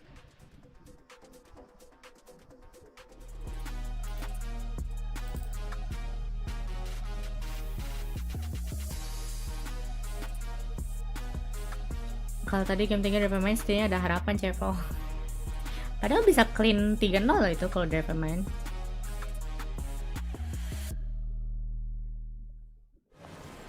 Tapi gak tahu juga sih, Irelnya serem banget tadi. I don't think even driver can stop that Irelia, man. That Irelia is so strong. The hell.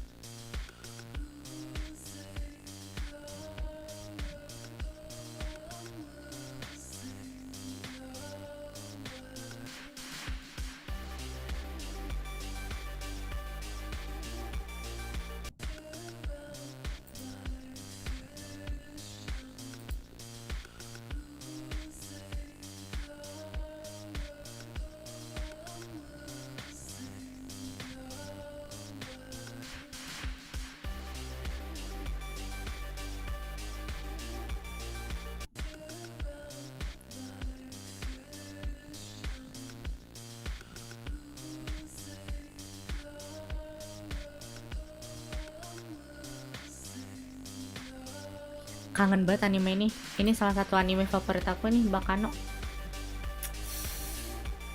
Sayang nggak lanjut. Padahal ceritanya seru banget itu kalau dibikin season 2. Rail Tracernya nikah, punya anak. Bagus banget.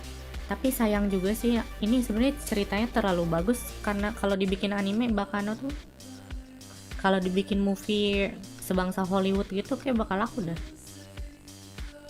Writingnya terlalu bagus buat anime ini.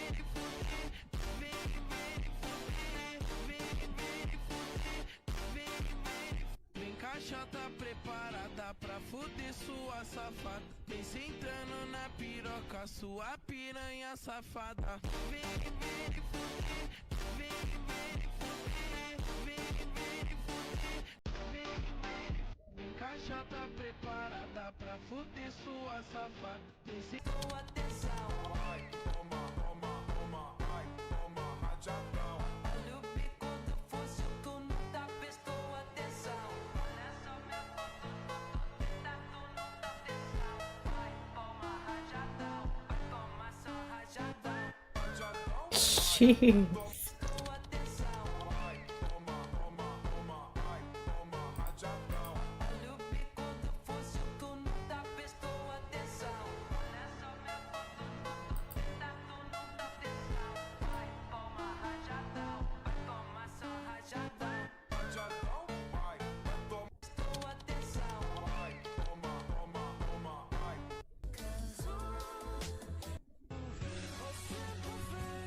Underrated. Me. Best friend. Kubernetes.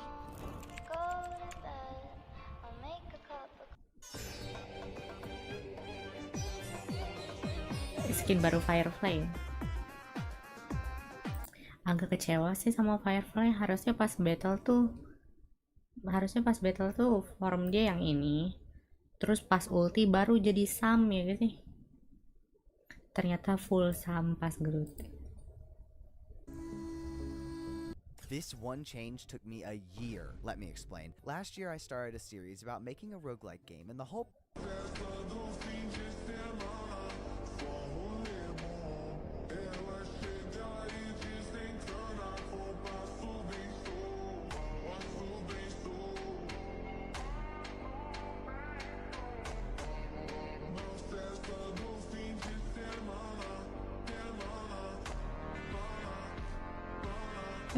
Wih, keren.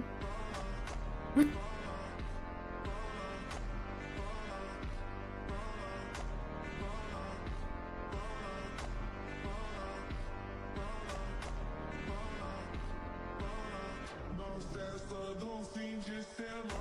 Gila.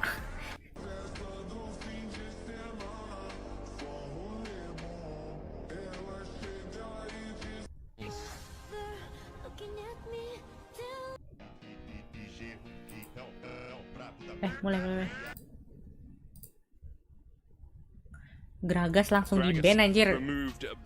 Langsung di ban. Langsung di ban gitu Gragas. Still a few very strong ones available. I'm looking at things like the Vi, the Pantheon, Gwen banned away, the Varus as well, as you say. Yeah, there are still obviously a lot of picks to work through here. Gwen getting banned away a number of times.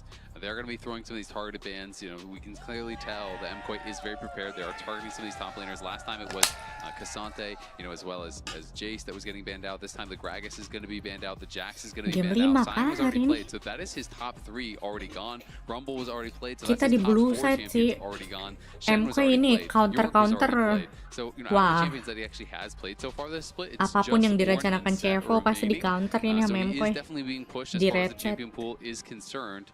And it'll be interesting to see if MKOI want to throw another ban, and yes, they do. So they're going to triple ban top. This is the strategy I was talking about earlier. If you think someone has a champion pool that you can attack, you get to game 4, you get to game 5, naturally so many of the champions are already gone.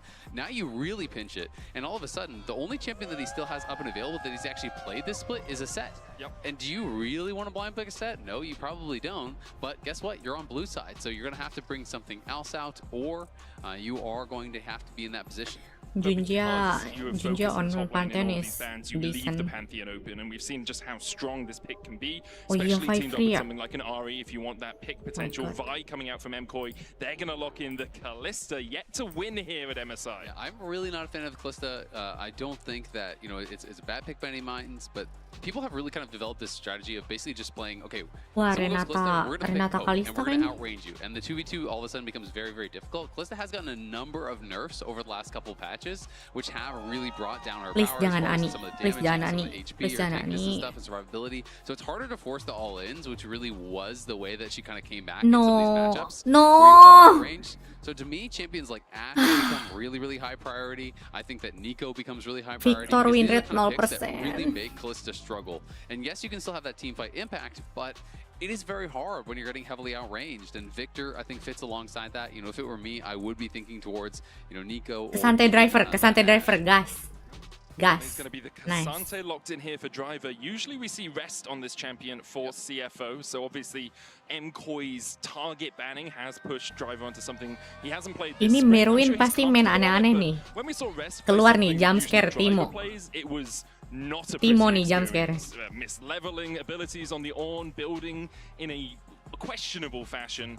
Does that go both ways? I think driver has been the better of the two top laners. The question Renata is, Kalista. can he pilot this Udah Kasante as ketebak. the Renata is locked in for Alpha? We will be finding that out here in this game, absolutely. I mean, his third most played all time. It has not played at this split, but of course, yeah, they have really been heavily investing into the six-man roster. They swap back and forth constantly. They have them focused on certain champions. Dan So that is the Smolder question. gak sih? Like, we know he can play it in the past, but how many Kasante games have you played, you know, in the last X months? You know, how polished are you on this if this is not usually one of the ones that you are expected to play?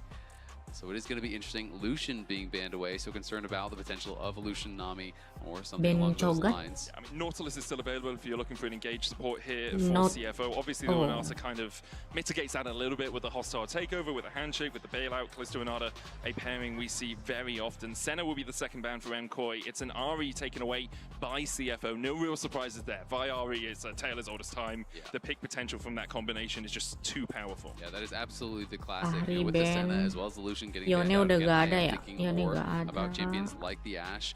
We have seen Doggo play it. He does only have the one pick on it. You know, MF is something Ben that some Veigar people dah. also do like into Ben it. That does have Veigar a gak pretty sih? strong early lane. Obviously, you can get mid lane control pretty damn well as well. Oriana That is a kah? long way to travel there to come see some CFO. So a lot of supporters in the house. It's been great to see, you know, not just, you know, FlyQuest and some of these kind of Jump more scare nih. regional Top teams lane-nya getting jump support. scare ya. We've had fans from all over the world here in Vancouver Kenapa, coming out to Merwin? support their squads, which you love to see, as Oriana is that final ban. And now, If you're a CFO fan here, you're delighted with how things have been going. 2-1 up against MKOI. The last time CFO or anyone from the APAC region took down one of these major regions, you know, the LTA North, LCK, LPL, or LEC, in a best of 5 was 2012, as 13 years ago, when TPA beat Azubu Frost, Azubu Blaze. I can't remember which of Renekton the bikin Azubus it Blade was, of but one of the Winking sih two. bisa counter But all the way gitu ya. back in that World Championship, a huge time ago, it was Frost. It was Frost. And now we'll see Zeri if Lulu. MKOI are the ones to suffer the fate of Azubu Frost. Not gonna Renekton lie, Smolder locked in sounds for pretty them good, to be honest. into that Kasante. Smolder being hovered by Huh! CFO, but they will go First time, instead Apelios. towards the Fresh Aphelios. Aphelios. Wow. First Apelios. That is some In confidence MSI. to actually slam this down. So they're not Ooh. going the route that I kind of expected, Shit. which was more you just outrange, you outpoke. Yes, Aphelios does Jeffo? have some good early range with the sniper gun, but that's not really what you're thinking of when you think of this pick as a poke champ. Oh my god, Thresh, obviously, Jesus. a lot of people aren't What is really a big Jeffo fan of it because cooking? the execution barrier is so high. This champion can look incredible, but if you are not on point, it is not going to work out. And we're getting A-Soul from JoJo here coming out. JoJo That main is honestly A-Soul? really hype. He does have one game that he played on it in the Hello? LEC, and he was really becoming more flexible, I felt, in playoffs in Split 2. You know, bringing out the Cassin and bringing out the Cassio, bringing out these picks that people weren't necessarily expecting. This is a very slow pick, though, and it is paired with some really early game and aggressive picks. So it is kind of interesting. You know, sometimes people will talk about drafts like that and they'll say, well, that's your late game insurance, right? Like that's your win condition in the late game. And I do think that can be true, but A-Soul I do think is going to struggle to get involved early, and where you have, you know, this Vi, this Kalista, this Renekton that want to fight early and often. A-Soul kind of wants to sit back and farm and be able to stack up Stardust and have the Dogo empowered bisa ultimate kan main to be able Aphelios? to be ready in that style of game. Mekanik So gila if aja. MKOI do kind of let up on the gas a little bit to buy time for JoJo to scale, well, guess what? You're also letting the Aphelios scale. You're letting the Kasante, the Victor also scale, which are also really, really powerful. So it does feel a little bit disconnected from what the rest of the draft does. That being said, you can still fly in when the rest of your team is diving, you know, drop the ult aggressively, try to play it in Apa that itu style, burung? and we'll Wah. see if you can make that happen. That's the thing, you do have a big AoE stun. right? And that can be really powerful in team fights. And then if you get the 75 Stardust stacks, you get the larger one that has the massive burst of damage going out from it in that ring. For MKOI, still 2 games to go if they want to make a date with anyone's legend. For CFO, all it takes is one. Siapapun yang menang di sini akan bertemu dengan anyone legend. Let's go. In the audience here in his homeland. That was great. Ginger? Looks for a little bit of poke. Looks like it's just going to be a relatively traditional line of scrimmage here. Ginger? Jojo is stepping forward as Elioya and Milwin look for Ginger? a ward. Driver coming in from the side, but Alvaro I don't think has been spotted here. If Driver does step a little bit too far forward, Driver? and he does, Alvaro didn't level up the handshake, so couldn't pull Driver back. In the end, MKOI with 5 Can we stop this? here. The hook Can we stop this? is gonna connect. Breath of Light. Can we Coming out stop from this? Jojo. MKOI will push CFO. Dah. Yeah, he's able to land that hook, but Jojo just standing there, being able to get some damage back himself, and the minions now just spawning, so not going to be too much of a concern. You can see Jojo going Comet here, is going Resolve secondary, so second Can we wave here, not do expecting to that? be getting Thank poked you. by Victor. When you are playing against control mages on the ASOL, it can be a little bit difficult at times because when you start queuing, you are locked in place, right? You are not moving. It is very easy to hit Victor lasers. It's very easy to walk forward and drop the gravity well. You know, try to put that pressure on. And CFO are going to start this game off very aggressively on the enemy blue buff here. They will obviously have that information, and we'll see how Elioya wants to respond. He's warded out on Raptors. Iya kan, game 5. Kalau misalkan game 5 aku beneran nyeduh Poppy sih. Kalau misalkan sampai game 5 aku beneran nyeduh Poppy kok. To get his wolves and his Gromp. Bot lane push always so vital in these sorts of situations. Junja on the wolves has that level 2. Elioya comes around the corner. We'll spot Junja here. Jojo taking a little bit of damage in the mid lane. Elioya just, assuming he delays Junja as much as he is being delayed, it's fine. Junja obviously has to walk all the way back into his own jungle, but with Kaiwing moving up, Elioya has to back away. Exactly, he's going to have to back away here, so Junja will be able to take away these camps, and now you are in this kind of weird situation where you're saying, okay, well, can I still cross map? Like, or do I just have to kind of accept that I'm just going to get 3 camps and then try to play for a scuttle or look for a gank here?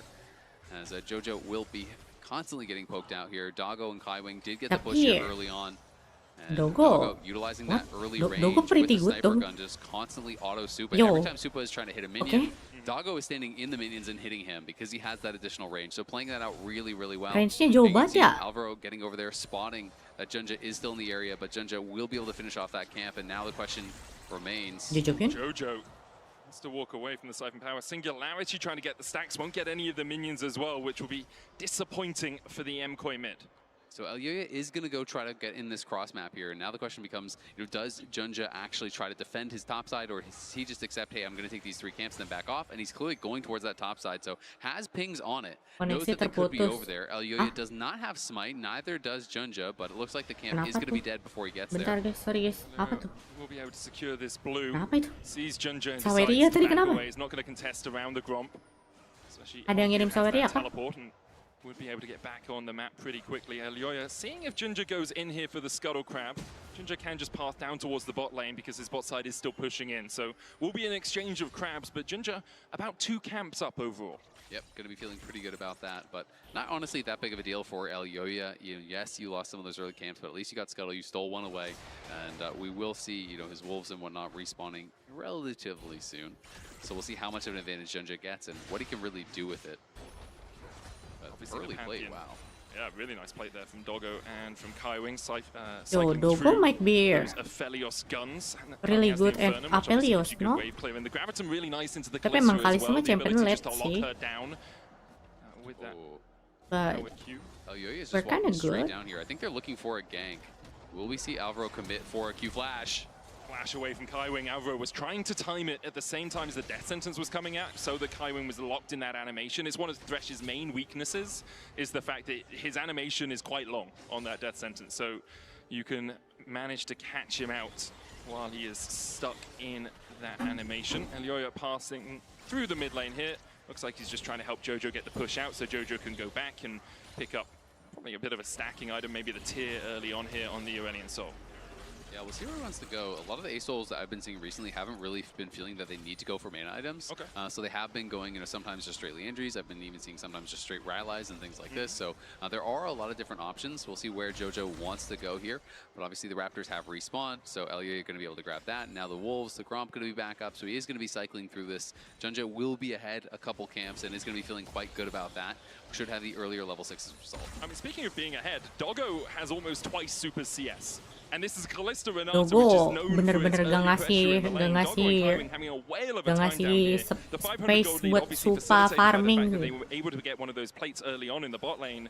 And also you have to think for Super and Alvaro, this side of the map wasn't controlled by MKOI at all. So they always had to play a little bit further back because of the threat of Junjo. Yeah, they absolutely did. But I mean, CFO's bot lane played it out really, really well. Yeah. Utilizing the additional sniper range in those early autos, constantly poking away at Supa, keeping him pushed in.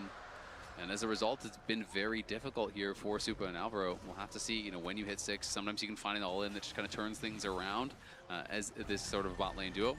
But topside going pretty well for CFO also, pretty much dead even as far as the farm is concerned. Driver's already TP'd back with that Bramble Dust. Mirwin is going back to base now, but there's not going to be any sort of a swap. They're just heading right back down towards bot, so this 2v2 will continue. And Supa has the upgraded boots. Doggo still has yet to base, though. He stayed around for a really long time. I think they were trying to see, was there going to be a swap? What was going on? But he should have a really good buy now that he goes back. It was also, they saw Elioya clearing a ward as they were doing the dragon, and then Elioya based in the pixel bush. And it's like, well, we can't really safely walk back down through here, so that he went back around, waited for Elioya to be off the map, and then was able to get back down there, push out the wave. See the Sky's Descent coming out from Jojo, just for a little bit of poke onto Honku, but Siphon Power shielding is enough. Ayo, parah banget siswanya ini.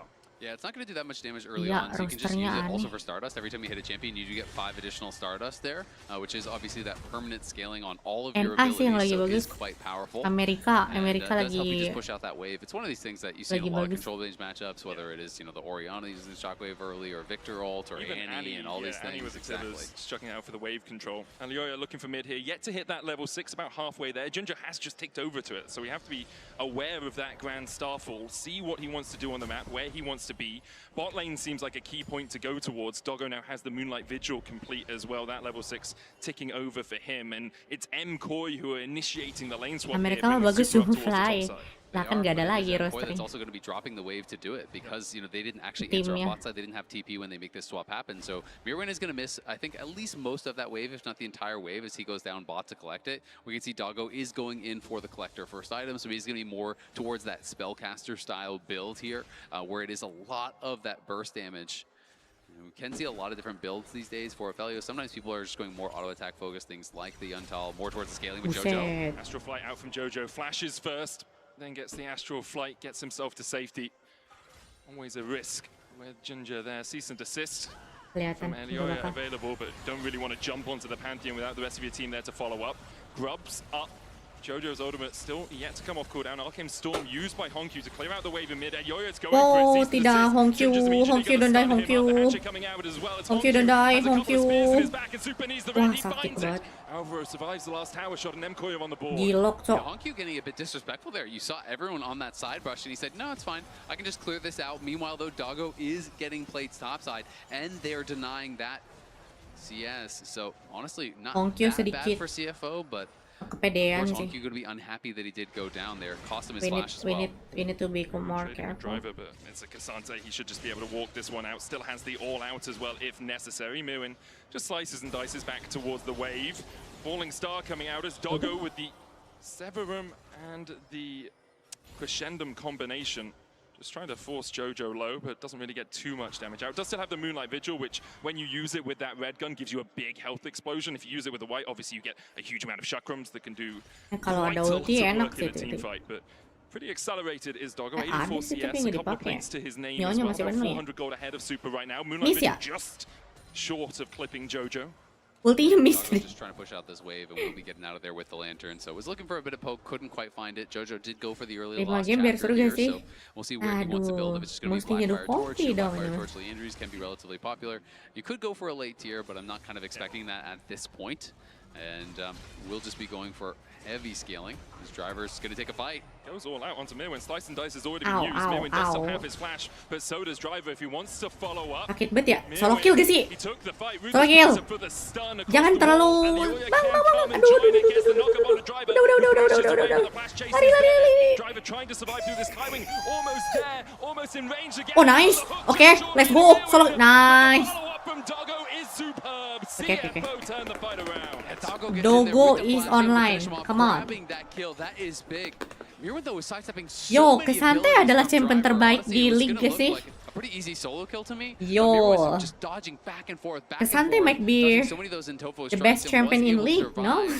But that survival ended up kind of baiting him in a little bit to try to turn this around. And Doggo and Kaiwing get down there. Yo. At the very least, they do get the flash. We can watch this one more time though. Pathmaker doesn't connect. He goes all out. And then look at Mirwin constantly sidestepping here. This Pathmaker not quite connecting. That Q going to be sidestepped. This one was tried to be sidestepped. Couldn't quite actually do it though because it was fairly wide. Then what the Q amazing as champion. well. And this is where you're thinking, all right, MKOI have turned it around. They're going to get this kill. But in comes the bot lane. Driver going aggressive even with that Pathmaker. And then you can see the root there from Doggo coming in with the Gravitum. Flashes forward, finishes him off, grabs the kill. Going to be really happy about it. Doggo has just been so incredible for the team. And they're looking again. Gonna land there as Alvo pulled back with the face comp. Hostile takeover's gonna hit onto Doggo, but only him, and doesn't really do too much when he switched across towards that Gravitum gun. Smart move there from Doggo just to change the weapons before he was hit with that Berserk. CFO doing a really good job on the map once again, reminiscent of game Kalau 1 misalkan Dogo pakai senjata yang itu kena Renat, kalau misalkan Renata nge-ulti Dogo gak bakal bisa ganti senjata gak sih? Wah pinter cok. What is this 6-dimension chess? What the fuck? That's genius. Still not recalled. He's back by that tier 2 tower. So guess what Doggo's doing? He is farming plates. He is denying minions. This has been a theme throughout the series. Their ability to push in these waves, to play with pressure, to deny experience and resources from MKOI pretty consistently throughout. Yo, Dogo might be very genius. What? It's plus a kill. It's all 1,000 gold almost here for Doggo. And he's going to get this first tower here quite easily. You have to think. They're up 2K. At 12 minutes in. And they've taken all of the neutral objectives as well. 3 grubs, 2 drakes, CFO in such a strong position here. MKOI have been left Dogo bermain and they're trying to get things back on the map. chess anjir. As you can see, like their early game pressure. Dulu di APL Dogo gak gini. Ini berarti dia menemukan tim yang pas ini. Gelo, bro is genius. Well up above 200 before you're really doing a lot of work on the ASOL. Yeah, absolutely. It is going to be tough. You're trying to think about, okay, what is the X factor here? Where can we find plays? Where can we make things happen? Because CFO does outscale you. Yep. Yes, you do have the ASOL that can absolutely be a game changer, but Victor is no slouch. The Aphelios, the Cassante, these are all champions that scale incredibly well. Do definitely give the kind of scaling advantage in the support role to MKOI. I do think that Renata can be really powerful, can be a game changer, but we'll see what they can get done. Doggo has just been incredible throughout this series. Hadn't died in either of their wins. Of course, obviously did lose that last game, but again, looking really comfortable and off to a great start. Now we're going to start pushing through this mid lane. Already 5 plates gone on the bottom side as CFO secured the first tower of the game. Let's take the second here in mid, and we'll manage to take it 2 off top as well. Super! Moonlight Vigil. Miss ya. That long range Q had hit, he would have gone kalau kena mau mati itu suka. Absolutely gliding on this Aphelios right now. Yeah, he is feeling really confident at this point. Jesus. Kalista has been struggling so far at MSI. 0-6 now at MSI. We'll see if we can get the first win here for Supa. He's going to need to do it. Pick up that first win for Kalista at MSI, or their team's time here is over. Jojo, you can see with that upgraded ultimate, and that is where you really want to fight. It is going to be the Blackfire Torch that he does grab. And so we'll see what he's going to be able to get done. That first fight that you go for, nice. probably going to try to save it here for that next dragon and maybe try to make a big impact there. One of the things you can do is really put the pressure on the ASOL and try to force them to use that ultimate. Cease and desist onto Honkyu, who puts down the gravity will land the double stun, but doesn't get out of it in time. Ginger now. Flash from Elioya just short of catching Ginger. Smites exchanged, so they both look for the slow. TP coming in behind here as the Falling Scar was used in the mid lane. Alvaro looking for Kaiwing and Doggo. I think it was just an engage from Doggo and Kaiwing really that Iwan forced BLG Jojo to juga. pop that ultimate. That's Iya. exactly what I was talking about. If you can put Nanti pressure on rehat the dulu Ace bentar. and force them to use it when it's not in a team fight, you lose so much power. That ultimate is ridiculously strong, and when you have the upgraded ultimate, that is the kind of game-changing ability that you do have. So Doggo and Kaiwing, I really want to see how they were able to actually force that out, but still, good play from MKOI. Yes, they couldn't find the Q flash to follow it up, but they did get a kill on the top side. They knocked down Hongq. Mirwin not feeling confident to actually step out of the brush, doesn't know if anyone's behind him, so he's just going to watch the tower fall. Also, the risk of the Grand Starfall always there from the Pantheon, can just jump in, especially when the tower's low. He jumps in, autos the tower, and then you're in a 2v1 without the safety of your turret. Doggo and Kaiwing having absolute whale of a time in this game. 3k lead for them. Oh my god. For MKOI, it's looking really bleak. For the APAC region, though, Jangan kasih shutdown aja. first time Jangan kasih shutdown aja. 2012 on the brink of a best of 5 win against one of these major regions. Breath of light coming out from Hongq Jojo, emang Arcane Storm used by kalau Hongq just to Victornya harass him down and enggak clear sih. out the way. Also cancels the channel, so it is going to be able to interrupt that ASOL Q. One of the things that is kind of nice about those interactions, but still, they get the flash off of them. They're putting pressure on Hongq. This is the way that MKOI have said, this is how we're going to come back in the game. Force the Victor out to the side lanes, obviously not a very mobile champion, and then prey on him with that vibe. That is your ability to try to pick someone off, to constantly create opportunities to get kills, to buy time, to create pressure, because clearly you do not want to be fighting around this bot lane right now. Supa is woefully far behind. Doggo is going to be closing in on his IE, it feels like. He has the expensive components already. He's 1.7k ahead. And if he can have a good fight, it could just be curtains for MKOI. So they have got to make sure they are locking him down. And the big question now for MKOI is, do you fight third Drake? Real. It will put CFO on Soul Point if they take it, obviously. I think no. I think you are too far behind. But then the looming threat always is Soul.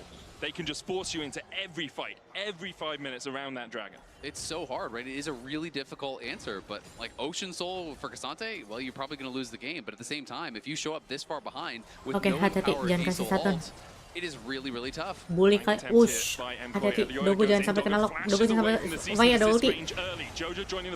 Oke, Hongq yang kena ulti. Oh tidak, Dogo. Dikasih ke Supa cowok shutdownnya. Oke. Sit. Alamis Q-nya, tapi dapat gak? Dapat gak? Hongq. Mampus, ada gituan di belakang anjing. Aduh. Memang will take one. The astral flight forward as Kaiwing flashes to safety as well. Riftheld will get the charge into mid. The tower will go over to CFO, but MKOI have shown a brief sign of Kenapa Dogo di situ ya? That is huge. They're able to get a lot of kills there. They get both the summoners off of Doggo and get the kill. Alvaro was able to get out with almost no help. Itu lumayan itu. Padahal Fai-nya udah ngeloknya itu loh, apa nih? Kenapa larinya ke situ ya? Ngejauh dari Fai sih, bener. Tapi susah kali ya. But Supa there, quick cleanse, hops to the side to avoid the Comet Spear from Junja. That would have executed him absolutely. And then Alvaro, well, surely you're going to get him, no, because Mirwin arrives, comes in with his flash, able to peel as well. That is really big. They get the kills. The baru juga mau JSFO. Iya, aduh.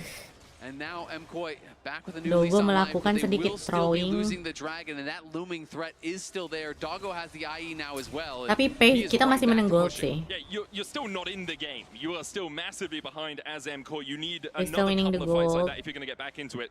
Great for Usir Supa that he picked up the kadal shutdown itu, goal, let's but go. it's still a massive lead for Doggo. Falling star coming out from Jojo Astral Flight.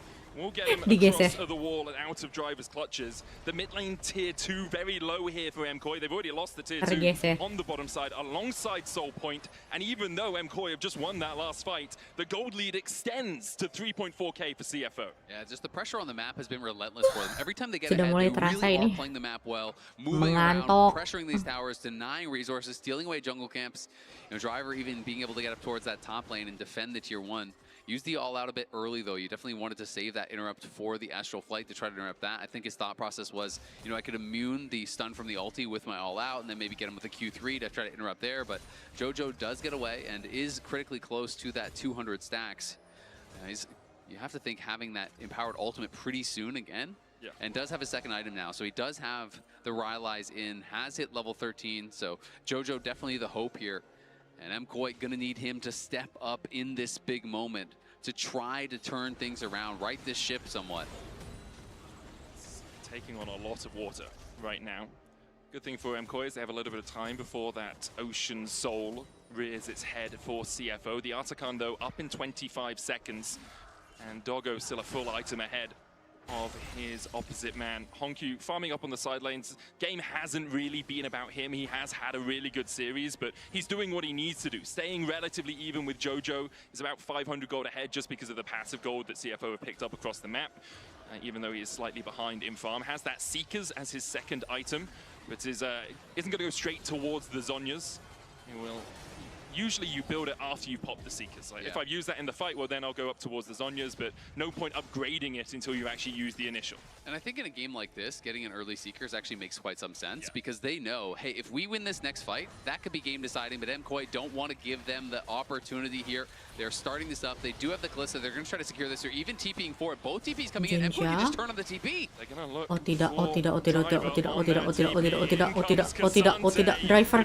Nice, untung kesante, untung kesante. Untung kesante. Untung kesante. Untung kesante. Driver does have that all out and the flash. Importantly, no flash at the moment for Doggo, but a Mikhails for Kaiwing, a Lantern for Kaiwing. Terus cicil, Driver cicil. stepping up again into Alvaro. No flash as well for Super as they put the spears into the Artican once again. Cicil aja terus. Pakai kesante, nice, nice. The skies descend. Really a game changer in a fight like this, but Alvaro's already down. Geli anjir di depan kesante mah itu langsung. It's the safety of his tower there. Astral flight forward from Jojo, trying to get onto Honkyu, gets the knock up, and the Oya down to half HP. Lihat Marwin. Wih, oke, hati-hati. Aduh, Renata. Apaan sih atakan so asik anjing? Honkyu, chill Honkyu. Alalalalalalala.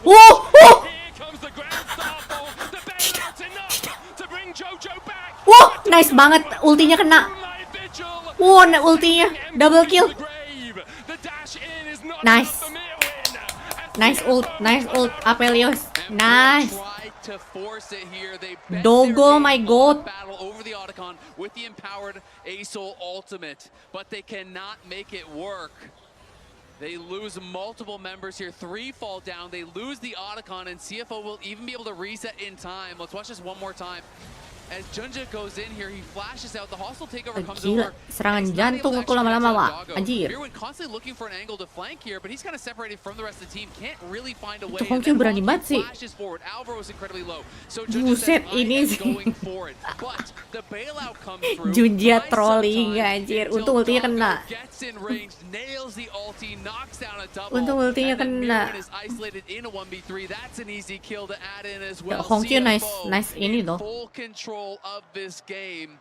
MKOI are going to have Honkyu to nice apa? Nice war ini sih, initiate. Now until that soul is up and available, they have to find a way to make this fight work. You have to think, or it is done for them at MSI. Honkyu, no gila. skies descend for Jojo. No flashes for anyone but Super and Mirwin on MKOI. How do you get on the backline? How do you get on Doggo? He was untouched in the previous fight, still has his cleanse and his flash and his threat and a Mikhails and a Pantheon and a Cassandra in front of him. He'll take the tier 2 tower in the mid lane. They push Mirwin back. Driver just clearing out waves down towards this bottom side, and now CFO retreats towards the dragon. It's going to be a recall coming out from Honkyu in that mid lane. He has the TP though. CFO bisa dapat soul nih. I think we're gonna fight.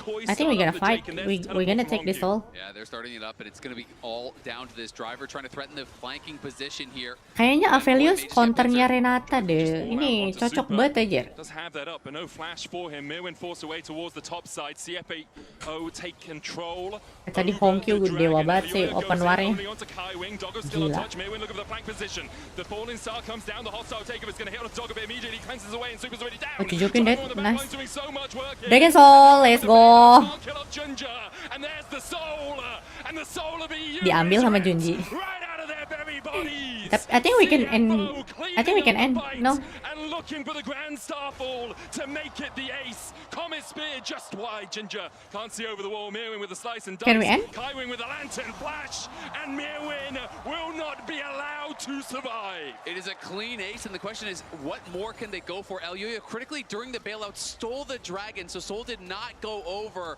But still, 5 for 0 here. They're going to crack the base as well. CFO Oh my God. are looking incredibly strong, but that smite from Elyoya, the only thing that I think keeps some hope alive. MKOI started this up very, very early. They go in here. Elyoya goes forward. It's a great stun that comes across from the ulti from Jojo, but then he gets pulled over the wall by Driver. He's isolated. He's knocked down immediately by the Cassante, and it becomes a fight on two sides. Elyoya, last seconds of the bailout, steals away with the smite. Had he gone down again, it would have been absolutely over. Still, it is a dire situation, but there is at least some hope still here for MKOI. And then Mirwin sidestepping as much as he possibly can, but CFO chasing him down, flash play, easy enough with the lantern to grab that last kill.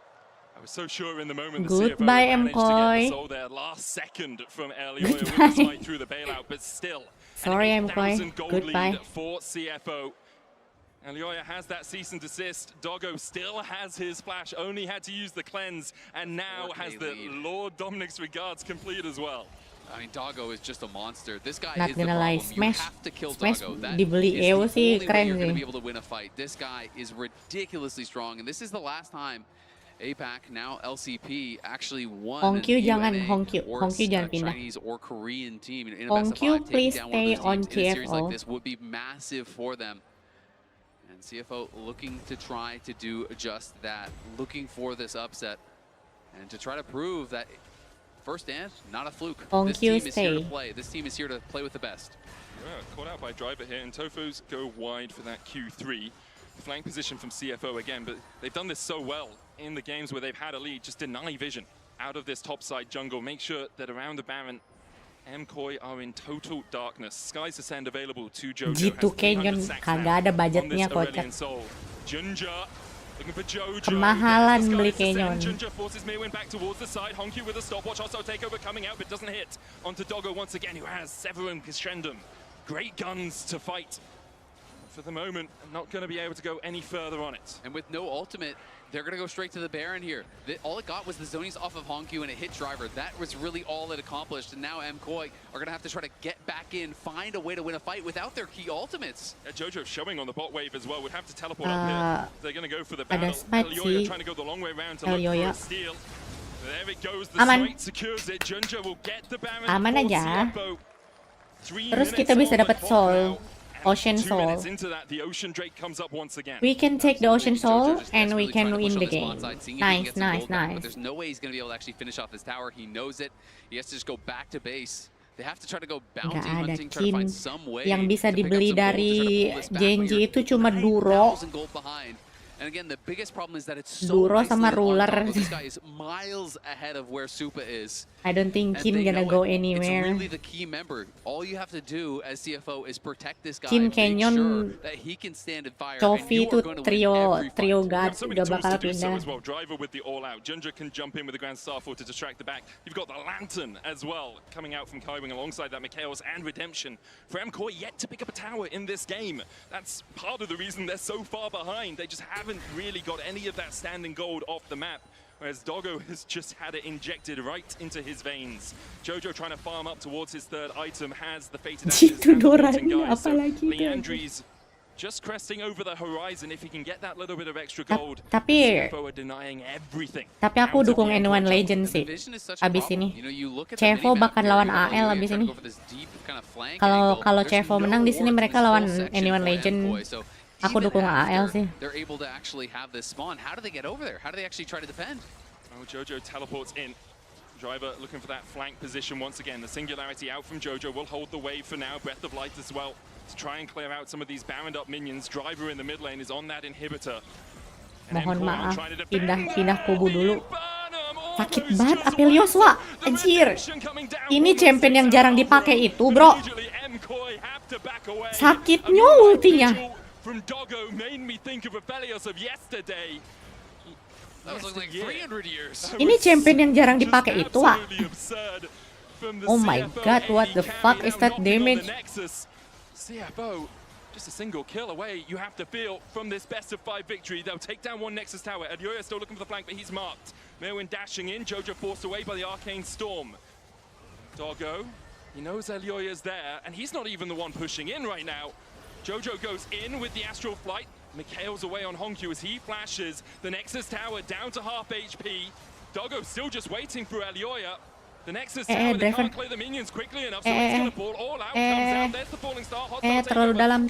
Ya kena, ya dia kena. Oke. Junja runs to fight Lihat his belakang, teammates. guys. Guys, fight di belakang, guys. Done there by MKOI. They do actually hold onto the base. Elioya though gonna get spotted. He's gotta be careful. They're just gonna ult in with the Pantheon for the dragon. They're going straight for the soul. Elioya has gotta get over here and find some way to actually steal this. And Junja knows Tapi 5 versus 4 sih ya. Elioya realizes I have no vision. I have no chance. I can't die here or the game will just end. So you have to give up the soul.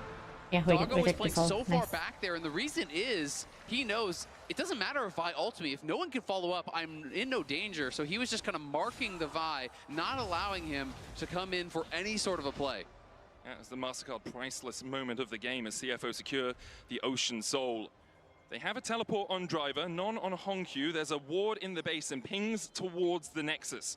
Doggo now, 4 items. Rapid fire cannon with Gravitum is a very sticky situation to find yourself playing against. I mean, there's not even any Nexus towers, right? You know, you could just walk in and finish the game if they feel like it, but at the same time, I think, you know, the smarter play may just be playing it slow, playing it steady, play through the side lanes, allow those super minions to draw the pressure, go for that triple inhib. Instead, they're looking for a potential pick here. They're seeing, does MKOI get greedy for some vision in their own jungle? Well, they get a tiny bit of it, but MKOI back away after placing a couple of very superficial wards. CFO will push them out. 5 players grouped up in this mid lane. GA finish for Junja. Yet to see a third item out of Honkyu. Not really about him at all. Singularity comes down and MKOI's wave clear is solid for the moment. Double super minions on the bot side though, about to push in. Junja pings on the wave and starts to crash that forward. Yeah, CFO moments away, you have to think, from a potential match here with AL. Looking to try to close this one out. Hook misses. Dominus out from Mirwin. Elioya looking for the flank position. Hostile Okay, takeover used yang as kena well. But ultinya Renata. CFO just back away and then reset. Junja going in. Falling Star coming out as they dive onto Doggo. But he cleanses and flashes. Doggo. He's barking. Doggo with the chase in. CFO Bukan Doggo, ini Cerberus, cok. the Nexus in their eyes. After 13 years Bro, this is not dog. This is Cerberus. What the fuck? as they claim a best of 5 against a major region.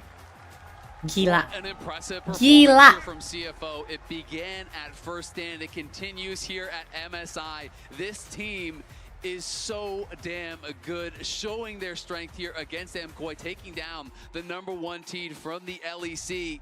LEC terlemah sih di MSI saat ini. Winning all 3 games with Driver in, he was playing out of his Gila, mind today, lawan and Anyone Doggo Legend. was impossible to catch. The guy was Bisa just gak tuh swamping lawan in every AL? single win. Just incredible Oh performance my all God. round from CFO. For MKOI, they will be GG. very disappointed in themselves coming into this tournament. As the first seed from the LEC, they wanted to show that they can battle on the major stages, especially since the history with Mad Lions is there, the history of disappointment when they come to these international tournaments, though. CFO, on the other hand, just superb all round from them. What an underdog story. Now we're going to see the final bow here from MKOI. Nice try MKOI. Some really fun games, and definitely going to be thinking back to that BLG series. You know, what if that final game, it was very close to them being able to force a game 5. Dukung apa abis ini? T1 lah. The Nexus gets taken T1 down. And you're going to have a lot of regrets, a lot of thoughts about what if. What if T1 we won lah, that series? What if we bro. forced to a game 5? Would we have won? Would we Kalau di have been MSI aku playing dukung CFO in this T1. position? But that is Kalau di World the aku nature of dukung these BLG. tournaments. You have to show up in those critical moments, and it's CFO that is able to do it, that gets that massive win. Berarti T1 kayaknya jam 6 And is sih. gonna be able to Yaudah, have that break dulu pride guys. in being able to get some revenge See you against in LEC a as couple well after minutes, they were okay? taken down in a 5-game series by K-Corp at first stand, exactly. And now they have a date with AL as well. Anyone's Legend, like, talk about a step up in terms of caliber they of took opposition. down TES, #1 seed at first stand. Yeah, AL aren't TES internationally, it seems, but great performance all round from them today. Have a couple of days to reset before they get into that next series. For MKOI, a long flight back to Europe.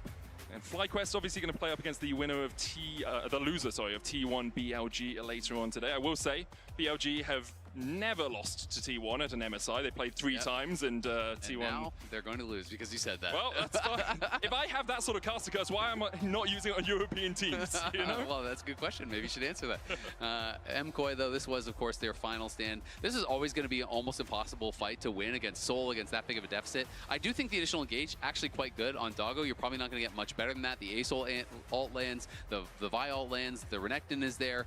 But it's just so hard, and it's not like this point in the game the other members are weak, right? You're trying to fight through this top side that's also incredibly strong, and it was just always going to be a long shot there. Hongkyu did the most damage in the game of anyone, so even if you're killing off the Aphelios, which you couldn't do anyway because you had Moonlight Vigil, Severum, Cleanse, and Flash, it would have been very difficult to work your way through the best of CFO. Great performance all around from them. Law and Kitty have Driver and Hongkyu on stage for the Ryzen post-game interview. CFO will advance to the next round again, anyone's Legend, and I have Hongkyu and Driver with me in the winner interview. Thank you so much for joining me. Congratulations to both of you. First question is for you, Driver. You said in an interview with LCS Profile that you really did not want to play against Mirvan. How did you prep against a player that has such a unique and unpredictable champion pool? 首先，恭喜 CFO 今天能获胜拿下 MKOI 的比赛。首先想问一下 Driver 选手，那么今天对线的是 Merwin 选手，然后之前有在采访里面提醒过说，不太想要去面对他的英雄池，因为他的英雄池比较特殊。那么今天比赛前有没有做出任何比较独特的准备呢？对我来说，他的英雄池就是虽然我不想遇到嘛，可是我觉得他就算选出来，我也能应对嘛，因为他的角色都比较极端，会比较难为团队做出贡献吧。反观我的角色池呢，就是你想要选就能直接选，所以他们必须得背。我觉得这就是我跟他的差别吧，角色池的差别。 The biggest difference between me and Merwin today is that his champion pool is very unique. However, it only has one-dimensional gameplay. Meanwhile, for me, I feel like my champion pool is incredibly versatile, and they can ban it. I can just pick something else. Amazing to have those insights. Hongkyu, I want to ask about Twisted Fate. It doesn't work at all so far at MSI. Is it a bait champion, or did no one find a way to play it actually? 下个问题想问 Hongkyu， 现在卡牌目前在 MSI 的比线还没有获胜过，所以你觉得这个英雄是陷阱呢，还是关于 BP 问题？我觉得这英雄应该不是陷阱吧，我觉得应该是团队需不需要卡牌的英雄，然后我觉得这 ID 也很看选手的 ID， 这英雄。 I don't think TF is a bait pick. It really determines on the ban pick phase and if the composition requires a TF. And I also think the ID does play into this. Driver, next question for you. We saw that, and you said that you were taking inspiration from Baus when it comes to playing Sion. Is there anything from his gameplay that you've implemented in yours?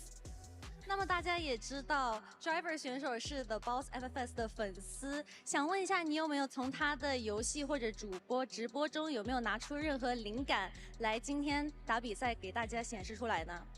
我觉得他的玩法带给我很多启发吧，就是正确送投资好赢游戏的方式，就是打比赛也是一样的，你只要送得好就会赢游戏啊。Boss 就是属于那种。 很会送的人，所以我看他学了很多。So I think Boss definitely gave me some inspiration going into today's series because some deaths are good deaths, and in competitive series, I feel like that is also very necessary and could be used to our advantage. Good death only. Hongkyu, you went toe-to-toe against Faker. You had an amazing series today, and you're the youngest player at MSI this time. How do you reflect on your performance so far? HONQ 选手，首先你前几天刚跟 Faker 打出非常激烈的对决，然后今天的表现也是非常出色的。作为 MSI 今年最年轻的选手，你对自己在 LCP 还有 MSI 的状态如何？怎么评价？LCP 的状态就是应该打得不太好吧，但是来到了 MSI，就是对手都非常的强劲，所以得就多花1倍的努力，然后还有专注度去打这场比赛吧。I actually don't think my performance in the LCP was the best. However, coming into MSI, the opponents are much more competitive, and I'm going to try twice as hard to perform for you guys. Looking forward to what's next. Now, Driver, I cannot let you go without a celebration. We did not get any celebration for you, so would you give us one now? Driver 选手可不可以给我们表演一下他的经典舞蹈，来鼓励一下，鼓励一下。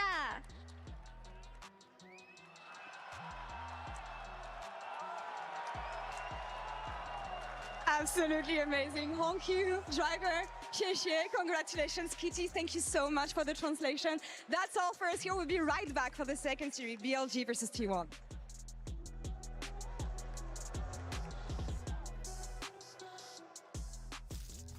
Let me throw it down to the ground, make them turn around. This is what I do. I'm a dog, not afraid to fight in the dark and light. Is required. Financial system updating.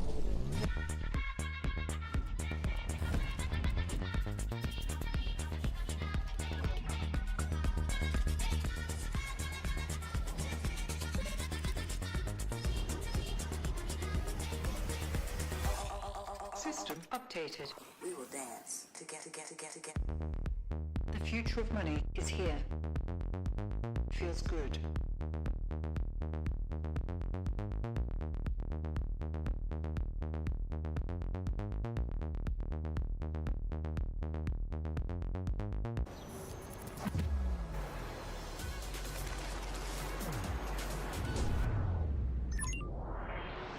Hunter in the dark.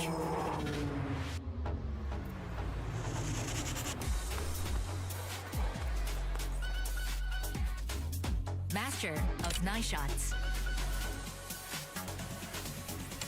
Oppo Find X8 series. Powerful camera, powerful AI.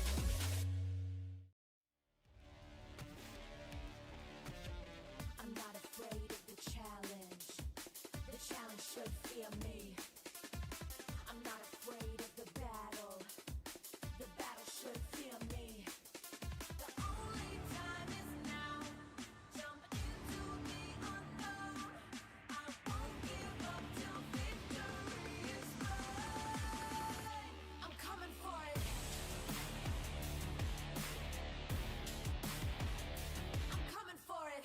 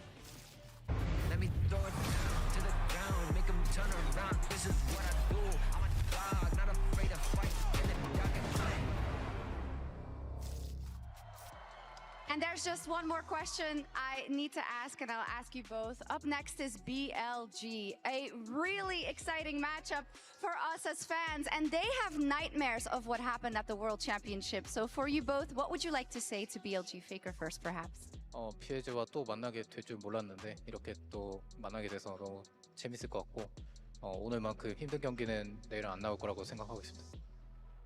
Well, Gumayushi, would you like to add anything, or is that enough? 작년 월드의 악몽이 떠오르게 해드리겠습니다.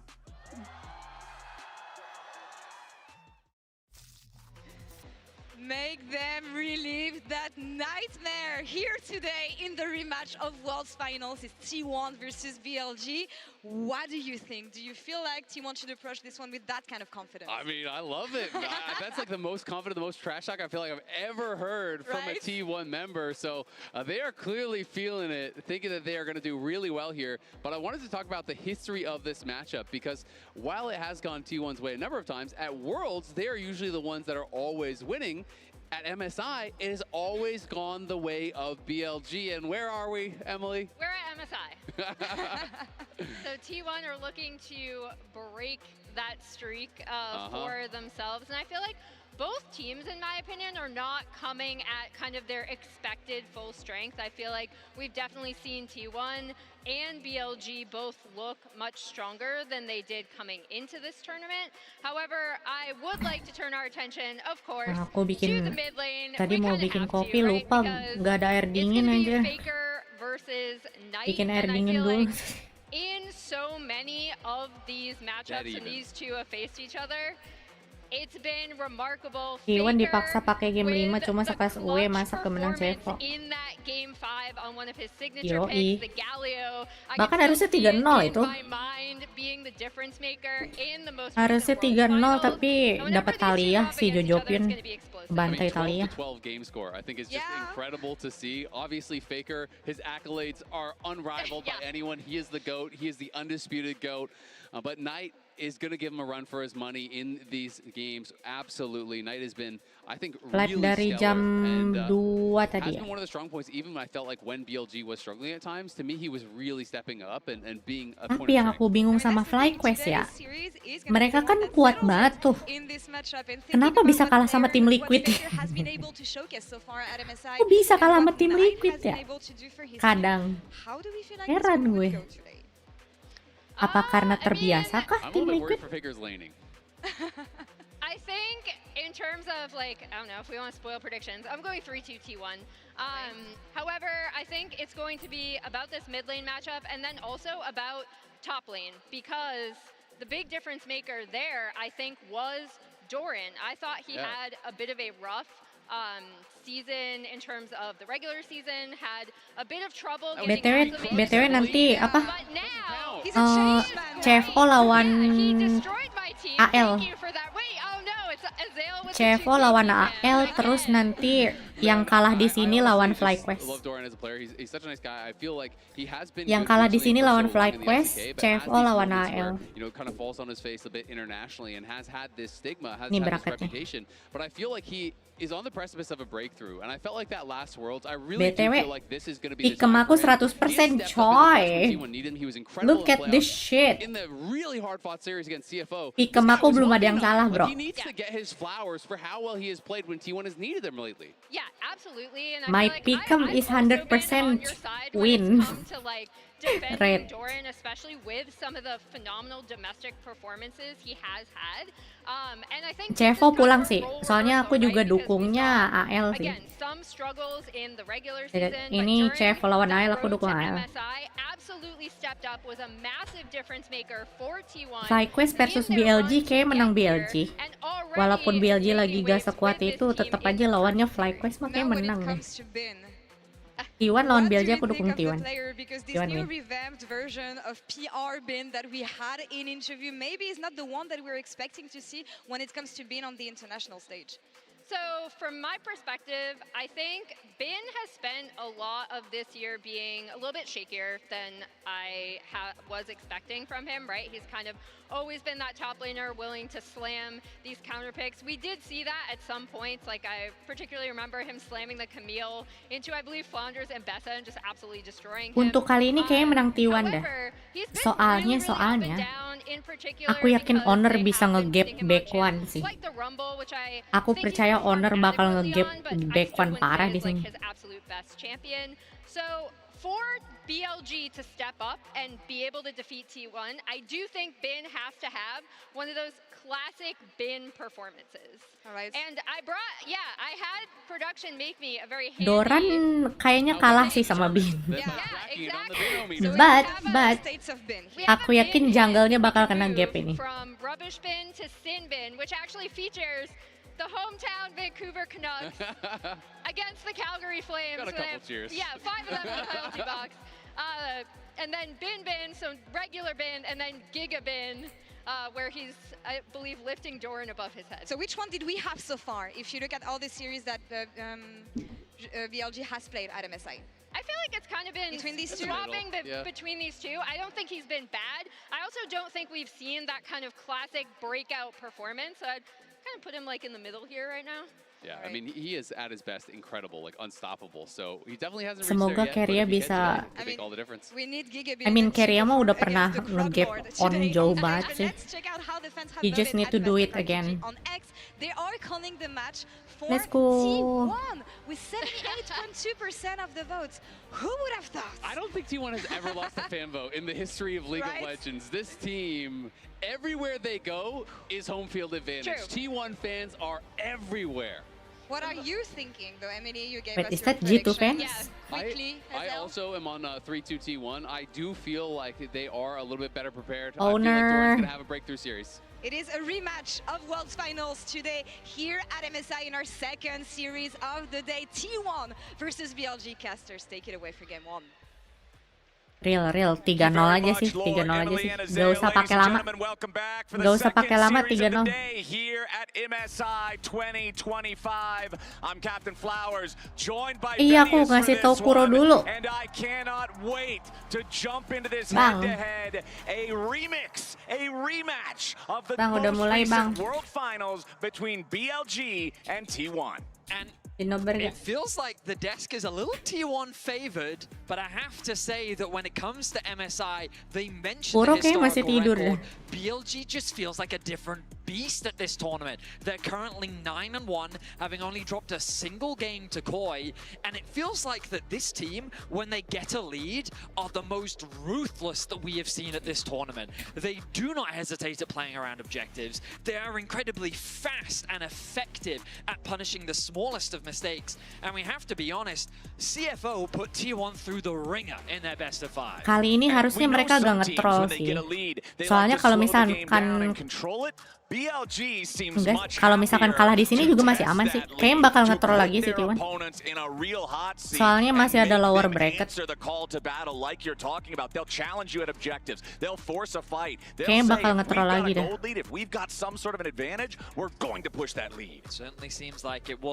Masih ada lower bracket buat T1, jadi ya berasa mereka gak bakal serius main. Itu Faker lagi ngapain? Many appearances at the World Championship and MSI.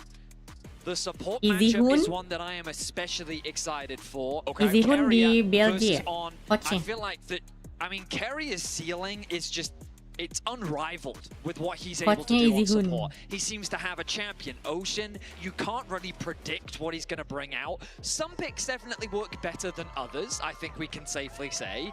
But there are certain champions that he's just able to have such a huge impact on. Meanwhile, for On, I feel like that his engages that we have seen this tournament have just been unbelievable. He knows exactly the right target to pick, and he sets up his team for so many of those fast engages that can be very difficult to react to. And I'm really excited too, because we're getting this World Finals rematch in this year, in this season, where we've moved over to this new Fearless format. When I was watching back the World Finals yesterday evening to just make sure that it was fresh in my head that last time that we got to see these two go head-to-head, it was a little bit jarring to see Bin lock Rumble 3 games in a row, being like, wait a second, isn't that against the rules? It wasn't back then, but now we've got to go deeper into the pools. So if we get to go to that Game 5 again, if this series does go the distance, I'm really looking forward to seeing how they navigate the drafts and how they try to outplay each other before they even hit Summoner's Rift. We go back to last year, and when these two teams did meet at this point in the tournament, it was BLG that got the better of T1, knocking them down into the lower bracket, where we saw both Gen.G and BLG matching up in the next round. I wonder if it's going to be a repeat of history, or instead we're going to see a different story from T1, because at the end of the day, T1, no matter what you think about them, no matter how many VODs you review, meditasi kalau misalkan game 5 kali. No matter how much detail you go into with this team, they have something that is just, I don't know, magic, I guess? Like, intangible. That is the word that I'm looking for, and that is the beauty of T1, why they are such a fan favorite, why they're so widely decorated. This is the gonna ability be to just find that way to turn games around cinema. has always been a joy to watch. As you can see, we are currently experiencing a slight game delay, so you're listening to me and Captain Yap while we get ready for the first matchup. Just a little bit more. We do have a hardware delay on the stage. As soon as we're able to get that resolved, you can see league officials talking with the players right now. So hopefully we can get that taken care of ASAP. Get ourselves into this first draft. Start this series off. Remember, if you win today, it's not like the road is going to get any easier. It's Gen.G waiting up there in that next winner's bracket match for whoever wins this one. MSI is a real battlefield. And I know a lot of LCK fans are hungry for that match because they were denied it domestically. We don't know how the two compare currently. We got to see it a bunch during the regular season where Gen.G did dominate, but we never got to see that best of 5 between those two teams. Meanwhile, for BLG, I mean, it's just a matter of revenge for them, right? Yeah. They're always the bridesmaid. They always come so close to winning so many international titles, but then they're always denied. Last year it was Gen.G at MSI, then it was T1 at the World Finals. They're a team that comes so close. BTW sekedar info aja ya, win rate T1 terhadap BLG di MSI 0%. T1 belum pernah menang lawan BLG di MSI. Win rate T1 versus BLG di MSI 0%. Response to the Annie matchup, just because she feels so safe in lane and because of how reliable she feels in the team fights. And alongside those high priority mid lane champions, we've been seeing so much priority on Varus in the bottom lane. The power of the champion both in the laning phase as well as the incredible burst and range that he has as the game goes on for the team fights. We know that both of these AD carries are very adept mechanically and can carry a game on their backs with just their individual performances. Locking in a power pick like that in the bottom lane could also be an easy win. The jungle is also very shared based on what we've seen at this tournament as well. And for Baseron going up against Oner, naturally on paper you would give the advantage towards Oner, especially given how impactful he was for T1 specifically during their regular season in spring. But Baseron really has just slotted in nicely. It's kind of amazing how BLG always find these junglers that just provide them exactly what they need to get across the finish line and function as a team. I feel like that he's having a very solid tournament overall, and his priority around making sure that Knight is comfortable in the lane, solid banget sih T1 rosternya. Tapi Doran is entertaining though. I feel like it's going to be crucial as we get ready for this first matchup. And you're talking about how Baseron slots in to the BLG roster. Doran is entertaining as fuck. Might not be completely familiar. This is a 4 out of 5 man run back for both squads of those rosters that competed in the World Finals. It's only Shun being replaced by Baseron in the jungle on the side of BLG, and on the side of T1, top laner Zeus replaced by Doran. And Doran's going to have his work cut out for him up against Bin. This guy, we know when Bin is all the way to the right of that scale that Emily had when he's playing like Giga Bin, it's a real problem. I mean, the amazing thing about Doran is he's such a controversial player. You never really understand what level of player you're going to get from him, but so far it feels like that we're getting the best version of Doran. He was instrumental in their win against CFO. His Jace performance in particular just dominated against Rest. And I feel like his Rumble as well was really impactful in the series. So as a player, I feel like Doran is standing out. He stood out, especially in their road to qualify for MSI. So the top lane matchup is another one to keep our eyes on. And like, it feels like no matter where you put your eyes in this matchup, there's always going to be something exciting to watch. The question is going to be which role ends up being the most important. Like, that's the beauty of this matchup. You never quite know which role is going to be the series defining Di atas 3 minimal. player, and we're going to have to wait and see which player stands up. And I like the fact that you mentioned the journey that T1 had to get here, but we'll talk about that a little bit later, because ladies and gentlemen, we are finally getting into Champ Select, powered by Omen and HyperX, here for game number 1, the rematch of the 2024 World Finals. Best of 5 starting off here. First ban from BLG on that blue side will be the Varus that I mentioned, that power pick in the bottom lane. 8 bisa jadi masuk akal. They're banning the Gwen first. You have to respect that champion for Bin specifically. Tebak first blood biar siapa? First blood Doran. Doran. But still, T1 respecting, they don't want to have to deal with it. The Azir. First blood Doran. Common ban for BLG. Not something that Knight has a huge priority on himself. And of course, against the GOAT, it's a champion that you really can't afford to give it.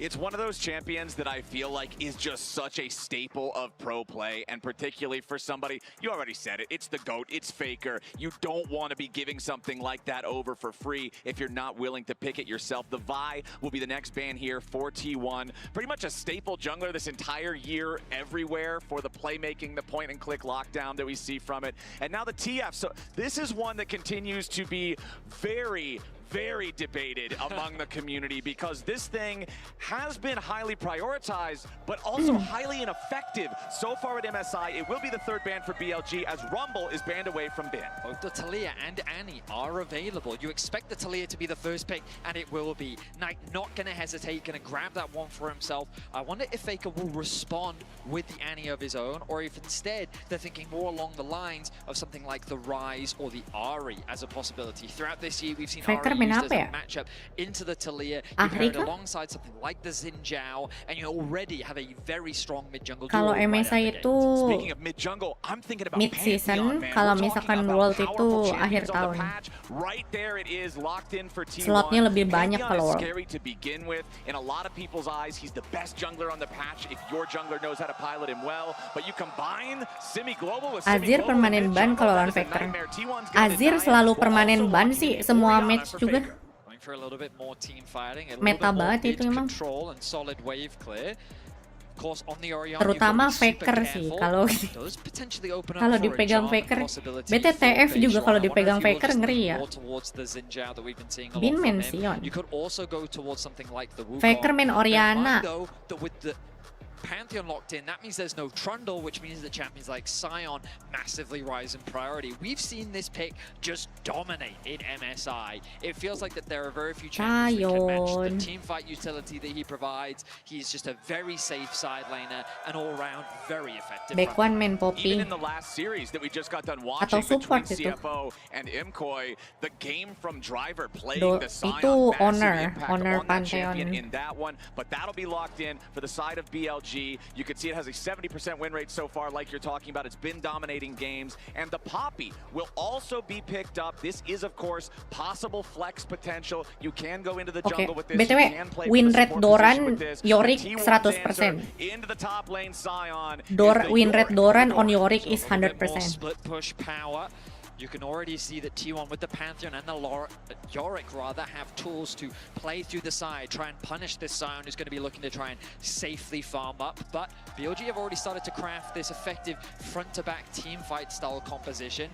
BLG need a little bit more DPS, so I imagine T1, if they're going to look to try and ban, maybe they get rid of some of that long-range tools. They've already decided to target the Karma. Yorick buat counter Sion enak sih kali ya. Sama-sama tukang nge-push. Like the Caitlyn, if they want to have that long-range damage threshold coming in from the backside. Alternatively, they could consider the Misfortune, a very effective LPL team-fighting AD carry that fits nicely into a composition like this that's looking for the front-to-back. Okay, clock runs down on BLG's next ban, so they will decide to take the Lucian off the Doran table. pernah 1 versus 3 dan menang waktu make Yorick. He actually pretty good on Yorick. That can play very aggressively. They're going to want to deny that from Gumayushi and Keria, especially when you see the Karma banned away. That tells you that you're trying to ban away anything that would be the long range, take over the lane. Tapi di sini musuhnya BLG ya. Musuhnya Bin masalah. Let's hope he can beat Bin, maybe. Do suggest that T1 might be Can looking he? at either an Alistair or even a Braum. If they want something Can a the little bit more Croc Lord defensive, kill I Bin? think both these champions can be very effective into the Braum. But also I think T1 can save their support for the last pick. I expect the AD carry to PT come bongkar through now, try turret, and give ada Keria 2 sekarang. and Guma the best possible bot lane 2 versus 2 matchup, BT but also welcome. allow Keria the freedom to kind of round out this composition nicely. The Nico right now is the hover. And it's going to be locked in immediately, so they're just going to put that towards the bot side of the map, already giving you a very strong 2 versus 2. BLG, yeah, they're going to deny the Kalista away from Guma, and they're going to pair it alongside the Renata. Another champion. Ini komposisinya si MKOI tadi. It feels like Kalista ngepur dulu kayaknya. Keria on Nico is so good with Pantheon constantly diving on your face, many AD carries just struggle to play in this current meta. Right, can be very difficult to deal with. One good thing at least Keria for on the Nico Kalista, there is so not good. a true massive tank on the side of T1. Pantheon and Yorick, both bruisers. Yes, they can be difficult to deal with, but it's not like trying to punch through a Scion or an Ornn or something similar. Last pick of the draft, red 5 for T1 is the Jhin for Gumayushi. So Jhin Nico versus Kalista Renata here in the bottom lane. Vedius, I asked this question to my co-caster at the end of every single draft. I gotta ask you now, who has the edge here now that we see all 10 ngambil picks? kopi dulu. Both comps honestly have very clear strengths and weaknesses. I think the BLG want to play a slightly slower game. When you draft that Kalista Renata, my instincts are always that you want to try and play aggressively through the bot side of the map. But with a Poppy, you don't necessarily have the best tools. I think T1 have a lot more early game agency, especially on that bot side of the map. Gumayushi getting his hands on his fabled Jhin when paired up alongside the Nico gives you a very present, very effective bot lane 2 versus 2, and with a Pantheon alongside it, if they can land that poke, T1 is going to set their sights on the dive. So in the early game, I very much like what T1 have drafted for themselves. I think they have a lot of options to get this game going. With Talia on one side and Pantheon on the other, I'm really looking to see how they use these long-range ultimates, how they cash in on the value of these semi-globals to create unfair fights and force these situations that can give themselves an edge. The arena is packed for T1 versus BLG. The energy feels amazing here in Vancouver. And I mean, we can feel it here at the cast today. Yes, sir. The crowd is feeling Let's good. go. We're getting ready for game 1 of this best of 5. A rematch over the last few years that has gone back and forth. World Final 2025 2024 rematch. Oh 2025 ya, salah judul gue. Doran gonna face check. Yeah, Doran walks right into the brush there. Aku bilang apa? Aku bilang apa? Doran's gonna take a lot more damage Aku bilang apa tadi? Aku bilang apa tadi? Aku bilang apa tadi? Oke, gak jadi. We start off with a very Knight. That was cheeky. Seeing if maybe he could catch Doran window shopping there. That was cheeky by Knight. He thought that he could get the finish, but he does not. That means we get a trade of summoner spells. Aku bilang Doran bakal first blood. Perhaps that means that Baishwan's going to change up his pathing, maybe set his sights on a top lane play for Sudah a potential ku bilang early Doran game. pasti first See him blood. actually pathing towards his Raptors, likely going to start there, as Owner's going to start on his top side, as we kind of expected. Gumayushi in the bot lane 2 versus 2. Carrier now shows up by surprise. They're going to look to try and get the advantage in the 2 versus 2. Expect a lot of trading in this bot lane matchup.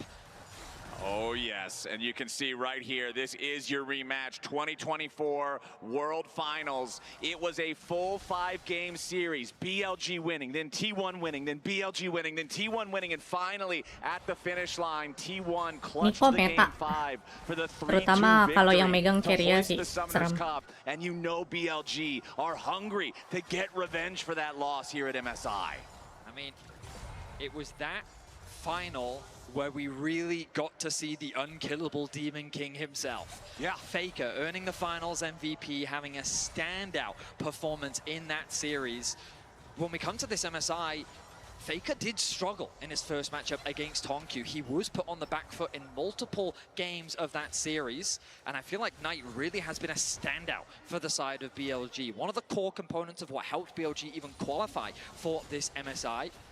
And already we see Knight off to an early push in the matchup. Very much what we expect. See him move into the fog of war, act as that potential threat, moving around, potentially working with his jungler. Now we know that Beishuan is pathing up towards the top side, a potential dangerous avenue that T1 has to respect. And on the bot side of the map, Owner is getting closer and closer. The health bars, though, of both Elkanon, very good right now. No real risk of a dive. Yep. And checking back in on what we were thinking about after that bit of a dicey start there in the top lane for Doran. The push originally did go to Bin. Doran was underneath the turret, but now you can see that wave is pushing back out right around the time that Beishuan is finishing those camps in this top side of the jungle. About to kill his blue now. He's going to path up towards this top lane. Now, Doran's going toward the Pixel Brush at exactly the same time that Beishuan's making his entry. Doran with a nice use of the cage there. Does block Beishuan's Doran gak punya entry flash, point, BTW. but still a little bit of damage from the Poppy to harass Doran a little bit more, but not really a huge threat coming out just yet. Doran manages to keep himself out of trouble. I will say, Sion plus Poppy, not the most effective early game ganking duo. Not really. You can definitely be annoying. And I think Doran is a little annoyed, but aside from that, he's not in too much danger. The wave state is in a fairly healthy spot. Faker will take a bit of damage, but Owner already setting his sights on the Raptors respawn. It's the #1 minigame for junglers to play. Mark those chickens, steal them away at every respawn you can get, but Beishuan is here to contest, wants to fight Owner for this second set of the chickens. Owner, though, has the smite on the large chicken. His on has to sidestep the deadly flourish down in the bottom lane scrap at the same time. Owner with control over the jungle of Beishuan here in this red quadrant, as Beishuan will make his way back out. There's nothing else right now for Owner to go after because of the Krug camp still not being something that's within his reach. Since Elk and On are all the way back behind the turret, they would easily be able to come help Beishuan. So Owner's just going to take his one camp steal and walk away from it. Back up top side, continuing the trading between these two. As long as Ben is able to just keep trading and farming early on, he's going to be just fine. The Scion can be so powerful into the Yorick. The Soul Furnace is powered by ghouls. They count as cold. I think Doran will be okay. These things up. He's getting extra Doran will be power on fine. the W, extra maximum health to be that massive front line. Ini Knight kena PTSD ya lawan Faker. Power behind it. That's yes, for sure. sir. We'll see how impactful that train will be later on bro into the get game. I just want to PTSD. come back to that Owner pathing that you were talking about. I love the fact that he started with the red, moving to his Krugs, and then Raptors with the full intent on stealing the enemy Raptors, knowing that he's going to be able to work with Faker to get that mid push, be able to contest those Raptors, steal away what he can, and then the Raptors will respawn that little bit later, so he can then path back towards the Krugs, path nicely back through his jungle, and now he's going to continue on with that full clear.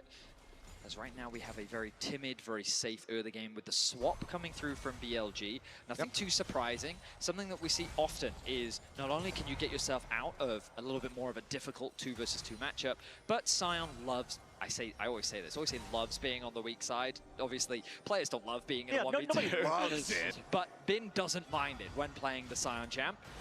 As now Doran could be in a little bit of danger here. Nope, not quite. On and Elk aren't in range to back up Beishuan. There's no wall for the wall slam from the Poppy to actually find the big value there. So Doran's still all right, does have his Maiden of the Mist ready to be summoned, but does not want to summon it up at a time when these swaps are happening, when you could end up in a 1v3 situation, have the Maiden deleted very swiftly, especially with Beishuan having the smite available. If you lose that Maiden early, the cooldown is so long, it feels really bad, and you feel like you've lost a huge part of the power budget of your character. Owner udah As now dapat the Pantheon from T1, Drake. Owner has secured the first Drake of the game. 6 minutes and 45 seconds in. Beishuan coming back up into the top side. Doran forced to flash. Tadi aku bilang apa? Nice handshake. Tadi aku bilang apa? Right on back, and Tadi aku bilang apa? BLG get first blood. Setting his sights on mates. Tadi tebakanku apa? Flashing away, stays safe from that one as Carrier's Tangle Barb's going to force out the summoner spell from the BLG mid laner, but it does cost Carrier's flash at the same time. Okay, so a lot of things happen. Ooh, the shockwave connects. Nice shockwave from Faker to chunk Knight, but not threaten lethal damage.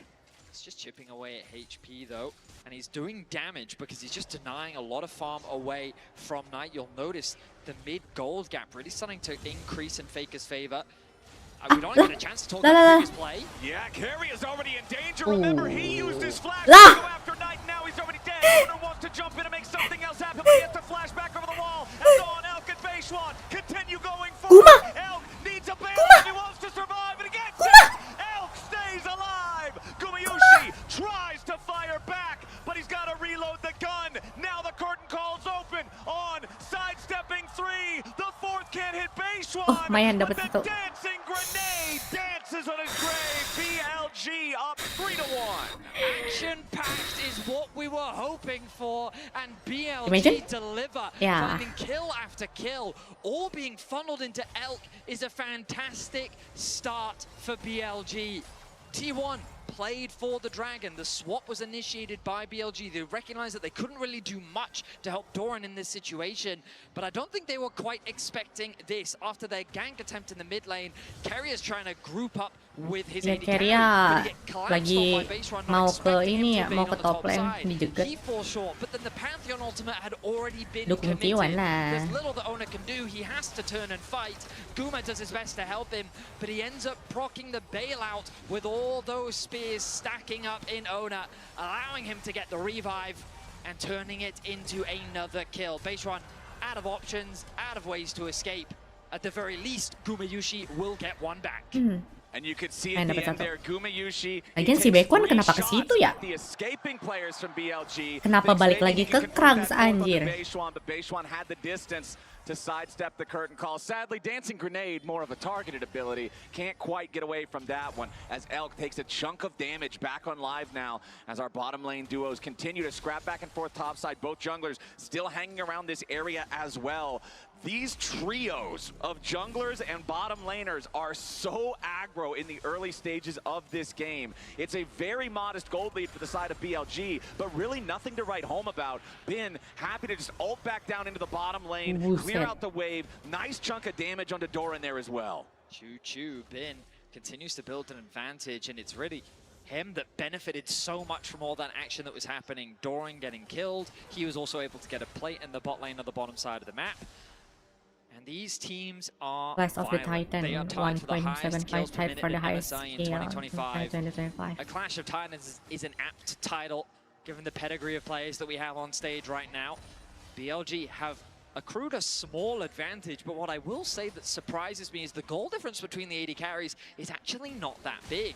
No. Guma has actually been able to get himself a small gold lead, all because of the farm that he Padahal was able Elk to lebih banyak generate killnya, tapi while all goldnya that banyakan action was Guma happening ya. on the Rift, getting one kill for himself. Si S-nya. But considering that is a 3-0 Si S-nya banyakan Guma. Guma is kind of unfazed. Yeah, it's a lot of times what Guma- we're seeing Guma get chill. picked into these Kallistas that ends up making them not as effective as you would otherwise expect them to be. The power of range, Pollingnya the power of 100% T1, pulling gak them aneh away sih. from playing as aggro as they want Gak to. Nico aneh. throws out a Tangle Barb, Jin hits you with a Deadly Flourish into the Dancing Grenade with a hopefully 4th shot auto attack, and all of a sudden the Kallista doesn't feel as empowered to run the lane like she wants to. Gumayushi with a 4-wave lead, almost 5 waves of minions ahead of his opponent.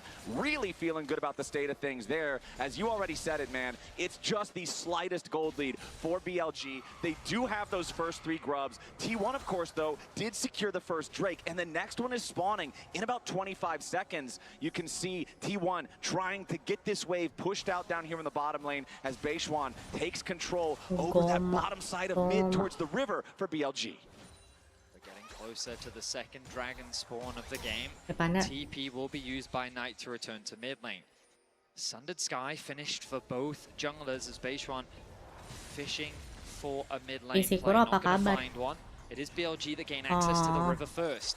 Udah The kan bot kemarin wave ya? contest is going to Insyaallah. be super important as both these AD carries want to be in a position to fight. With the Yomu's completed for Guma, he should have a slight advantage over Elk. Nonton No gak tuh blade dia? of the Ruin King finished just Ano? yet, but T1 do not want to give this up T1. without a fight. Owner jumps in, immediately goes for the stun on the Knight. Oh, Keria 3-man ult, Sasuga. Wah, tapi damage-nya belum masuk. Ya, Owner mati. Owner gak mati anjir! Shockwave finds 2, and T1 get a double kill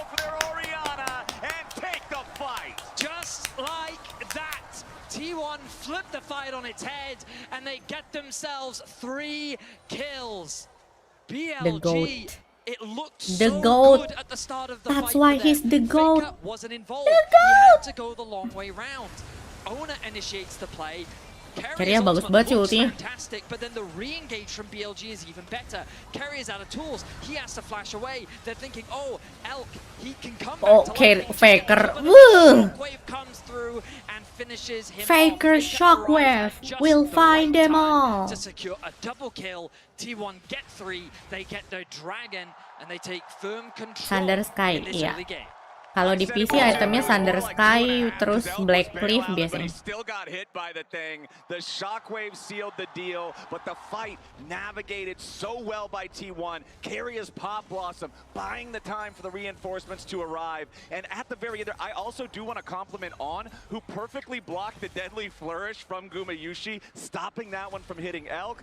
BLG tried, but T1 played it better. Look at the damage in the last fight from Owner, beating the next closest damage by almost a full 1,000. There's a reason that this champion is considered by many to be the best jungler on the patch, as Beishuan goes in for Faker. And now in trouble for the T1 handling the handshake, pulls him right on back. Knight's got enough damage and a shutdown for BLG. Now BLG are not the type Langsung of team to go out langsung without a digeng fight. 3 orang Nice anjir. pick onto Faker. Even though he had his flash, they collapsed on multiple sides and they make the kill happen. T1 still holds on to a gold lead for now, but Knight with some much needed relief after the amount of push that Faker has had in this early game after getting a double kill. They've really needed to get some gold back into Knight's pockets. Knight on this Talia, that could be the playmaker they need, and they're trying to get him there with plays like this. A nice flash shockwave from Faker, but then he gets handshaked back into the team. He then decides in his last moments, maybe I can get a few more minion waves. He's just going to shake that one off. A nice collapse comes through from BLG. You can now see the goal difference between the two mid laners very even, but the gold advantage largely sitting on Ona and Gumayushi. Plates you can see here as we are now past that 14-minute point. A few for both sides, but not a major difference in the game being decided by them. However, the difference in plates is kind of the gold lead right now for T1. The game is that close, only a couple hundred. This time favoring the number 2 seed of the LCK. The Rift Herald about to spawn in only a few seconds. BLG bringing everybody up here. Now Knight will have his teleport. I believe there's still a few seconds remaining on that cooldown. Digeng lagi Faker, astaga. Owner datang. Ditolak cintanya, bro. Shit. Kirya. Mati Bin. Bin mati. Gak mati anjir. Lihat guma. Lah, si On sama Elk ngejarnya jauh banget anjir. Elk ngapain di situ, cowok? Bro, did bro not look at minimap anjir?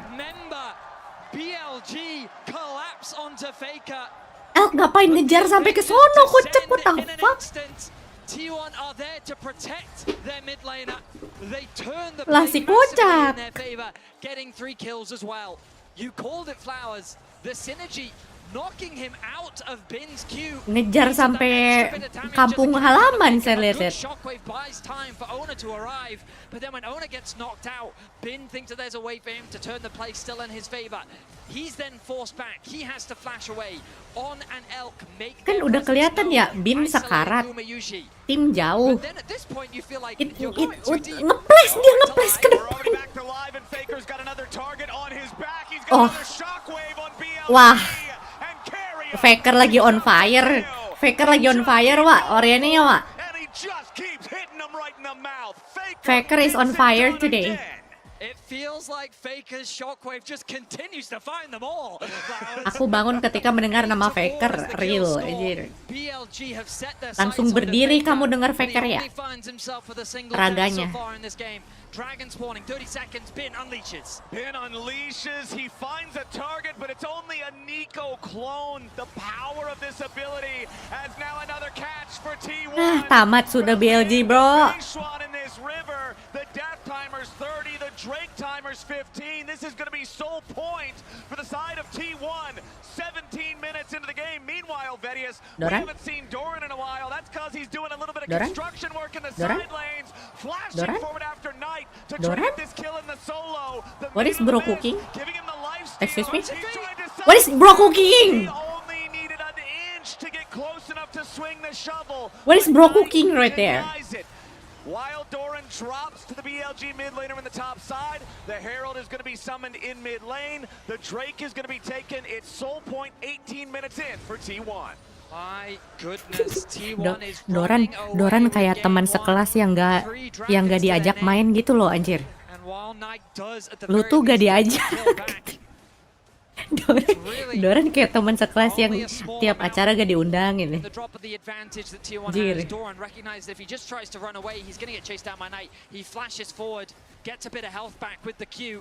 And he realizes, oh, if I can just get one more Q off, maybe I can turn this in my favor. The Seraph shield's procced. He can't close the gap quickly enough, and Knight secures a kill. Doran largely going to be unfazed by that, though, as he should be. With the lead that T1 have, they're still in full control. Late game gua bantai. Exactly. Doran is the demo man in this game. The side lane turrets have been his targets, and he has been achieving those objectives. 4,000 gold lead, 3 Drake lead for the side of T1. All BLG really has here are those 3 Void Grubs. But Vedius, when you're this far down, you can't get to the turrets. On, forced to be saved by Elk as Doran's gonna take a ton of damage in a counterattack. Nice kill for BLG, and they're about to make it 2. OP banget ya. Peker nge-flash. Shit. Oke, nice. Wah, jago. Ini mah pembantaian anjir. Ini mah pembantaian.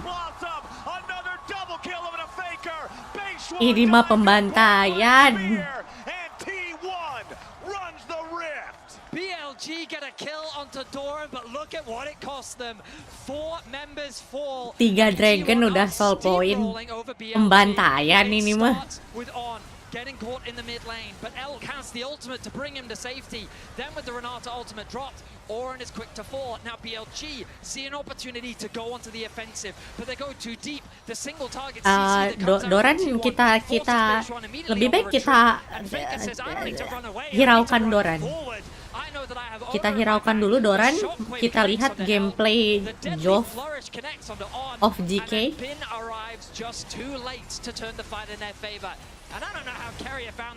Anggap saja Doran iklan lewat. T1 are steamrolling. That tangle barb was disgusting. Jesus. Pembantaian ini mah, bro. 5,500 gold lead now. Vedius, it's only 2.5 minutes and T1 Jangan main di Jawa, masih pagi, Bang. Mana ada T1 orang Jawa? But everything has gone T1's way for what feels like the past 10 straight minutes.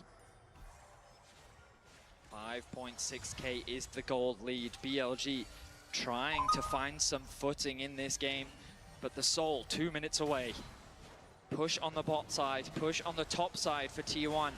They're keeping mid control as well. BLG is being suffocated. Tapi gitu ya biasanya formatnya. Kalau timnya ngefit, Doran carry. Kalau misalkan Doran ngefit, tim carry aja. Sepertinya T1 menemukan gameplay baru nih. Semenjak final LCK kemarin.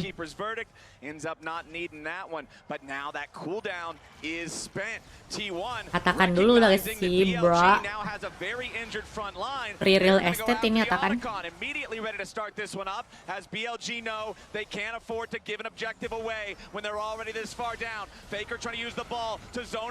Keria, lihat Keria. Duduk. Ya Doran doing Doran thing ya kan normal gitu. Doran doing Doran nih.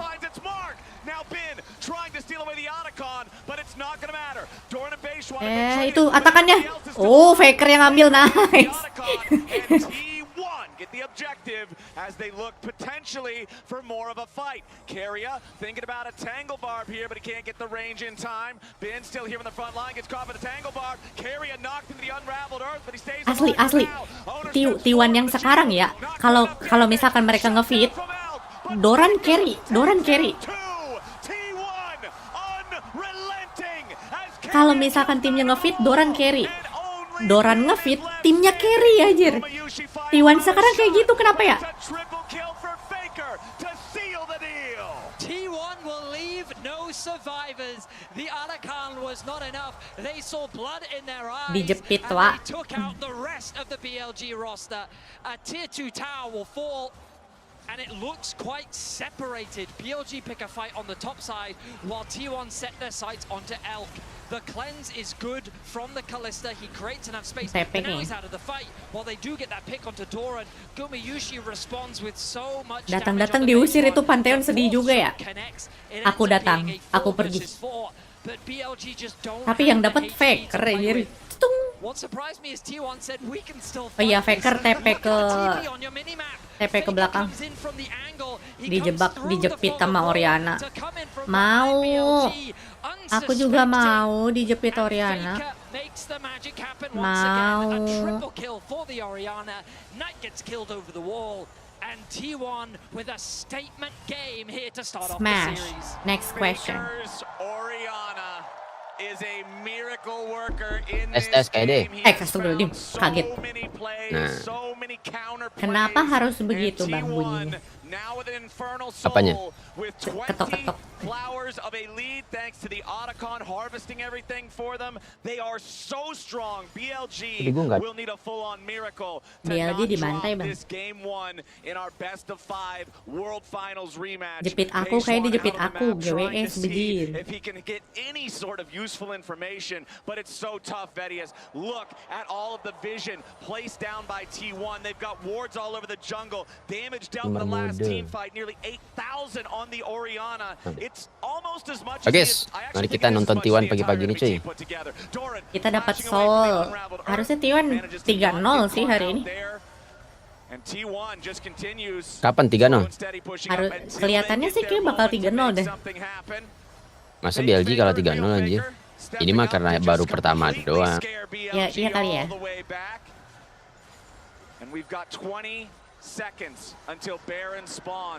Itu Kaede cuy, yang suara Kaede. Pagi guys.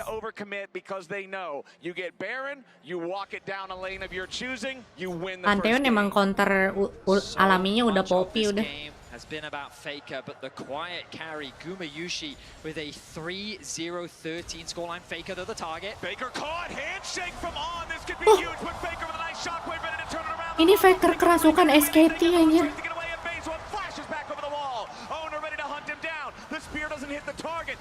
Gila, tiap Faker ulti aku keluar anjir. Hah? Keluar itu apa namanya? Teriakan maksudnya. Apa lega gitu.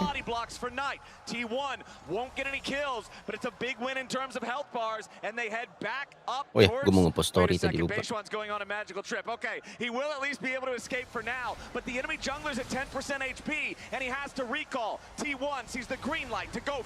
Exactly that, Flowers. It's too difficult for BLG to contest this objective. They're still going to try, though the TP comes through from Knight. It's a full send from BLG. Lupakan yang aku katakan tadi.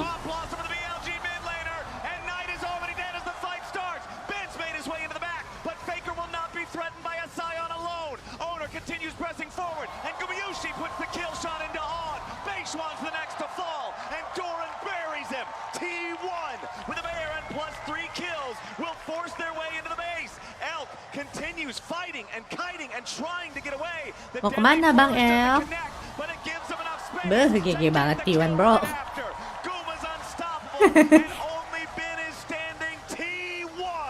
Faker kerasukan SKT, Wak. Gila, secepat ini menangnya. The Nexus turrets are nothing but a formality. Bin's health bar, the same thing. Lah, udah kelar J 26 menit cok main wallrap anjir. BLG dibully gini anjir. Gila. Red set loh itu. Menang di red set mereka.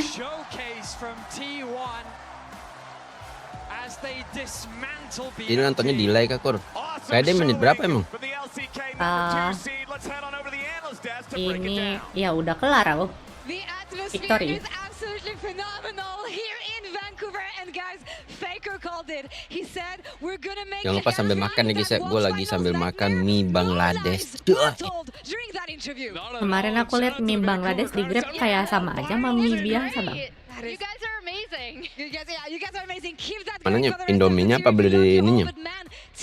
Iya bentukannya kayak seblak gitu loh. Right off the bat, an amazing Enggak, anjir. composition that allows you to team fight. It was beautifully done here. Yeah, and so it looked Dia belinya di mana? Apa ngelihat maksudnya? Di Grab lihat lewat. top lane play where we're like, okay, Enggak kayak seblak aja, dia lebih kayak mie nyemek gitu. feats of warfare. Mie nyemek kayak gimana tuh? And then we have Faker coming in. Mie nyemek juga nggak tahu. Again, a Nggak tahu. classic champ for him. He's been playing this since he Yes, came into the LCK in the Oriana, being a massive difference maker already in game 1. I mean, honestly, I was Doran jadi tubal T1 proyek when I saw the top asli. lane matchup especially. I think it's pretty tough for York to get an advantage there. Bin, you know, Doran is cuma gonna become a quick pengalihan ball, just isu getting anjir. so much passive HP from the Soul Furnace, from those York ghouls. So I thought it was going to be a bit of a slower game, but T1 had other plans. They're able to find so many advantages around the map. You know, utilizing Carry Faker, emang the bot pendek lane banget. owner. Tapi sependek-pendeknya Carry ya, kayaknya tinggian dia deh daripada gue. It didn't matter. He was there too. He was in the screenshot at the end. Carry ya.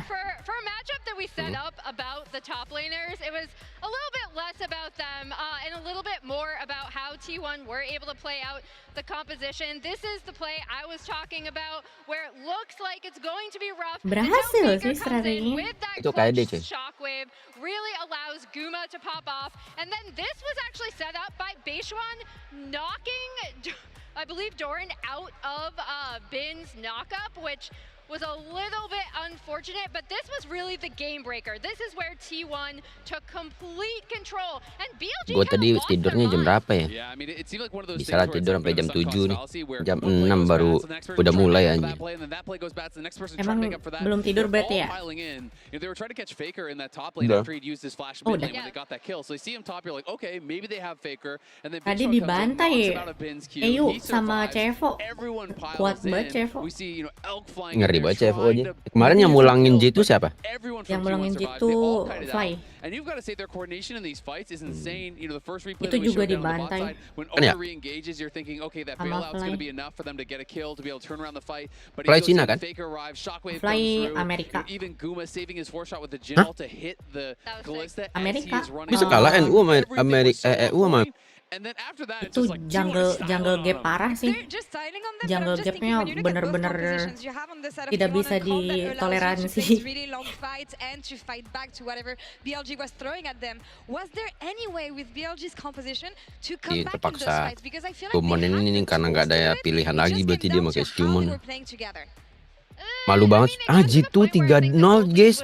Sama anjir. Padahal EU tuh S-Regio di luar Asia. BLG to have to respond, right? And we saw when BLG were able to respond, they weren't necessarily all on the same page. As we're about to see, every second counts, and thanks to the reliable Cisco network. Tapi katanya G2 mau ngambil Korean jungler sih. Guys, they actually started up, and then when BLG tried to contest, again, they don't Siapa really have ntar a dibeli choice sama but G2 to ya? contest here, but T1 just roll over them.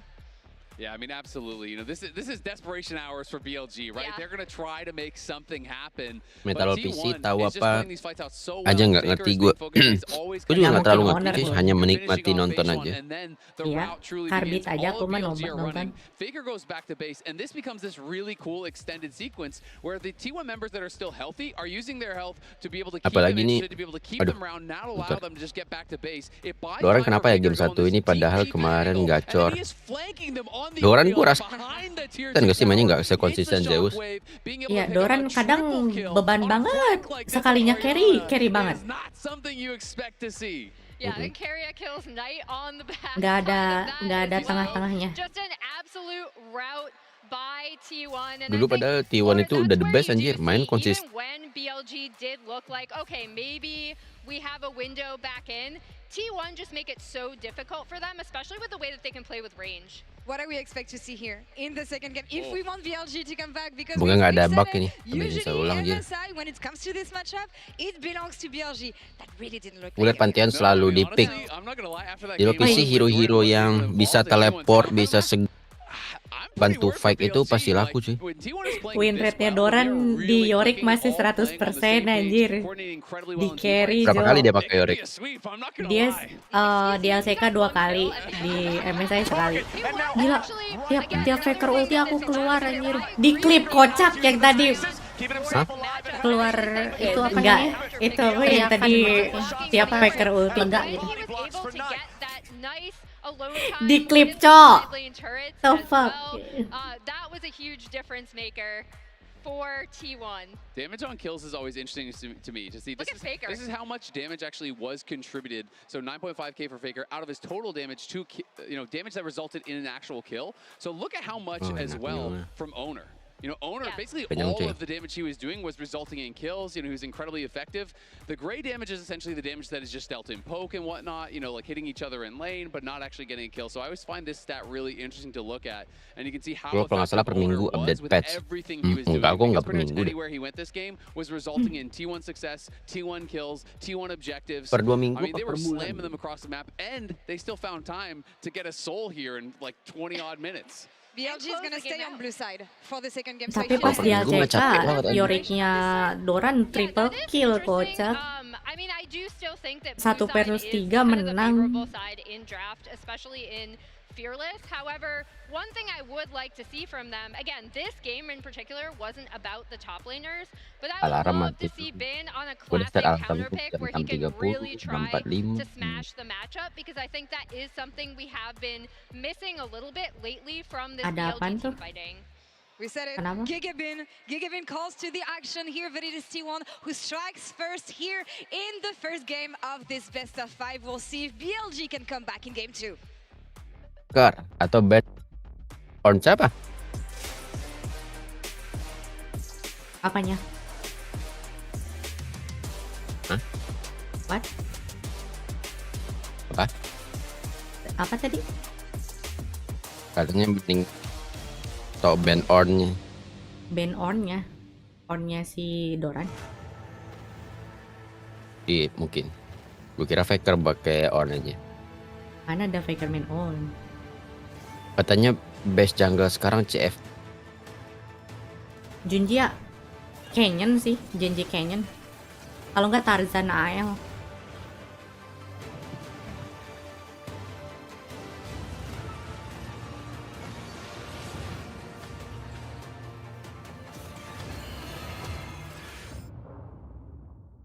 Kita buka TikTok dulu sambil nunggu ya guys ya. Minta setting PC kali itu Faker. Iya kah? Jangan bilang tadi PC-nya error, tapi bantai-bantai. Ngeri kali, Wak.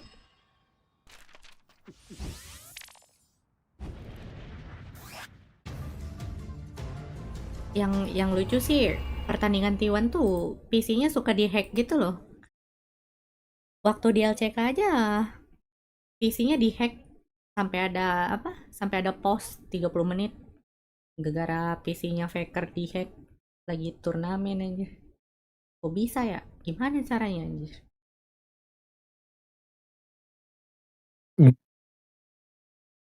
Kebalik. Iya, aku bingung gitu. Kok bisa gitu? PC turnamen kena hack.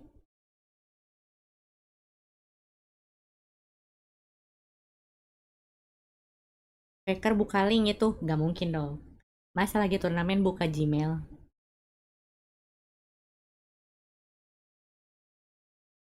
Kapan itu Metadoxly? Cari deh di LCK. Aku lupa match yang mana.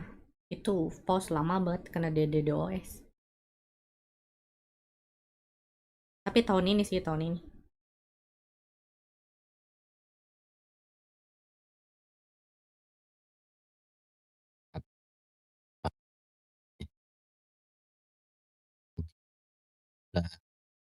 Apa sampahnya? Server government aja bisa kena hack kayak dek. Ya, masa disamakan sama Komdigi?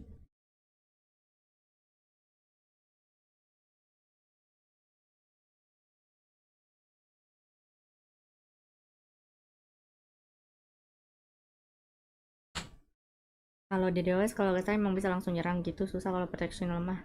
Oh, Tapi gimana ya caranya? Kok dia bisa tahu IP address-nya gitu?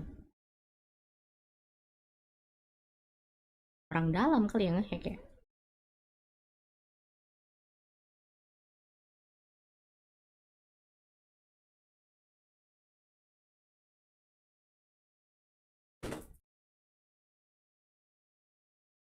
Kalian udah tahu berita yang di Jogja, yang di Sleman nih?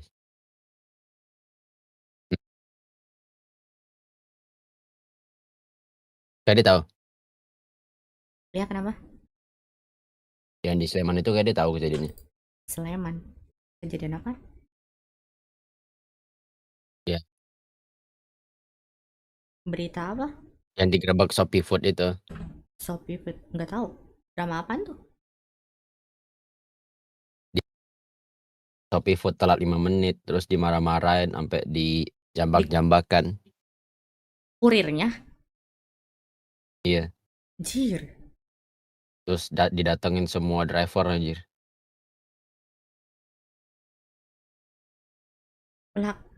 Gara-gara telat doang? Iya, gara-gara. Damn. Sangat mantap. Etika sudah hilang. Siapa kata champion apa? Mobile Legend? Etika sudah hilang.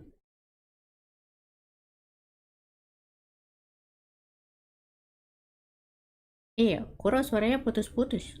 Discordnya. Iya kah? Tes 1, 2. Tuh, hilang-hilang. Itu kayak noise-nya deh, kegedean. Coba kita cek ya.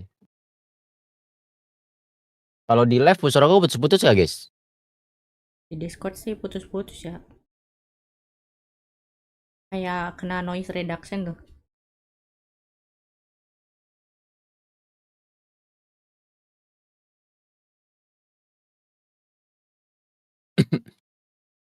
Tes, sampai cek sound, digeruduk cek sound, rumahnya, cek, gila cek. padahal tengah malam itu. Cek. Ngeri kali ya. Kaede tes 1, 2, 3, 4, 5, 6, 7. Itu masih hilang? Lancar.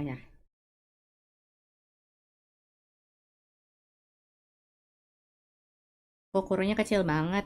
Ya masa satu layar kuronya nggak kelihatan dong.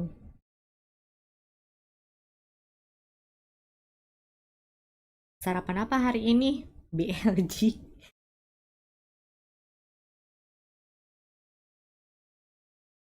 Stomp. You know what I mean? And so I'm hoping that this was just a precursor. That BLG will be able to fight back and will get the 5-game series that we deserve when these two teams fight against one another. We know Masa the caliber 3-0 of sih these BLG players. I please. imagine they will brush that aside and bounce back here in game 2. Exactly. You go back to the World Final. It was a back and forth every time up until T1 had to win 2 in a row in games 4 and 5 to win the series. So let's see if BLG can keep that pattern going here and find their way to a T1 weak spot in game 2. Terima kasih Kaede, gara-gara kamu aku bisa tidur. Prediksi condong kemana? Kayak T1 udah mulai. Kamu tidur depan PC bang. Gwen from Bin, and they're also going to make sure that BLG doesn't get their hands on a blue side first pick Varus. TF masih permaben itu padahal win rate-nya 0%. Poppy already taken out. Vi immediately raises in value. Poppy such a good answer into the champion.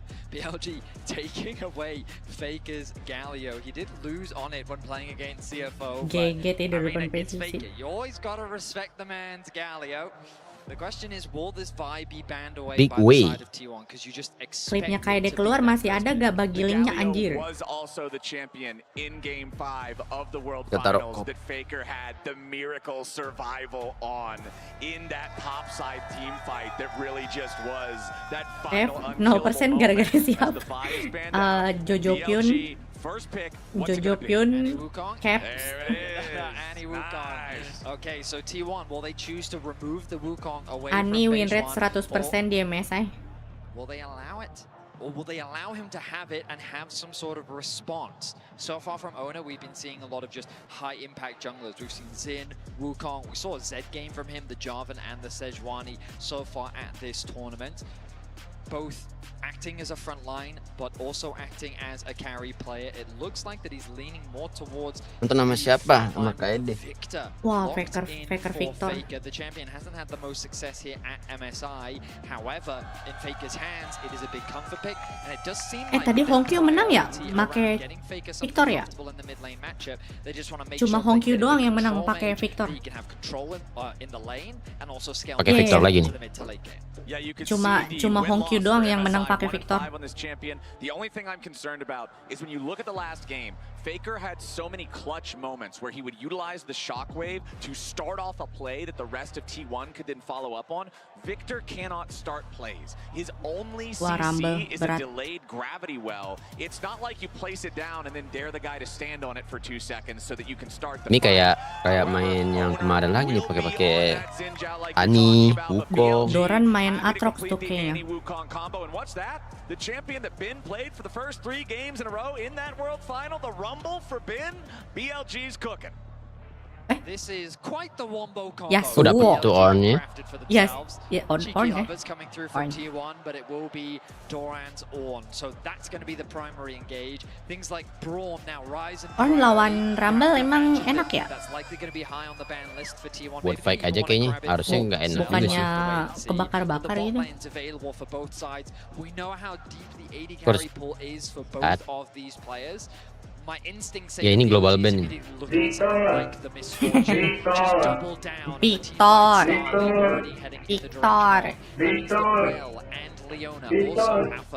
Massive value in this composition, either as a follow-up or as an engage tool themselves alongside the Wukong. And I think this second game, there's going to be a lot more pressure on Doran. You and I were joking a little bit. Iya, apa sih bang? Doran just got to kind of enjoy the passenger top laner lifestyle in game number 1, just split pushing the rest of the team, making all the big plays. But this time around, without Faker having the playmaking Rame banget fansnya T1 mah. Doran being on this big go button. Aja mikrofon nempel. The pressure on him to find the right angles, find the right times to Kira start dikasih jarak fights dikit. off. Lulu Kaisa banned out by T1 in the second half. The Rakan Dikokop removed by mic-nya. BLG. Kaisa is the concern from T1, recognizing the potential backline access and dive that is available, so they'll remove that. But MF rising in priority here for Elk. Hampir gak ada yang pakai Darius di Prosin. Gak tahu kenapa. Bahkan lebih sering Riven. Ya lah, Riven bagus J. And it's going to be locked in. Okay, so T1 going Global, very iya much a global. front-to-back style of composition with Victor and Kate then paired alongside the Ornn. You can see how the game plan is going to work out. Karma is going to be a prevalent pick. We haven't seen Lux paired alongside the Caitlyn, but it is a tried and true combo that we've seen this bot lane bring out before. Of course, if they want to play safe, they can also play the Braum themselves. There's that Ezreal that we were talking about. Ada Braum, ada Ornn. In the sense that you can play very safe with the Ezreal on the back line. Punya Ornn, ada di Braum. Not a champion that's designed for Carrier. but it is a champion designed for engaging. So when paired up alongside the Ezreal, Elk can play independently without relying on Ornn. Whereas Ornn's going to be working with his team to dominate in the team fights. These team fights from BLG are absolutely ferocious. Brokenback kenapa nggak pakai Riven ya? Padahal itu orang one trick Riven loh. Sama coachnya kagak dikasih biasanya. This massive AoE damage dump, and T1 cannot get caught in it. Anybody that those 5 abilities overlap on, you are gone. Your screen is black and white for the next little while. T1 bringing out the Braum to try and mitigate some of that engaged strength that BLG have crafted for themselves. It's only the first game, but we could feel the pressure that T1 was able to exert on the MSI stage. BLG have faced that pressure before, though.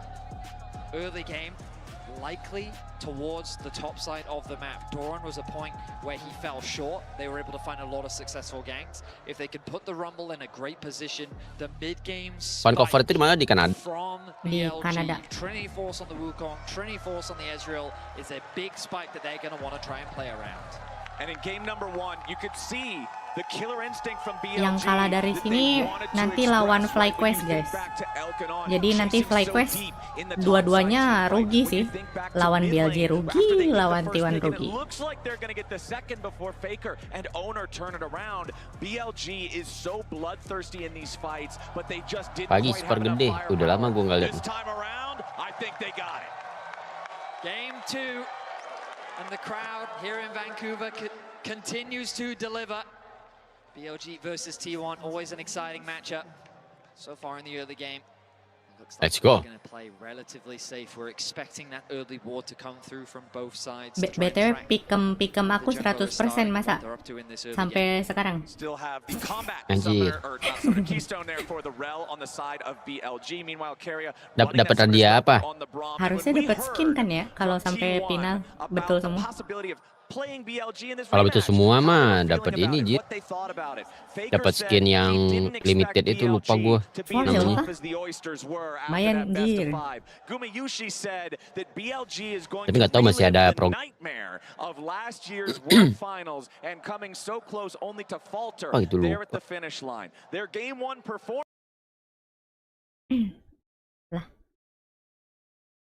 Lived up to their words. I will say that Gumayushi throwing out some trash talk, kind of par for the course. Ikut pikem aku bener semua. That man is one of the most humble esports players that I know. So to hear that from him was a surprise, but I absolutely love it. T1 backing up their words, as you rightly said, after game 1. But I imagine we're going to start the game off a little bit slower. Okay. Meleduk So that's what we saw in internetnya, Wak. game 1, just a bit of trading back and forth. We expect T1 to be the team to initiate that early swap, get the Ornn onto the weak side of the map to play into the 2 versus 1. For the time being, Gumayushi going to leverage his range to try and get that early push, chip away at the HP bars where he can, and potentially look for an early back and then a swap towards the top side. Now, one important difference between game 2 and game 1, Doran did not find himself in a nasty 1v2 situation before the minion spawned. He was not forced to use that flash early, so there's no extra incentive for Beishuan to path up towards that top side, try to make a play towards Doran. Wih, keren banget gini POV-nya. Both of the junglers actually doing their clears. Kenapa gak kayak gini dari kemarin-kemarin? Oh, masa gini mulu aja, pusing juga ngeliatin tiga. Tapi keren anjir. Tapi size-nya kayak kurang pas deh, miringnya kayak miring yang kiri. Top lane nggak lebih sama lega deh. ya? Top lane kayak lebih lega. Every chance you get, utilize that 650 range, find those little pot shots to build yourself. Iya kah kemarin begini? Junglers were spotted on vision as well. Kemiringannya kayak juga nggak sama. On the rift is very much Nggak tahu juga. aware of what the early game plan is for both these junglers. T1 going to drop some vision on the ward in anticipation of a potential early gank, and On is looking to try and clear it out. Real kah? Aku gak inget juga sih. Kayak baru deh itu. Ada aja, tapi bentar-bentar doang. My eyes on Beishuan. E in from Elk, a little low on mana. The trade not really turning into much. Yep.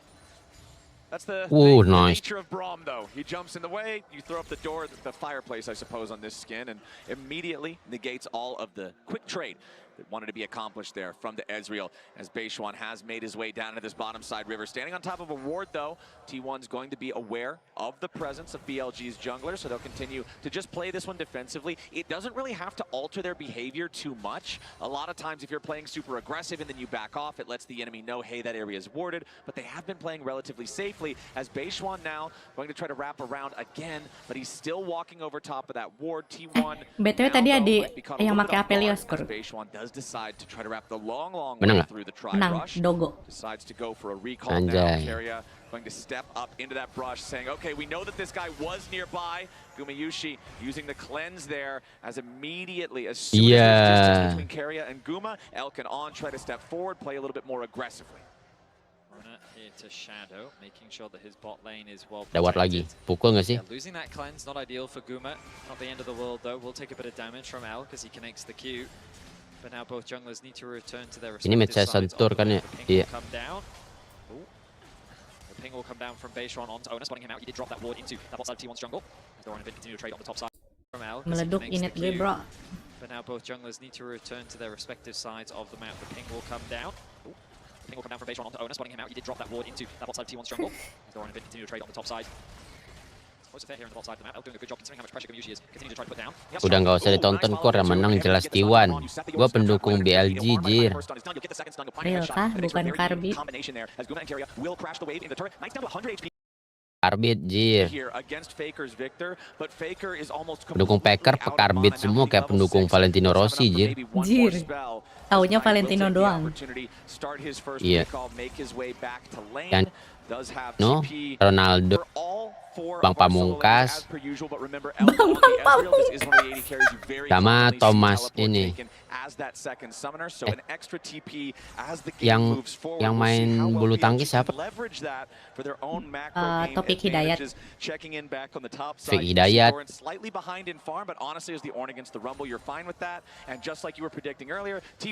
Kalau F1 nggak tahu, nggak terkenal, skip. Oh ya, Steam Deck gue masih bisa nggak ya? Steam Deck, kamu punya Steam Deck? Ada. Steam Deck itu yang handheld konsol PC? Oh bukan. Ngeri kali punya Steam Deck lah. Daripada beli Steam Deck, mending upgrade PC aja, atau enggak beli. Bukannya enak bisa ke gunung sambil main bawa PC. Mending Nintendo, lebih chill game. Nintendo 2 banyak bugnya katanya. Beli Nintendo CFW, Asli aku juga pengen dijadiin CFW. Mahal banget gamenya. Ya iyalah, kayak dia cacat banget belinya, bukan CFW aja. Masa harga gamenya setengah harga Switch nih guys? Stres cok. 100.000 kan? 900.000 asli. Gak logis harga itu di Indonesia. Agak ngepas.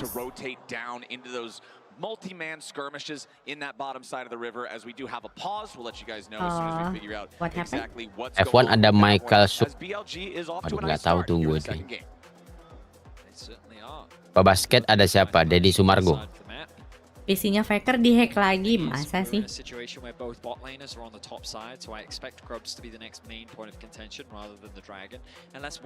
Berapa like buat dukung T1? Buat dukung T1 200 like. Mesti disogok gitu. Denny Sumargo, what the hell? Ya ini bagian dari ritual. Kopi dulu ya, kopi. Doran First Blood adalah ritual. But this time around, I think that because they want to play more of that front-to-back style, they want to leverage their range. They don't want to try and overforce things, especially against an Annie, that double Trinity Force spike they've got to be cautious of. If they take a bunch of bad fights early, it just accelerates those spikes on the side of BLG, which means that they can then force you into more dragon fights and they can then continue to compound that lead. So T1 have to showcase that respect, and I think just trading in the cross map is a wiser choice for them. It's a cascading problem. The first mistake only makes the second mistake that much easier to manifest, I guess I would say, as this type of situation can be very nerve-wracking when you have a pause in an intense game. Luckily, at least it's at the early stage of the game versus somewhere in the later stages when things can all just come down to that one big team fight. Going back to, again, we're probably going to end up referencing the last time these teams went head-to-head quite often. Bahkan internet aku nge-pause aja. It was such a high-stakes match. It was such a close match going to the full 5 games in the 2024 World Finals.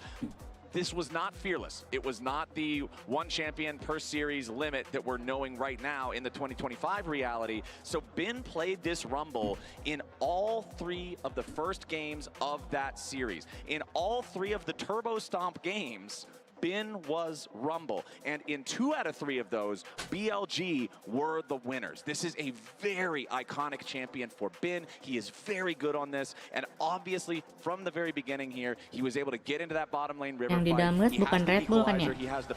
Kayaknya air putih sih. Massive farm advantage for Bin, even though he didn't get the kill. He's up 5. Kalau lagi match kebelet berak mana DRX di pause sih. Lebih kuat mana kayak deh? T1 dong. Dia nggak ada T1, DRX, BLG, Oh, DRX sama BLG sama Genji. Genji lah. Bukannya Genji adik-adik T1. Enggak dong. Mereka belum kalah sampai sekarang season ini. Lawan HLE ya? Oh enggak ya? Lawan Hanwha kalah sama Genji. And then it makes it very easy to gain access into the river and contest those grubs. As we mentioned, T1 doing kind of what we expected them to do, not looking to actually fight the grubs, but instead cross map. Zeus sudah nggak ada lagi cuy, udah pindah ke HLE cuy. Zeus ya HLE. Powerful mid game spike on the side of BLG. If you're conceding Tapi dragon, katanya mau pindah lagi sih ke T1. Tapi sedih juga ya, masa didorannya di kick aja. Kayak aku sudah tidak butuh lagi. But the sieging power now, thanks to these grubs secured by BLG, will be something that T1 has to deal with as the game continues. BLG still with that very modest gold lead. 2 grubs claimed already. That third one Mungkin down, HLE-nya picked up ini apa? by Beishwan. So the extra Dia pushing ngerasa power masa they tim kita have menang now gara-gara could build Zeus, itself kita harus into a lot membuktikan of menang extra tanpa gold. They Zeus. can knock down a bunch of these plates, and that's gonna start up here in the top lane. Doran's the Doran target, dibully. as it's a 4-man dive Aduh. onto the T1 top laner, and Doran dies before the second part of the Ornhorn. HLE nggak masuk ya? Masuk kan HLE kan apa enggak? Enggak, dibantai T1 3-0. Oh enggak lolos dia? Enggak lolos. Kan 2 slotnya anjir. Slotnya 2 tapi LCK langsung ke playoff soalnya mereka menang apa persen ya. Recognizing that if he'd stayed on the bot side of the map, the risk of a dive was very real. So the cross map is going now. Yang langsung BLG will extend yang menang first stand itu si ini si Genji. Yang menang first stand-nya Hanwha, tapi Hanwha-nya nggak ikut. Hah, maksudnya nggak ngerti gue. Zeus yang menang first stand-nya HLE, tapi HLE-nya nggak ikut, kalah sama T1. Tapi yang didapat playoff-nya LCK-nya, perwakilan LCK-nya dapat benefit menang first stand, padahal yang menangnya HLE. Jadi LCK langsung ini nggak ada perlawanan, kita bakal one sided T1. Nggak tahu juga nih, masa nggak ada perlawanan dari BLG coy. Aku juga curiganya 3-0 sih. Those extra resistances being gained by the turrets means that the damage was not enough from Kalau either side. 3-0 ini ya boleh bikin konten gue abis ini kecepatan coy. Kecuali game 3 Faker main Yasuo. Lebih kuat BLG tahun ini atau tahun kemarin kuat? Tahun kemarin anjir. Tahun kemarin jauh gila. World Final, Division gua MSI kemarin aja ranking gue udah 2. lupa. Enggak guys, CFO lawan ini Anyone Legend. CFO lawan Anyone Legend. Bukan lawan T1. Jangan samakan Yasuo Mude dengan King Faker. Benar juga, Yasuo-nya Faker menang eSport World Cup. Upgraded E, and he's got the Rod of Ages already fully completed. Ini yang sama Kaede cuy. The only additional item past his starter item he got was the refillable potion, but now he has to flash away. Dibully-bully gini cuy. Comeback nih kayaknya, BLG. 4-0 cuy. Kagak usah nanya gitu ya. AL itu Cina. Udah nangis kemarin. 3-0 aja sedih banget bro. Dibikin 3-0 sama tim near airport.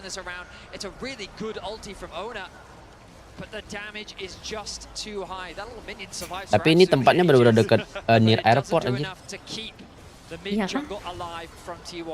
Ini gue liat daerah Vancouver deket banget sama airport. Biar cepet pulang ya. biar nggak terlalu mahal akomodasinya. We're not just Makes talking sense. about it as a number that shows a slight lead. This is real meaningful gold at this point. Nearly 2,000 for the side of BLG. Apanya udah berapa? As we do have an even state Kan ada merahnya loh di kanan, di kanan atas. BLG with all three grubs. BLG hero early-nya kuat, sedangkan T1 mau ngamanin late game. Already starting to play the vision game. Faker does not Iya juga want to ya. walk too close to on here. It is much easier for the BLG support to engage than for the T1 support to do the same, especially Anjir, considering ini gue habis Carrier ngopi, still has tangan gue 25% tiba-tiba of the cooldown rasanya kesemutan anjir. Yang orang Kanada tuh si Masu ya, Masu sama Jojopian.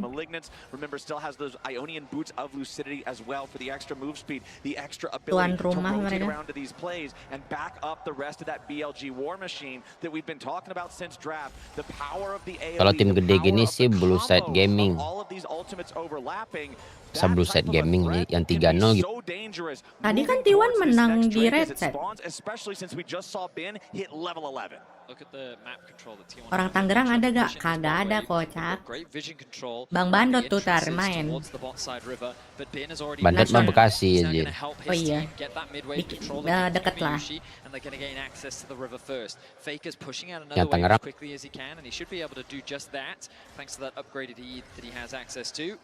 Kaede dia tinggalnya dekat airport. Aku tinggal di Konohagashima. BLG dari Cina. Beli gaming cuy. Tempat kalian nonton anime bajakan di station. Itu kagak bajakan, kocak. Dia ada yang bajakan juga. Kan bisa ngupload gitu public kayak YouTube aja.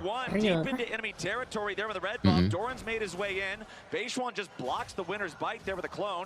Doran's just going to make his way back down to the bottom lane as Peter Bandung. Rumah dekat gedung. Unboxing Gedung handal sate, saya emang lihat-lihat. orang jualan sate semua. Bentuknya doang, kagak jualan sate, kocak. Bentuknya, jadi ditusuk gitu gedungnya. Atasnya tuh kayak apa ya? Ya gitu lah, kayak sate. Numpuk Namanya gitu loh. gedung sate, tapi sate yang terkenal Padang sama Madura. Ya kagak jualan sate, soalnya gedung sate mah. Up in the top side as Ben gets ready to push this wave out. He's got Beishwan hanging around at the same time. If Faker steps too far forward, it could be trouble. Kok bisa-bisanya namanya gedung sate gitu.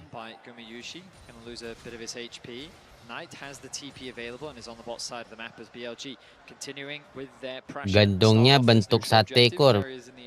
Makan mukbang. Atasnya kayak cilok ditusuk. Kenapa namanya gedung cilok?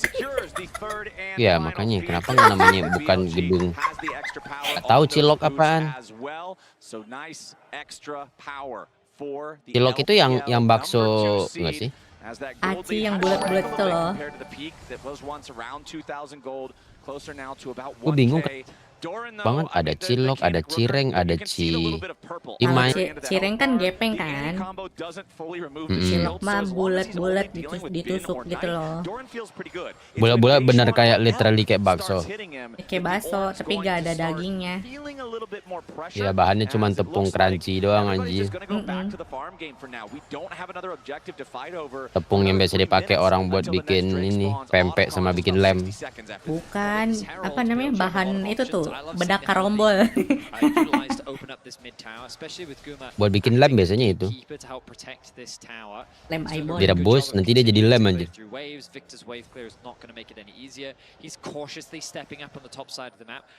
Bedanya cilok sama pentol, kalau pentol itu bakso. Pentol mah manis deh perasaan. Kalau cilok kan asin kan. Anjir banyak banget makanan Jawa ini coy. Carrier gives him a Christmas present over the wall here. BLG knows the T1's not going to get caught out on this one. But the thing that I'm immediately drawn to when I look at the scoreboard, very low leads in a couple different directions here, right? 200 over to Owner, 200 over to Knight. Not even that amount. Sate kan nggak cuma memakan, ya juga teknik sate. almost the entire gold lead, Vedius, is the top lane difference. Kalau teknik nafasan angin ada nggak? Looking at T1, I'm looking at Salome can they bukannya find a fight where Bin's not very effective. And if I'm looking karakter at FGO. BLG, I'm saying we've got to get value out of our equalizers. Nggak if main. we want to make sure we're continuing Dia dulu to ikutan win main these ini nggak? fights. The Rift Herald is summoned up mid lane. Apa The namanya, Tier 1 lupa gue. turret is still almost fully healthy. Herald's Apa, gonna Uma chunk about Musume? half of it. Now about to die. Owner goes in. Game browser yang gacha itu tapi mainnya di browser. Ninja Saga. GBF. Oh, main. Kenapa GBF? Anjir, gue dukung BLG cuy. BLG adalah tim terbaik yang akan membantai T1 adik-adik ini cuy. GBF sepuh game gacha, bro. Semua device Main bisa di browser, anjir. Semua device bisa main. Kalau dia bisa download aplikasinya, tapi kalau download gede banget aja. Bahkan tau gak? Bahkan kalau download aplikasinya mainnya tetap di browser anjir. Anjir. Bookmark doang anjir. Abis buka app terbang ke browser. 5-0 guys. Easy banget nih T1 nih.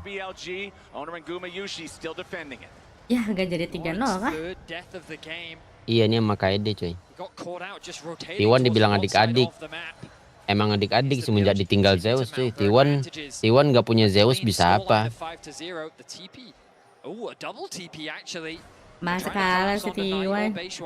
I don't think they're really going to get much off the back of this. Owner though heavily committing on tonight. Indonesia kemarin buka sih slotnya. Wih, kok aduh, lu gang naik jing. Nice. Tebak satu untuk BLG. Yang dapat shutdown siapa tadi? Mana ini Faker. KDA-nya? Oh, Faker. Oh, nice. BLG instead are setting their sights on the mid tier 1. Ada guys slot Terus Indo. pindah ke HLE. Bandot termain sama air liur. Glacial Fissure trying to stop the exit of BLG there, but BLG can get away safely. They don't have to spend any summoner spells doing that. Owner still working on taking this dragon down. And the important thing here, I think, for T1, they got the pick on tonight at a time where they can then stop further stacking towards a soul from BLG without having to do a big team fight. Ben doesn't seem to care about Kaenic Rookern anymore right now either. He's already got a big mask and a little mask, and that Kaenic Rookern is not doing enough to defend Doran from it. Pindah mana? Cuci piring. Rasanya FGO Anif bagus nggak rewardnya?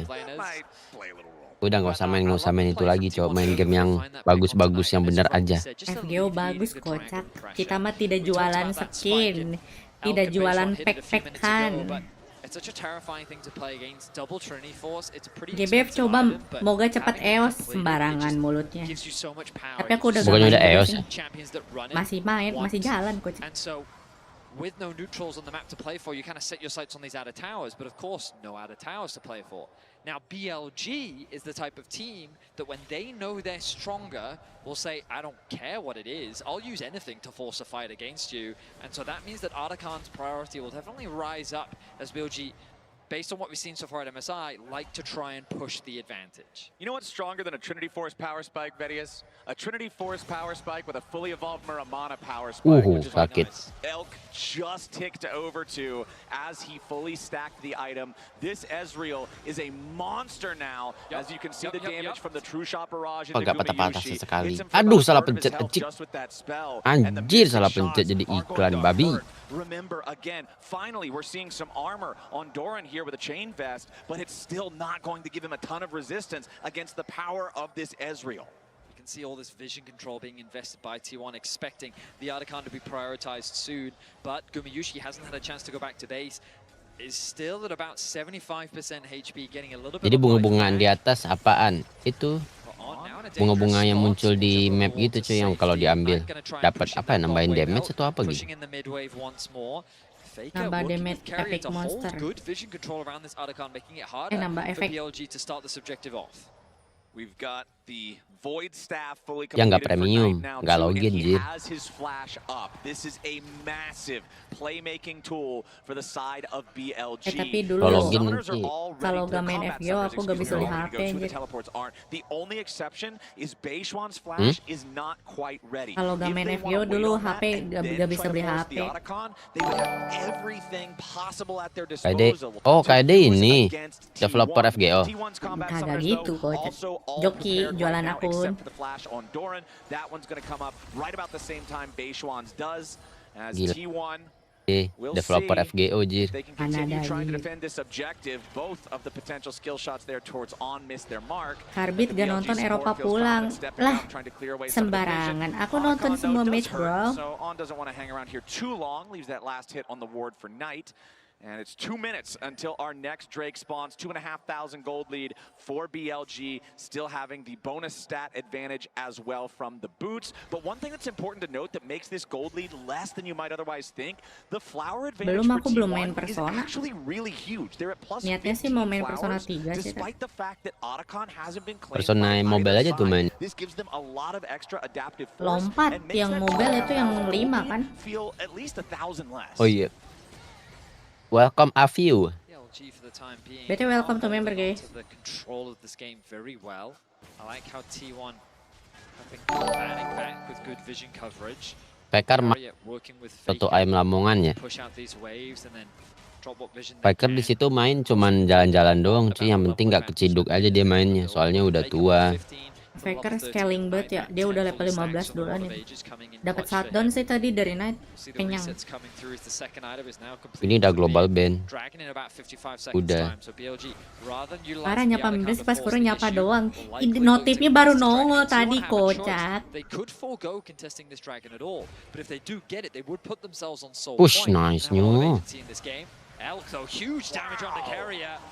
Carry is already almost dead. Uses the unbreakable to guarantee the true shot barrage. Doesn't have a chance of executing him there, but with Carry barely able to stay standing, that is BLG's ghost. Pekar nggak usah datang-datang deh T1, nanti kebantai. Aduh, Let's go. bisa ini mah bisa diambil ini mah, bro.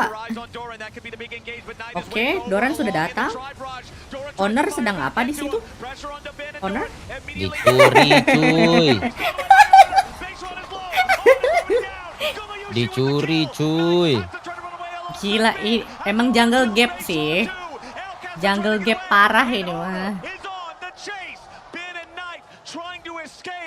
Harusnya berantem aja tadi nih, BLG takut banget berantem guys. T1 find the fight. It feels like that this game has just jungle been gap, bro. by BLG, but after chipping away at the HP of Carrier, why wouldn't they feel confident to start off the Otacon? Why wouldn't they feel good to try and force the fight? I think the biggest T1 kan junglernya ada 3, bener lagi. came down onto Doran, the frontliner, the tank. Oh, PLG though they're responding. Makin berantem coy, jangan takut, jangan takut. Takut hanya kepada Allah Subhanahu wa taala. Jir. Bener lagi. Lah takut banget cuy. Gak Islam nih. Emang bukan. Forces BLG to regroup to protect Knight's health bar, and T1 exfiltrates the hot zone after pulling off the fight. T1 get tapi ada yang muslim di ini di lower bracket masuk muslim Timan likewise and this gold lead is now very likewise Timan because when you contrast Amerika the itemization, things are pretty much dead even across the board. The only real itemization difference sitting on the top lane. The reason for that, Vedius, it's a plus 1.8, 1.9 thousand lead for BLG. Owner jumps in. On going to be taken down to ngasal banget lu Bin, ultinya Bin, lu yang bener aja Bin. From Bin to guarantee that T1 doesn't want to chase further. Owner at 40% HP. BLG continuing to step away to the side here as T1 pressure forward, looking for the tier 1 turret. Doran Udah mulai ini nih, jadi nih T1 nih, gawat nih. Shrinks to 1,500. However, it's 30 flower petals to 3. That is a 2,100 gold lead for T1 in intangible gold. 2,000 minus 1,500. Langsung ke tim selanjutnya, nggak bisa dong. Ini match terakhir hari T1 ini. menang LCK tahun ini. T1 menang. Yang menang LCK tahun ini nggak ada juara-juaraan. Nice banget. Masih 2. Nah itu tuh faker yang iya itu tuh incar tuh faker tuh. Gak ada yang ngincer loh faker. Sampai umur 60 masih Anjir, mau main mati dia. dong itu. Faker! Woi, cacat banget kalian, Cok. Faker! Astagfirullah. Anjir, gak mati Cok faker. Faker deh. Faker gak mati. Faker gak mati. Astagfirullah, BLG ini Cok bikin malu aja, Jir. Unkillable Demon King. Adik-adik yang udah tua aja nggak bisa di-kill, Jir. Belegung cina. Itu dia ngarahin mouse aja itu udah. Itu barusan faker gerakin mouse aja itu udah ankle itu tadi, Cok. Di mana sih skirmish? Itu. Terus Gak berasa aja Wukong ulti ini. faker. Itu build apa Wukong ya? Kagak sakit anjir, geli kocak. Itu, terus dia nge-flash ke situ. Terus wow, nice banget Braum ultinya. Kena stun. Gak ada damage railnya, Wak. Rail itu damage-nya scaling dari apa sih? What a massive turnaround. Doran showing up. Perasaan biasanya sekali sodok setengah nyawa gitu, Rel. Kira-kira bakal ada nggak ya hero yang win sebelumnya? Jadi kalau misal kita win, kita dapat tambahan buff damage atau tambahan darah.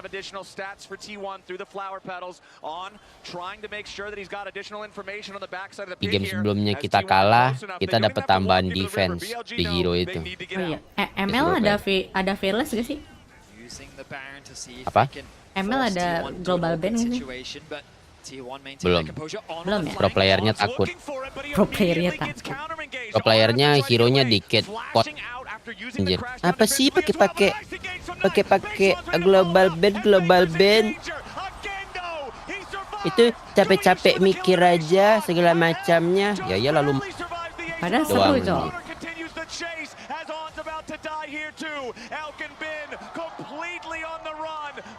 Orang global ban itu biar ditonton itu seru aja. Dia malah mikir supaya nggak mikir strategi, Bang. Baron dong.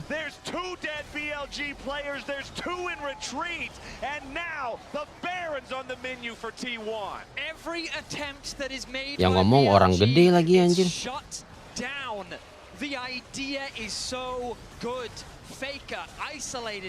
Mereka nggak ada rasa bosen gitu kali ya? Wah itu kalau ke sampah.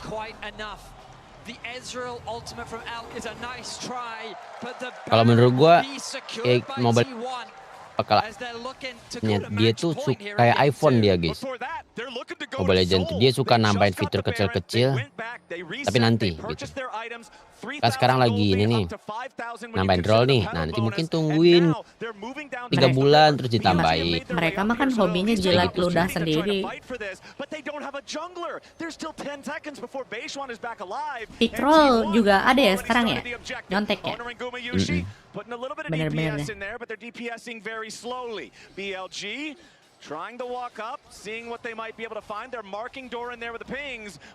Suara lu kok kayak patah gitu, Bang? Lu patah cuy? Patah-patah.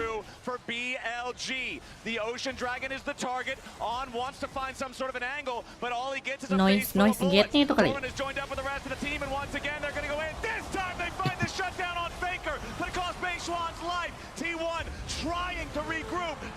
Oke, dapat Ocean Soul. Ini mah dibantai BLG, Cok. Two still standing for BLG. Elk on the run. Carrier ready to chase. Winner's bite. Not quite enough Sedih gini Coba wah. sekarang cuy. Coba tes buat 5 menit ke depan ya cuy ya. Kalau masih patah-patah kasih tahu gue guys. Putus gitu guys. Soalnya kemarin habis install ulang jadi masih banyak error kan.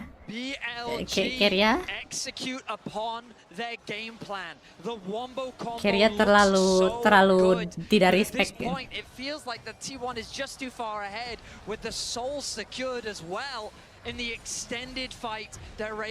Ini kalau udah lihat game gini jadinya udah sulit jir. Ezreal juga barusan tadi aja tuh udah kagak berasa jir damage-nya cuy. We'll see the engage come through from the Mastercard price this moment onto Faker. The combo with the langsung kasih aja pialanya dosa game 3. Bagus banget sih. But the response is swift from Guma. He takes out Beishuan. In the 4 versus 4, it looks like it could go either way as Di Doran flash. gets lower and lower, but then the ulti from Doran with fantastic patience. Suara lu yang patah-patah kalau streaming sama suara Kaede yang mana aja. Nah ini udah berlangsung 1 menit kan masih ada patah-patah nggak? Tadi lancar terus patah-patah lagi. Jadi barusan banget ini ada patah-patah lagi.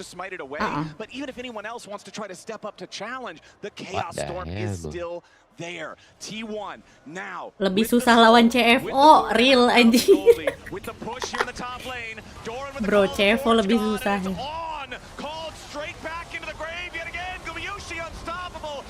Ini kayaknya ada bau-bau BLG, iya sih bakal Rumble sakit 3-0 kayaknya.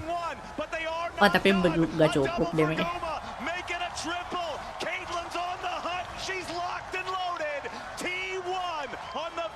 Yang patah itu YouTube lu anjir. BTW kalau T1 menang, pikem aku 100% loh.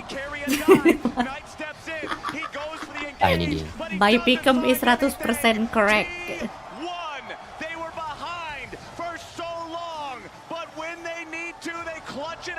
Anjir.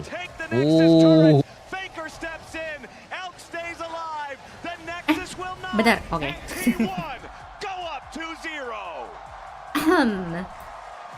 Pikem 100% nih bos, senggol dong. Bang, orang gede yang nggak berani global ban itu yang yang masuk turnamen TI. BLG had such a good start to this game, but T1 found the will, they found a way. Katanya kalau 100% sampai final nanti dapat izin deh. Seriusan? Boleh live stream Worlds gue. Tell us about it.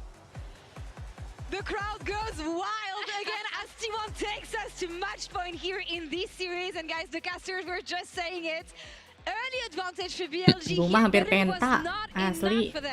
Yeah, I feel like this was like BLG were on the timer. Benar, aku orang dalam Riot. Especially when those Ornn Orang dalam Riot atau orang dalam Riot kekacauan. Like until this match, BLG had really focused on always getting those first drakes, really focused on Drake. Game 3 harusnya seru sih. And I feel like especially in T1 menang di red set loh 2 kali.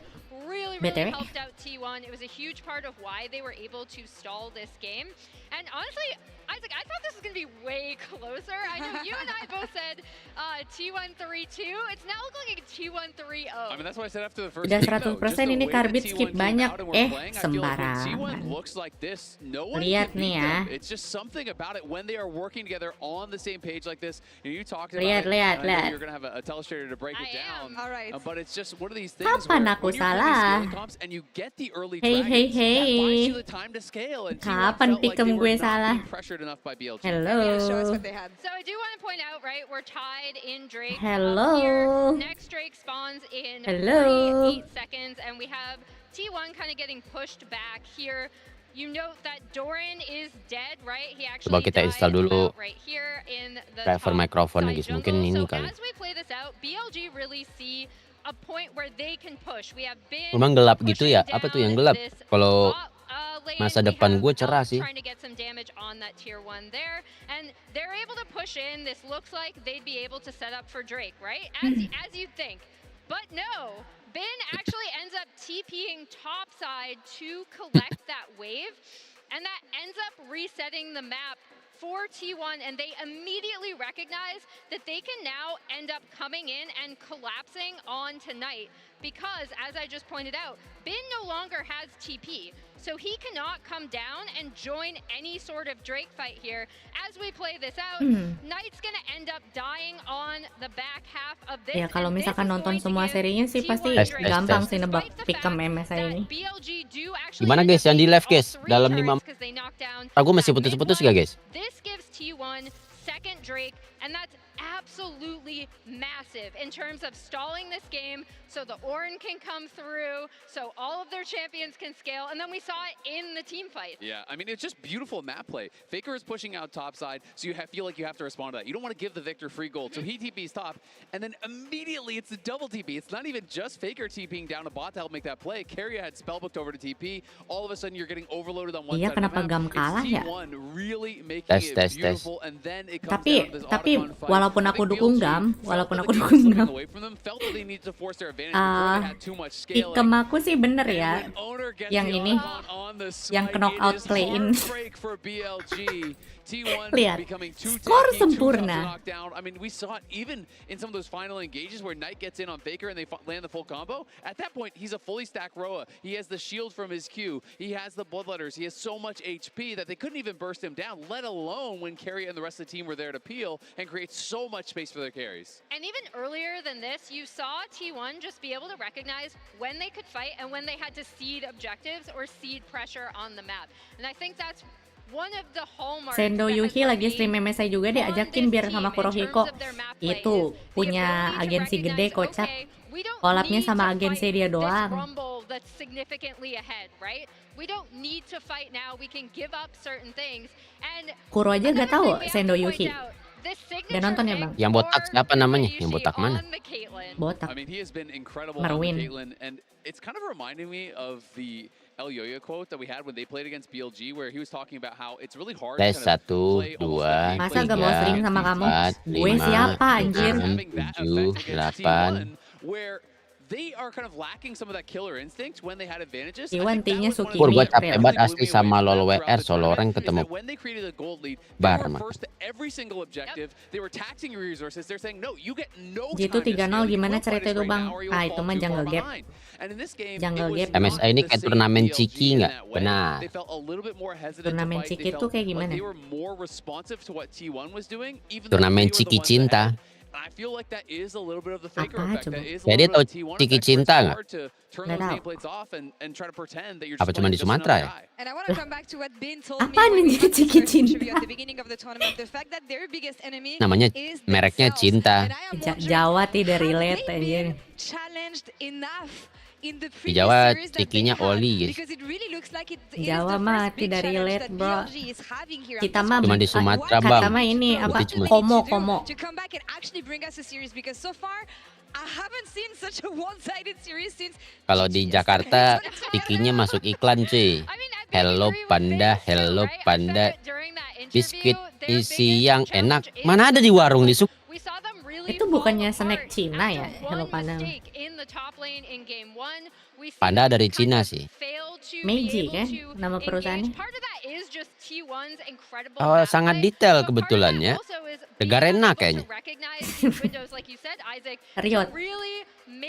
Their advantages matter early. Exactly. I just say nameplates off, play exactly to your win conditions. If you're an early game comp, full send it. No Uma fear. Musumi ama sih dari kemarin orang-orang pada main Uma Musumi jit. Itu lagi meta bang, views-nya rame. Uma Musume, kamu gak mau ngejar views? Gue tahu ini tuh game ini. Game apa namanya binatang-binatang begitu. Emang gamenya ngapain anjir? Balapan. Iya, kamu ngelatih kuda kamu terus nonton dia balapan, nanti juara gitu. Udah kamu anjir. Seru. Ini mah game sudah ya anjir. Mending main Pikabu stop guys. What the fuck? Ya mending Uma Musume lah, ada ininya, ada karakternya lucu. Kapan rilisnya ini game nih? Udah rilis. Rilisnya tanggal 24 Juni. Oh, game baru guys. Lagi meta kocak. Coba gue lihat siapa konten kreator. Alicia Ravena. si Alicia itu rame kalau main Uma Musume, views-nya 100 orang. Lah, Uma Musume-nya ada juga di Steam. Ada. Game PC kan? Dia ada di HP juga soalnya. Di HP Portrait. Windah main, rame kemarin Windah main. Sampai toxic, bro. Bang, kok kudanya ada opainya katanya.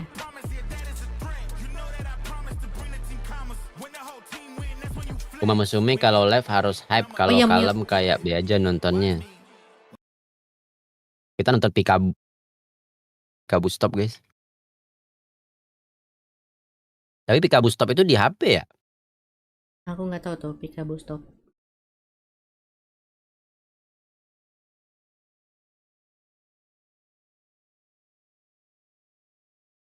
Kayaknya Jepang Oh, si mah anjir semua ini tuh di franchise-nya Pikabu gitu. Harganya murah-murah anjir, 3.000, Cuk. What is Pikabu? Mana yang Pikabu Stop-nya, Cuk?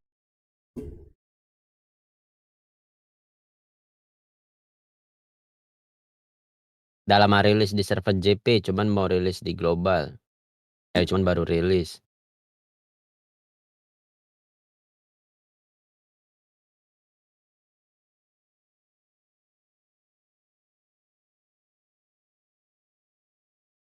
Mana season main Uma Musume? Kok nggak ada? Uma Musume. Ada ini, ada movie. Movie-nya lebih bagus daripada Blue Lock.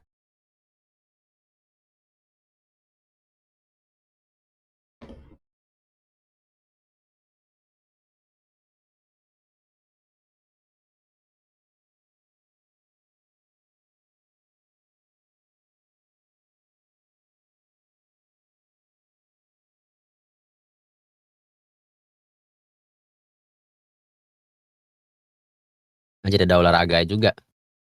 Iya, Sepertinya lebih game Uma Musume ini akan ini, cuy. Akan meningkatkan jumlah pelari Indonesia, cuy. bukannya meningkatkan judi. Meningkatkan apa? Judi. Apa? Judi. Benar juga sih. Pengen coba Peak, Kur. Wah, Peak game apa tuh Peak? Aku baru tahu game Peak. Kamu kan, kamu kan. Peak itu game apa ya? Beliau udah tamat, guys. Peak udah tamat. Game apa? Ya. Udah Peak tamat, game udah tamat. apa ya? Peak game apa ya?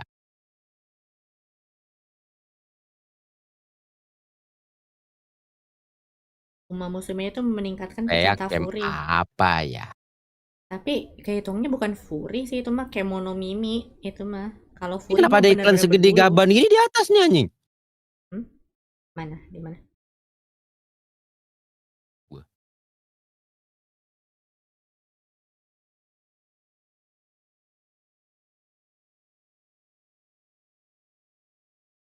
Monster Ranger? What the hell? Kalau nggak salah Uma Musume nggak taruhan sih, tapi tetap game gacha. Tapi terinspirasi dari judi kuda.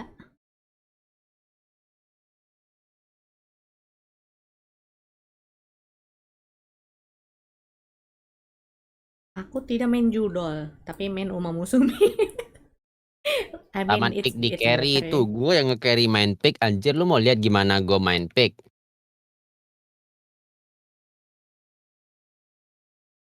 Tapi kayak seru sih pacuan kuda. Nebak-nebak gitu.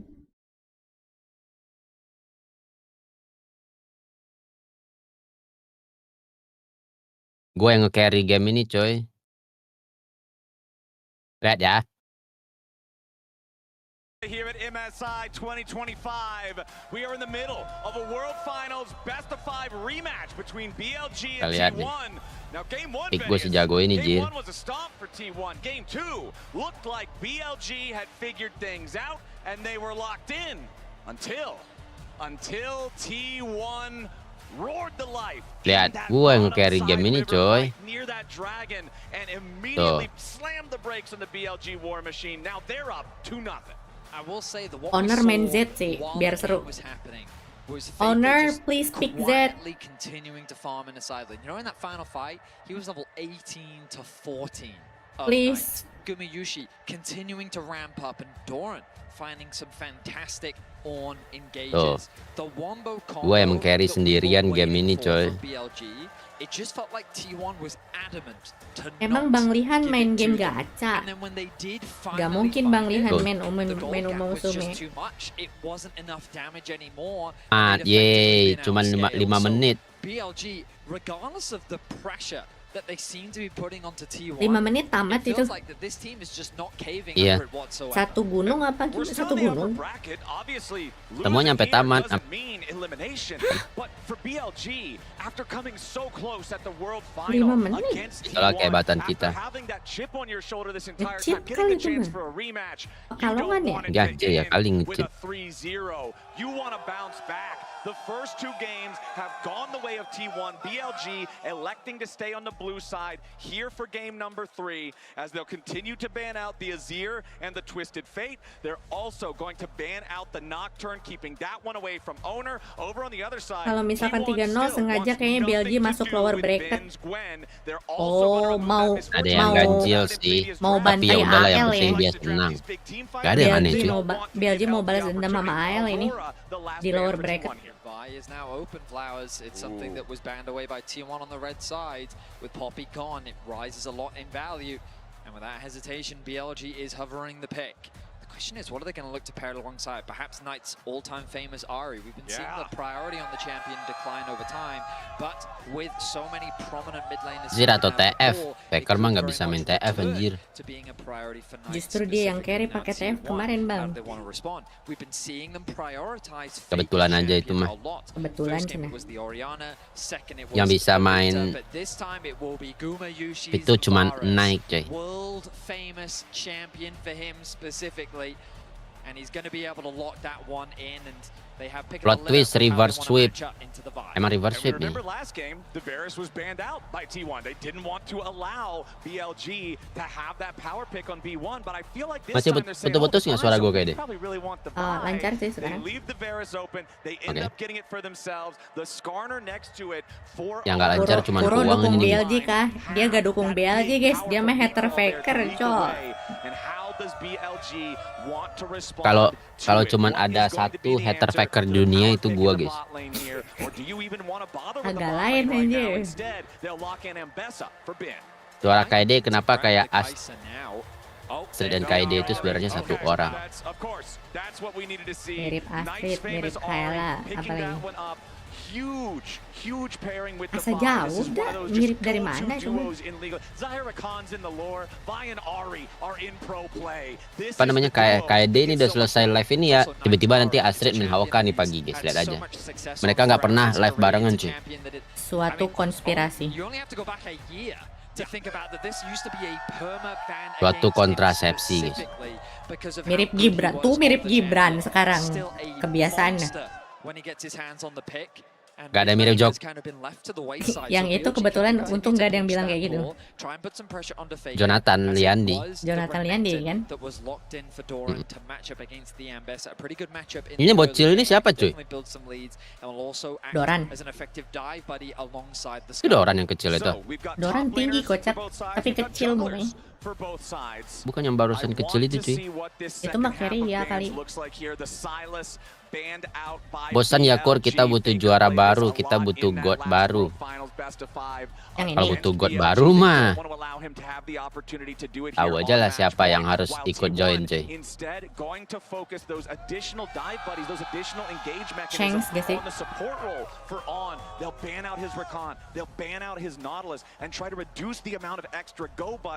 I do wonder if they will consider a first pick Alistair. Even, of course, there's always the Karma still available for on to try and bully out on that matchup. Itu band listnya hero faker semua. Gak usah so tau deh, cuy. Itu dia ngebandnya itu ya. Azir ini tuh hero-nya Keria. TF ini hero Gumayushi. Ini hero-nya Owner. Doran. Teori apa lagi itu?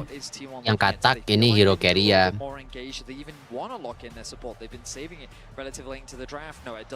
Ngapain orang tua di banjir?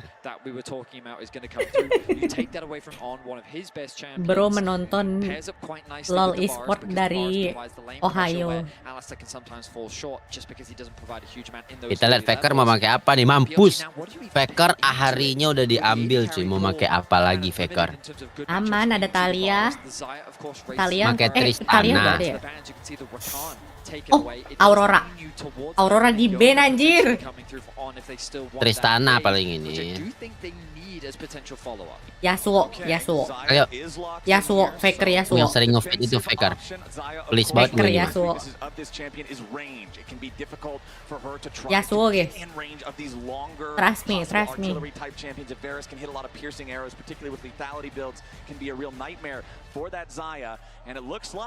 Cassiopeia menarik juga sih. Iya kayaknya Casio deh.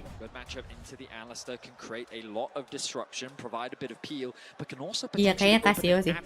For your dive to gain access onto the backline. Oh, your Renekton is flying at me. What if I throw a barrel behind him, send him over the other way, and then I can quickly set my sights on that Varus. Like the idea, we'll see how things pan out. Oh, Rise free. Real. Benar juga. And it's none other than Alang, sosokan make Rice dia cuy. Ular win rate 0% Cassiopeia. Cassiopeia TF win rate 0%. But so far in this series, he has been a monster. His game 1 Orianna dominated. In game 2, it felt like the Faker was unkillable, dishing out massive damage. Dia mau membuktikan. Gua bantai lu pakai skin lu biar lu pakai skin. Looking to push in through mid. Move towards his oh iya, skin Faker. Guma sama kayak aku cuy.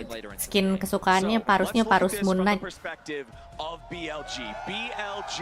Kesukaan apa cuman punya itu maksudnya? Itu keren. Lihat deh mirip Moon Knight itu Marvel. Bagus. Kalau Varus mah bagus aja. Tapi yang ini mirip Marvel. Karbit sih nah.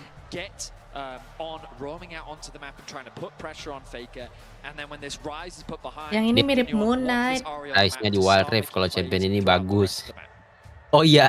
Oh disuruh Riot anjir Faker. Biar hype Rize balik lagi di Wild Rift anjir. What the hell?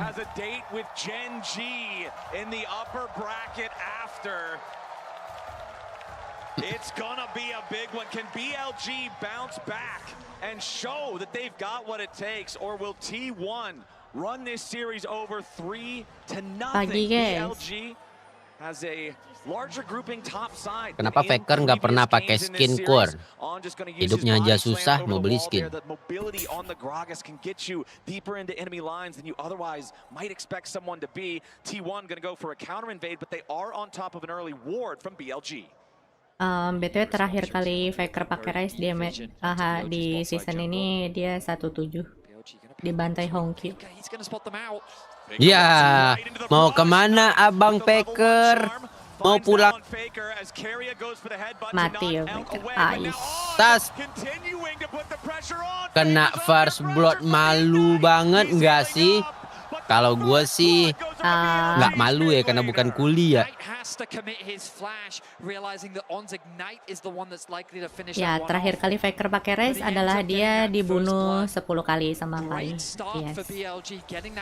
Ini terakhir kali Faker pakai Rize nih. Nggak gitu dong.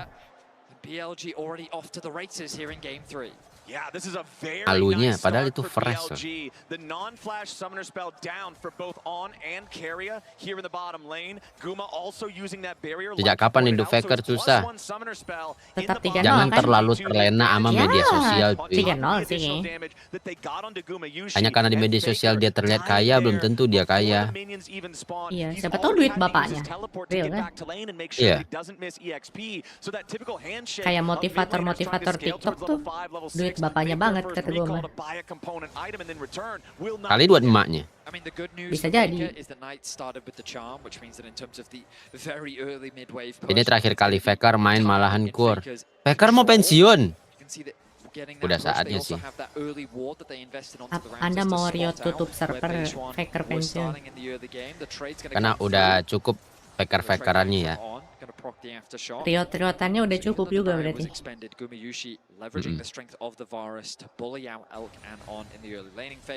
Knight finds himself underneath his tower in the early game, kind of as we expected by starting with that E.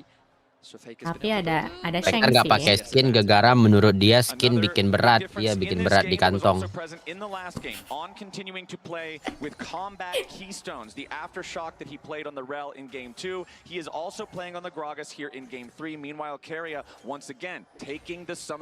Tak bosan-bosannya ku hina Faker.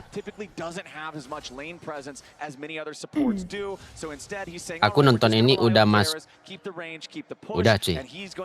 Spellbook to scale through the game, have more of those options to try to catch BLG off guard. It's a very fast swap towards the top side of the map coming through from Elk. A lot of farm. Ibu Faker ninggalin dia Kor, bapak Faker.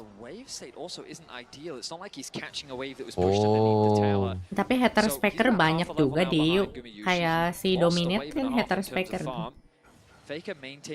Iya, gue juga, gue salah satu yang di Indonesia. Untung gua perwakilan Indonesianya. Kita jadi ada grup WA gitu. Anjir.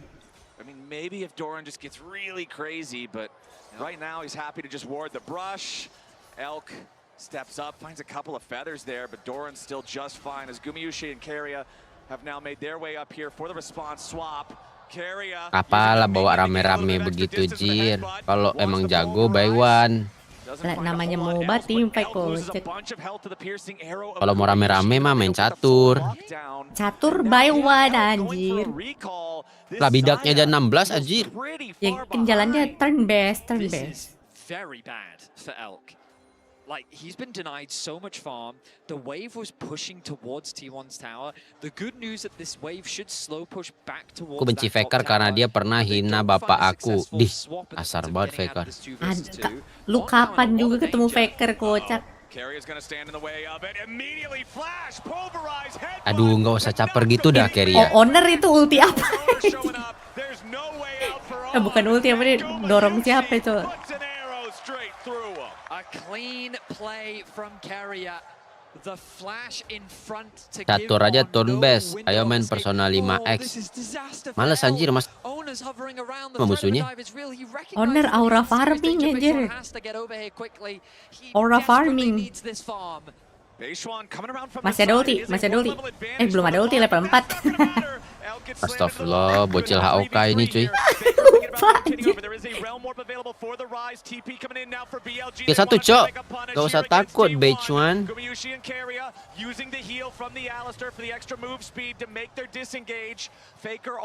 Udah gak sih anjir? Dari tadi harusnya, baru sekarang.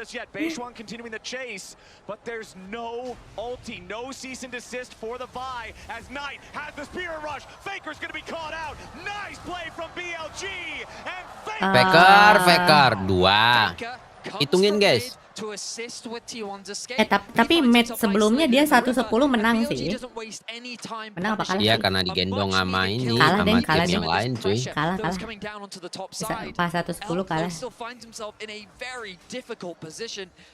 Dibantai CFO.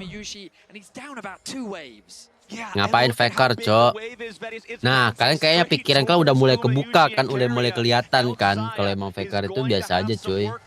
Nah, kalian kayaknya udah mulai sadar, cuy. Oh, gini berarti. Biasanya kalau Faker ngepit, Doran carry.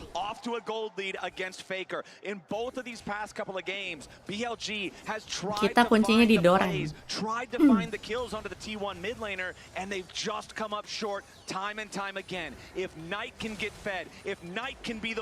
Behind the wheel, they just might find what they're looking for. I mean, they're in a great position because Bechuan about to take over to level 6. That mid laner has no flash.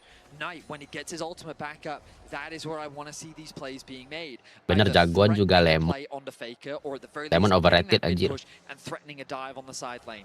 BLG need to find a way Pascol lah, to help pascol. get Elk back into this game. Nah, Pascal baru cuy, underrated. I mean, he's in a very awkward spot right now. Yes.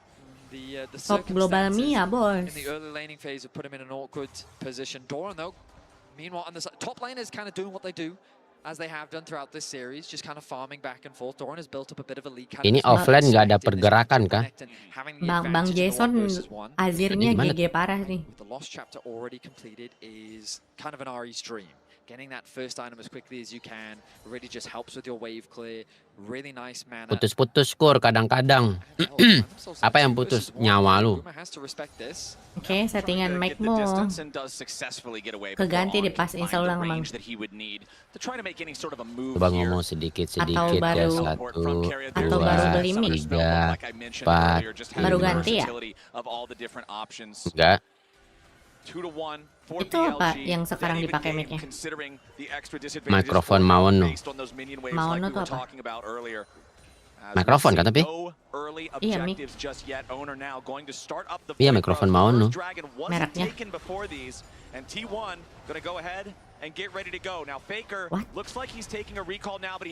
Iya, mereknya anjir. Baru dengar. Mic-nya murah kali kur. Makanya donate cuy, biar gue bisa beli mikrofon seperti kayak Shure SM7B cuy. Shure SM7B itu 6 juta. Ditambah mixernya 4 juta, 10 juta cuy. Tambah beli kabelnya cuy. Blue Yeti sih.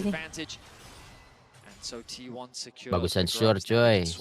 Semua people pakai Shure cuy. Dan KT pakai Shure, Lutfi Limon pakai Shure, Deddy Kobuzer pakai Shure. Faker mati lagi.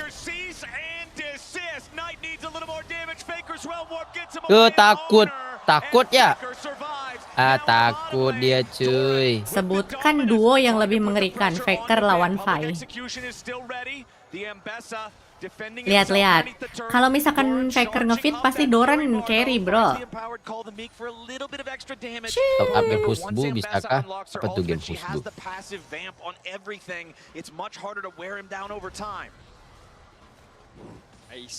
Coba ngitung angka kur. This is what I wanted to see BLG doing to get a foothold in this game. Malah di mute kocak. They don't actually have enough damage to get the kill down onto Faker. The Dragon now going to be secured by T1 as well. The objectives are going the way of T1. Kalau one-sided ini ngantuk juga ya. Slowly but surely BLG is losing more and more control over this game 3. Still very close in terms of the gold. Boring juga kalau one-sided ya. One thing that I'm looking at throughout this game, Vedias, is the fact that level 1 kill onto Faker. Yes, it didn't end up making a whole big difference in terms of snowballing a massive gold lead, but the big thing it does is desync mid lane teleports. Kok bisa ada bagian hilangnya anjing? Coba gue denger Showing up in the grub fight earlier because he had the TP. Well, he's still got about half a cooldown left on that summoner spell. Knight, his teleport is ready to go. And what I want to see is if BLG can use that TP advantage to find the opportunity to make a big move somewhere. It's difficult, but definitely an option for them. Oh, gue tahu ini kenapa cuy. Kenapa tuh? Ini kemungkinan gara-gara T1 just playing with numbers advantage very well, making it difficult for BLG to contest their approach. Gua belum kedetek berbayar cuy, masih dikira gratis, jir. Apanya? Lane will return to that. Ooh, ulti. Yeah, there's your public execution from Makanya dari tadi aku ngomong sama Kuro, kadang mudeng aja. Ben gets some good extra damage on the back end of the trade there. Okay. Suaranya hilang, terus kan nongolin. He's hovering around the top side of the map. Itu cuma suara yang hilang cuy. Coba kalau nyawa. Ya. Mending gue dong itu mah. Soon as Doran's posturing aggressively like that, just clearing out the wave, BLG knows something's got to be going on here. The wave gets cleared out, Beishuan and Ben back away, and T1 maintains the safety of their top lane. Faker ngefit, Doran carry. Bahkan Owner selingkuh sama Doran. Dominus would have done some serious damage. In the 2v1, there's a good chance they can make that play work, but 2v2 would have ended in disaster. Now the gold largely remains evil, levels being secured as we get Faker kagak jadi dong promosi Wild Rift. Off the game. Both teams prioritizing getting what farm they can. makin dead game guys, well trip. About Knight playing the Faker Ari skin into Faker himself. The Hall of Legends skin itself. It's a feeling the man that never wears a skin. It's a feeling that most players will never experience, but that's where we're at here. Is on just tries to get a quick snappy trade there onto Kaede, but it doesn't amount into a whole lot. Headbutt Paul trying to turn things around. Kayaknya jangan deh. Kayaknya lari deh. Kayaknya lari deh. Oh no, Doran! Explosive cast. Doran tries to find the ruthless predator, but there's nothing there. Feet of Warfare claimed by Knight and BLG. You wanted to see them use the Knight TP aggressively, and they do. I will say it's a bit ulti. Okay. Looks fine. Wah, bisa one shot itu. Kalau misalkan I think it was overkill. I will be honest. Like, don't get me wrong, funneling resources into Knight, great idea. I think it was overkill. I will be honest. Like, don't get me wrong, funneling resources into Knight, great idea. But you've just left Faker isolated in the bot lane. He's just chipping away at those tower plates. He got 2 off the back of that. He's continuing to get another wave. Bin had no TP to go and respond. Gimana akun kan di reset komputernya? Which meant that, yeah, the actual gold Kan swing login-loginnya doesn't gitu sih. shift that much. The only real good news is that Knight gets a couple stacks on his Dark Seal. Exactly. He's working towards sekarang turning the ring OST-nya apa? into a book, and that might be the difference maker that they need. Knight does complete his malignance here early on. This OST-nya item apa can be sekarang? very powerful with champions. Apa? Get the chance to proc it OST-nya multiple pakai times apa with the sekarang? ulti, like Ari does. Gives you a ton of extra OSP? cooldown too to make sure those spirit rushes are always available. OS. Could be the big playmaking Oh, tool pakai BLG needs Windows to get 10. their first win in this series, Kagak to jadi take us to a game pakai 4 itu. and to keep the fight going Linux. against T1. 75 seconds Ngapain until anjir? both the Dragon and the Herald spawn. They're desynced by literally 1 second, which I think, Vedius, always creates an interesting map state as teams have to decide, do you want to handshake this? Do you want to try to dissuade them while also half-heartedly going for the other objective yourself? It's always an interesting dance. Certainly is. And we think about TPs once again, it's T1's turn. Gak ada suara lu, Kur. Ini ada. Tadi gue lagi nyari kode serial numbernya di mana, Jir?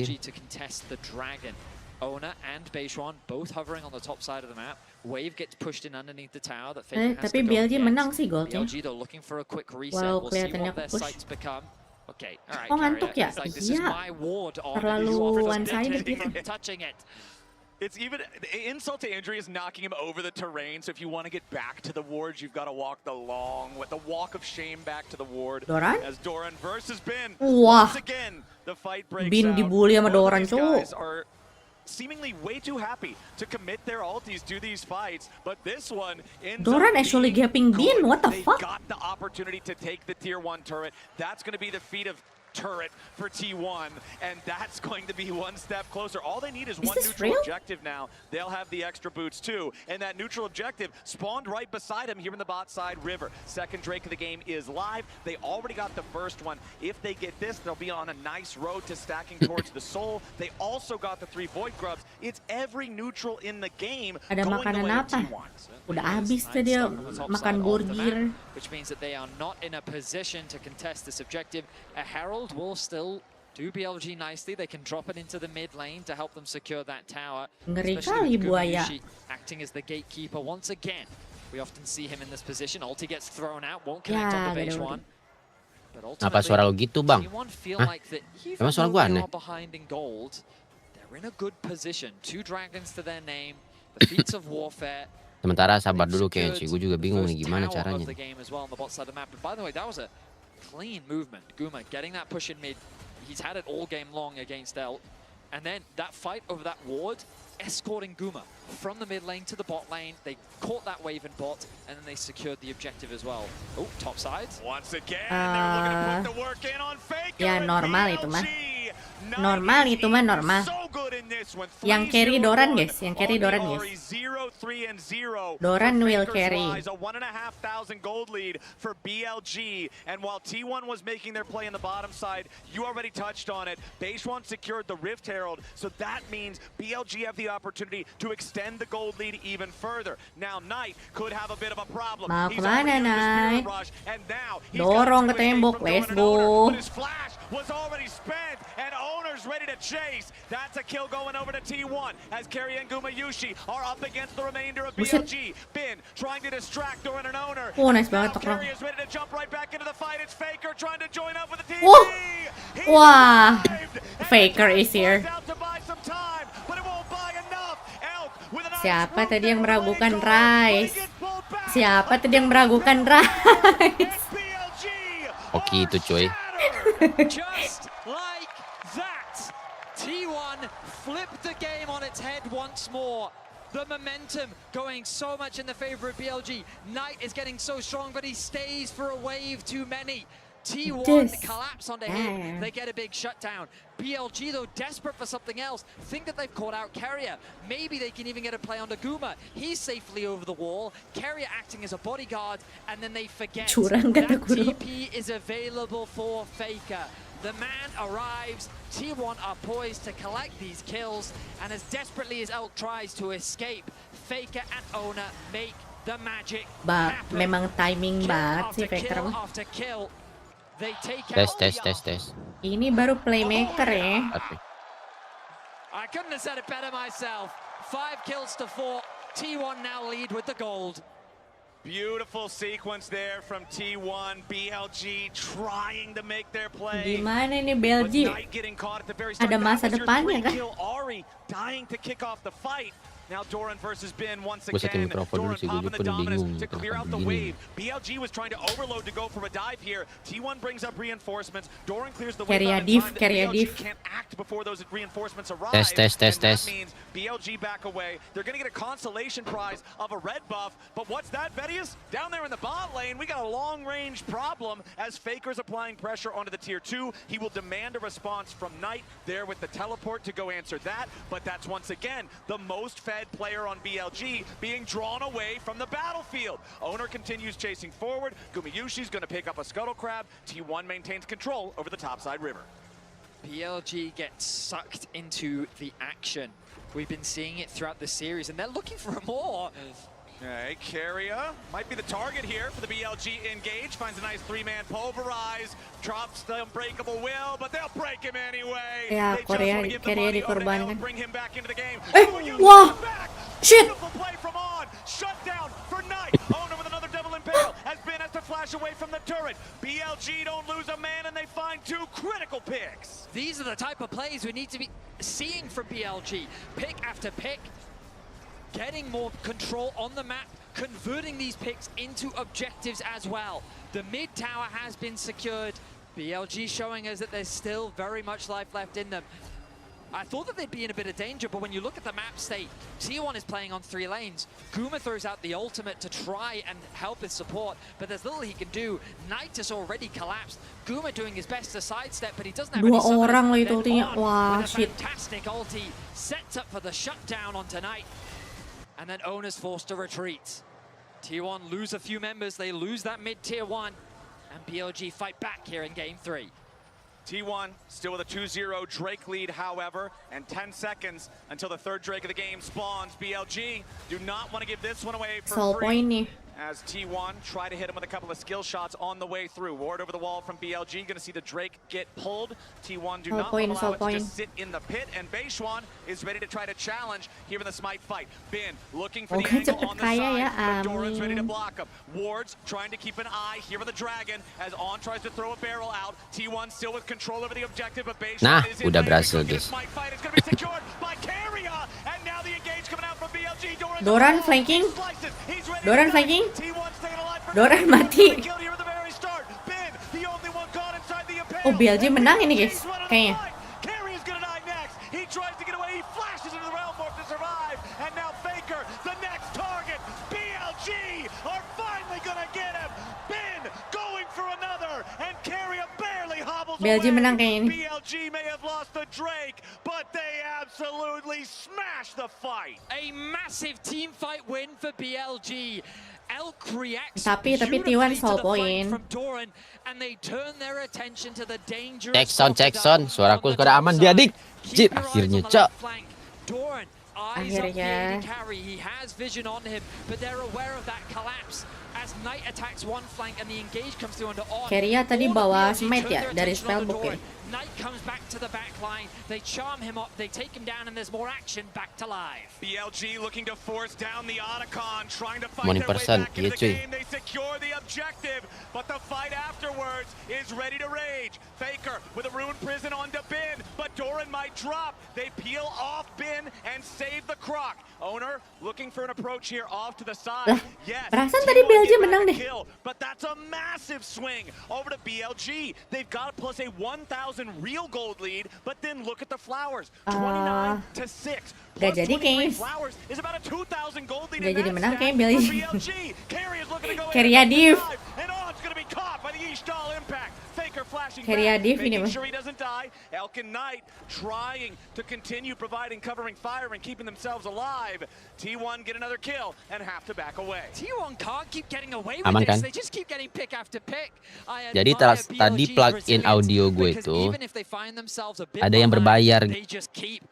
Nah, belum login. Jadi karena dia masih demo, dia tiap beberapa detik itu bakal nge-mute suara, cuy.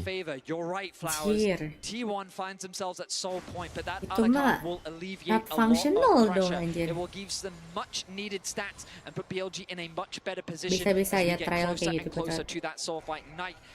At the precipice of completing that death cap will give him Woi. Ye, dapat break, dapat jungle-nya. Mampus Faker. Ya, nggak mati. Enggak dong, aman dong. Jungle-nya kalau mati. Gimana kalau mati? Baron. Faker ambitiously chases after his target, but he will not secure the kill. And base run gets away. Bin looking to Nggak ada suara gue udah aman ya cuy, nggak ada mati-mati lagi. Itu game keberapa bang? Ini yang kedua kan ya? Ini ketiga. Baseron getting run down by Faker, the Sundered Sky, giving Baseron a bit of extra HP. Itu Baik sih ya. Sitting there in the fog of war, connects the charm, the ultimate acting as an escape tool, and then he flashes away to safety. Tapi sakit Fakernya. The Flux coming dangerously close to securing that kill. Anjir, ke skip 2 game gara-gara mati listrik. Kan bisa nonton di HP ya. Kalau HP-nya masih putus-putus, kocak. Nyawa lu putus, anjir. Mau nyawa lu gue putusin? Mau. Mau rumah lu gue rubuhin pakai ekskavator. This Ari could decimate a fight if he gets the chance to play it his way. Once he gets that level 16 as well, that ultimate is going to be on such a low cooldown. Iya kayaknya Keria MVP sih. Fishing for flanks in Keria div ini mah. Fights. The target selection will be extremely important. Elka's also slowly found his way back into the game. Of course, he's still very far behind Gumiyushi, but the experience. Ini masih putus-putus apa lu nge-mute? Lah, gimana sih? Seriusan? Apa gue nge-mute? Dia kagak lah. Bentar. Tapi kalau pluginnya yang premium, kenapa Discord putus-putus juga lah? Apa hubungannya sama Discord? Karena itu bukan plugin OBS, ini plugin lebih dasar lagi posisinya. Plugin apa itu? Jadi dari mikrofon, nah abis itu dipasangin plugin, setelah dipasangin plugin baru dia masuk ke Discord dan masuk ke OBS. Oh, voice changer. Kuro cewek guys aslinya guys. Benar. Time. Apakah Kuro aslinya Tobrut? Real.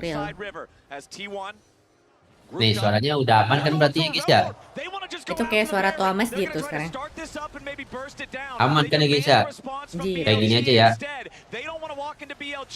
Diberitahukan telah berpulang ke rahmatullah Saudara Faker Kuroidi. Sekali lagi disampaikan. Wah anjir.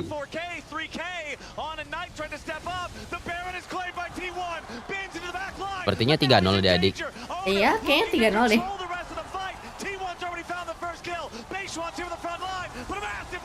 Gak ada bisa dibunuh anjir. Faker udah jadi tuh late game. Faker kuadra kah?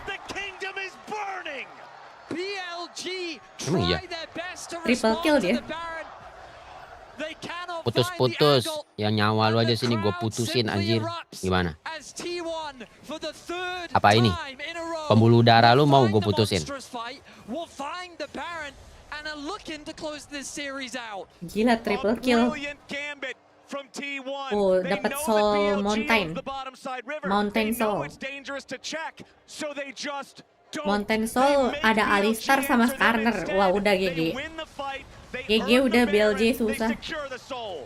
What's crazy about this is T1's Baron wasn't even that fast. They have a lethality virus, and it gives so much time for BLG to actually respond. But they just carry-nya harus masuk Hall of Legend gak sih? Ini orang carry, bener-bener carry ini mah. Bin goes in onto the backline, but there's no follow-up because BLG's support focus is carry divided. for real. 3 members set the sights on the Baron while Bin goes in alone onto the backside. They don't play the fight slow. Then watch Carrier. He gets the 2-man knock-up on tonight specifically. So much damage is dealt to him, and T1 just turned this Kok diem. after pick BLG after kalah pick. cuy. Elk has nothing left. Even with the flash, there's nowhere for him to go. And T1 decimate the fight. Tenang cuy, belum tahu aja ini late game bagus banget hero kita cuy. Ini udah late game bang. Baru 28 menit, ini mah late game wild rap ini. 17, level 17 tuh Faker. Sabar guys, tunggu waktu sedikit lagi guys. Nah itu dia Bin. Bin saatnya memasak cuy. Ya kah? Itu dia cuy, bantai cuy. Nah itu dia cuy. Ayo lakukan naik. Bantai mereka naik. Nice sekali cuy. Ini Gumayusi ngapain sih deket-deket ke naik cuy. Heran gue. Iya juga, aku juga heran. Kenapa kayak gitu ya? Kenapa dia channeling Q ya? Kenapa dia nge-Q aja depan muka? T1 overstep on the bot side, and they give an angle for Knight to find the outplay. Working with Excuse me? Elk, they do massive damage, and they pick apart the bot lane.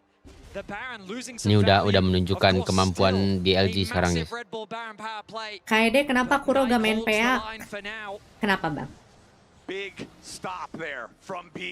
Karena gue kurang tertarik sama game jelek. The fight is on two fronts. The TP Gue comes kalau in jadi on one developer side, game and pick Faker mending gue turns his nguli attention aja onto nguli that. daripada Well, at the bikin game. moment, the engage comes through from Baseron, he gets shut down. Bin gets isolated as Owner and Faker turn their attention onto him. But now this is too deep. A really good barrel comes through from On. Orang gue udah main 2 hari, udah tamat. And Carry is low as well. Knight sees that as his opportunity to pick up a single pick. Then he converts it with the charm and the flash Itu biar gamenya seru, makanya T1 nge-throw dikit. Bukan nge-throw aja deh, masih gitu kemampuannya cok. Lah, ini mah nge-troll ini mah. Fighting up against a Mountain Soul, but a few more picks. And they can still find a way to fight back here in game 3. 4 fully completed major items for Knight. Faker tadi triple kill tadi. Kalau ada ulti bisa kuadra itu.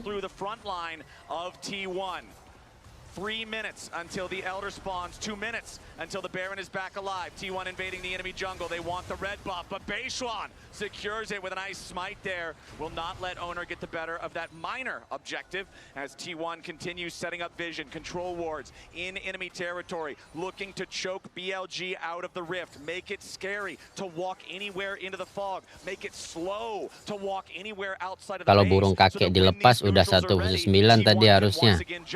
Burung kakek.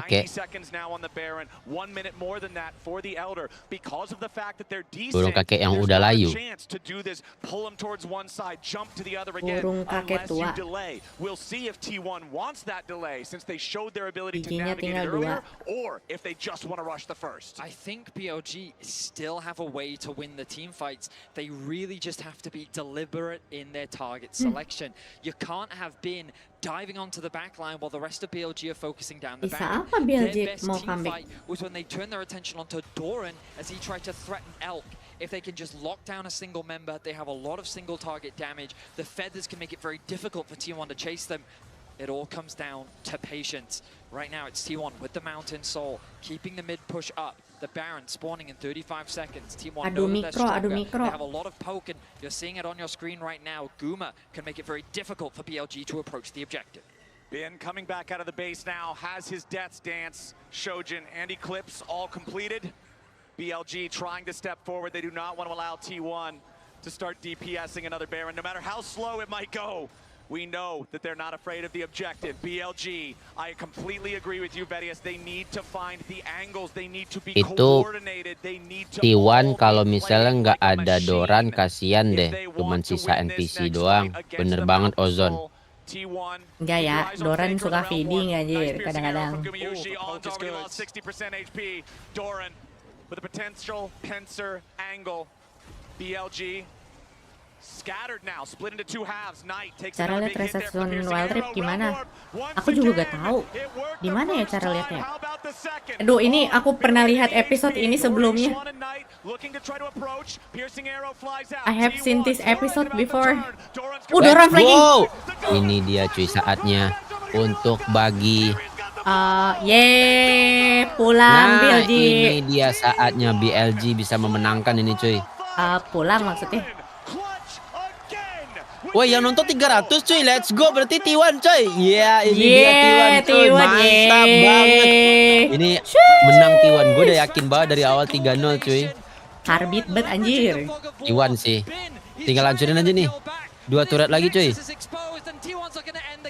Nah, gue mau fans T1 banget jir. Oh my Satu-satunya god, fans T1 di Indonesia cuy. Let's go T1, mantap. Gue udah duga cuy. Guys, ada karbit Gila, jago guys. banget Faker ya. Menyengat bet karbitnya.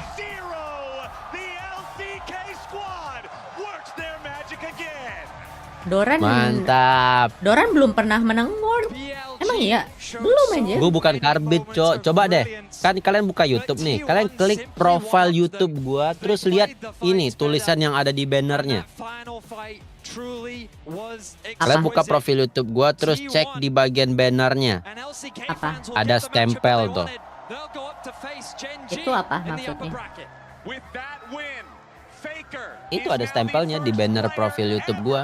Muncak. Streamer muncak. Bukan. Oh, bukan. Lebih susah lawan CFO asli anjir. Ente BLG ya, skill masih adik-adik begitu mah gimana mau menang anjir, masih jauh sih perjuangannya. BLG menurut gua lawan G2 dulu aja sih. Real. Nah, itu baru real. Faker Peminat 200 win. T1 nomor 1 di Indonesia. Bener cuy, masih ada nggak ya gue gambarnya ya? Bukan. Doran dulu Hanwha Live, iya. Doran dulu HLI. Dia dari HLI, Genji, terus Griffin kah? Doran tuh Griffin bukan sih? Griffin ya?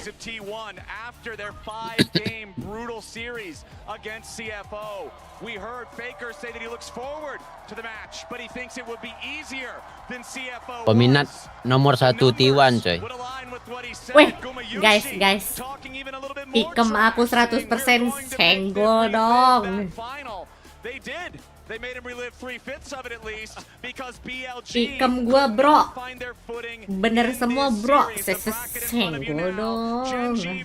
Kalah taruhan gua. Lu taruhan megang BLG yang bener aja jir. Lu tadi gak usah megang lu taruh-taruhan BLG lagi. kocat.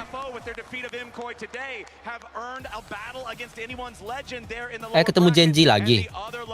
Iya, lawan Genji. T1 lawan Genji, BLG lawan FlyQuest. Ini Genji lawan T1, T1-nya kalah. Habis itu BLG lawan Fly menang BLG. AL lawan CFO Menang AL. menang CFO. AL kocak. Oh jagoan AL. AL cuy. AL lawan BLG menang BLG. T1 lawan BLG menang BLG. T1 lah. Berarti finalnya Genji sama BLG coy. Genji T1. 무대 인터뷰에서 사실 T1 선수분들이 이번 BLG전은 조금 더 수월할 것이다라고 했는데요. 실제로 경기해 보시니까 어땠나요? Itu siapa temen lu? Kaede. 해봤는데 되게 잘하는 Stance. 이제 이제 평소에 비해서 더 연습을 데뷔를 더 많이 한 것 같고 오늘 3대0 나올 Baiklah, aku mau tidur. Thank you, Kuro. Lah, tidur baru bangun anjir. Lu baru bangun, aku mau belum tidur anjir. Astagfirullah. Okay, well, it was Dadah. a wonderful performance. Ngangi, Now, I ngangi. know that you had a goal to have a great international performance in Oke your guys, very pertandingan yang amat first sangat international seru tournament antara with T1. T1 dan BLG. Nice try Belgia. So I'd love to know Besok how kita you akan felt about mendukung your game CFO ya. 이제 T1에 합류하신 Besok apa 뒤로 첫 lusa? 국제대회 무대를 밟으신 만큼 좋은 모습을 많이 보여주고 싶다고 하셨습니다. Besok 그런데 ya? 이번 시리즈에서는 상대방이 좀 도란 선수를 많이 집중 공략했던 것 같아요. Besok kita dukung 개인적으로 좀 어땠나요? AL. Besok kita dukung AL dan FlyQuest ya. Bye bye. 구도대로 나오지 않았는데 그래도 저희 팀이 너무 슈퍼 플레이로 게임을 뒤집어 놔서 그 1세트가 너무 오늘 승리에 영향이 많이 있는 것 같습니다.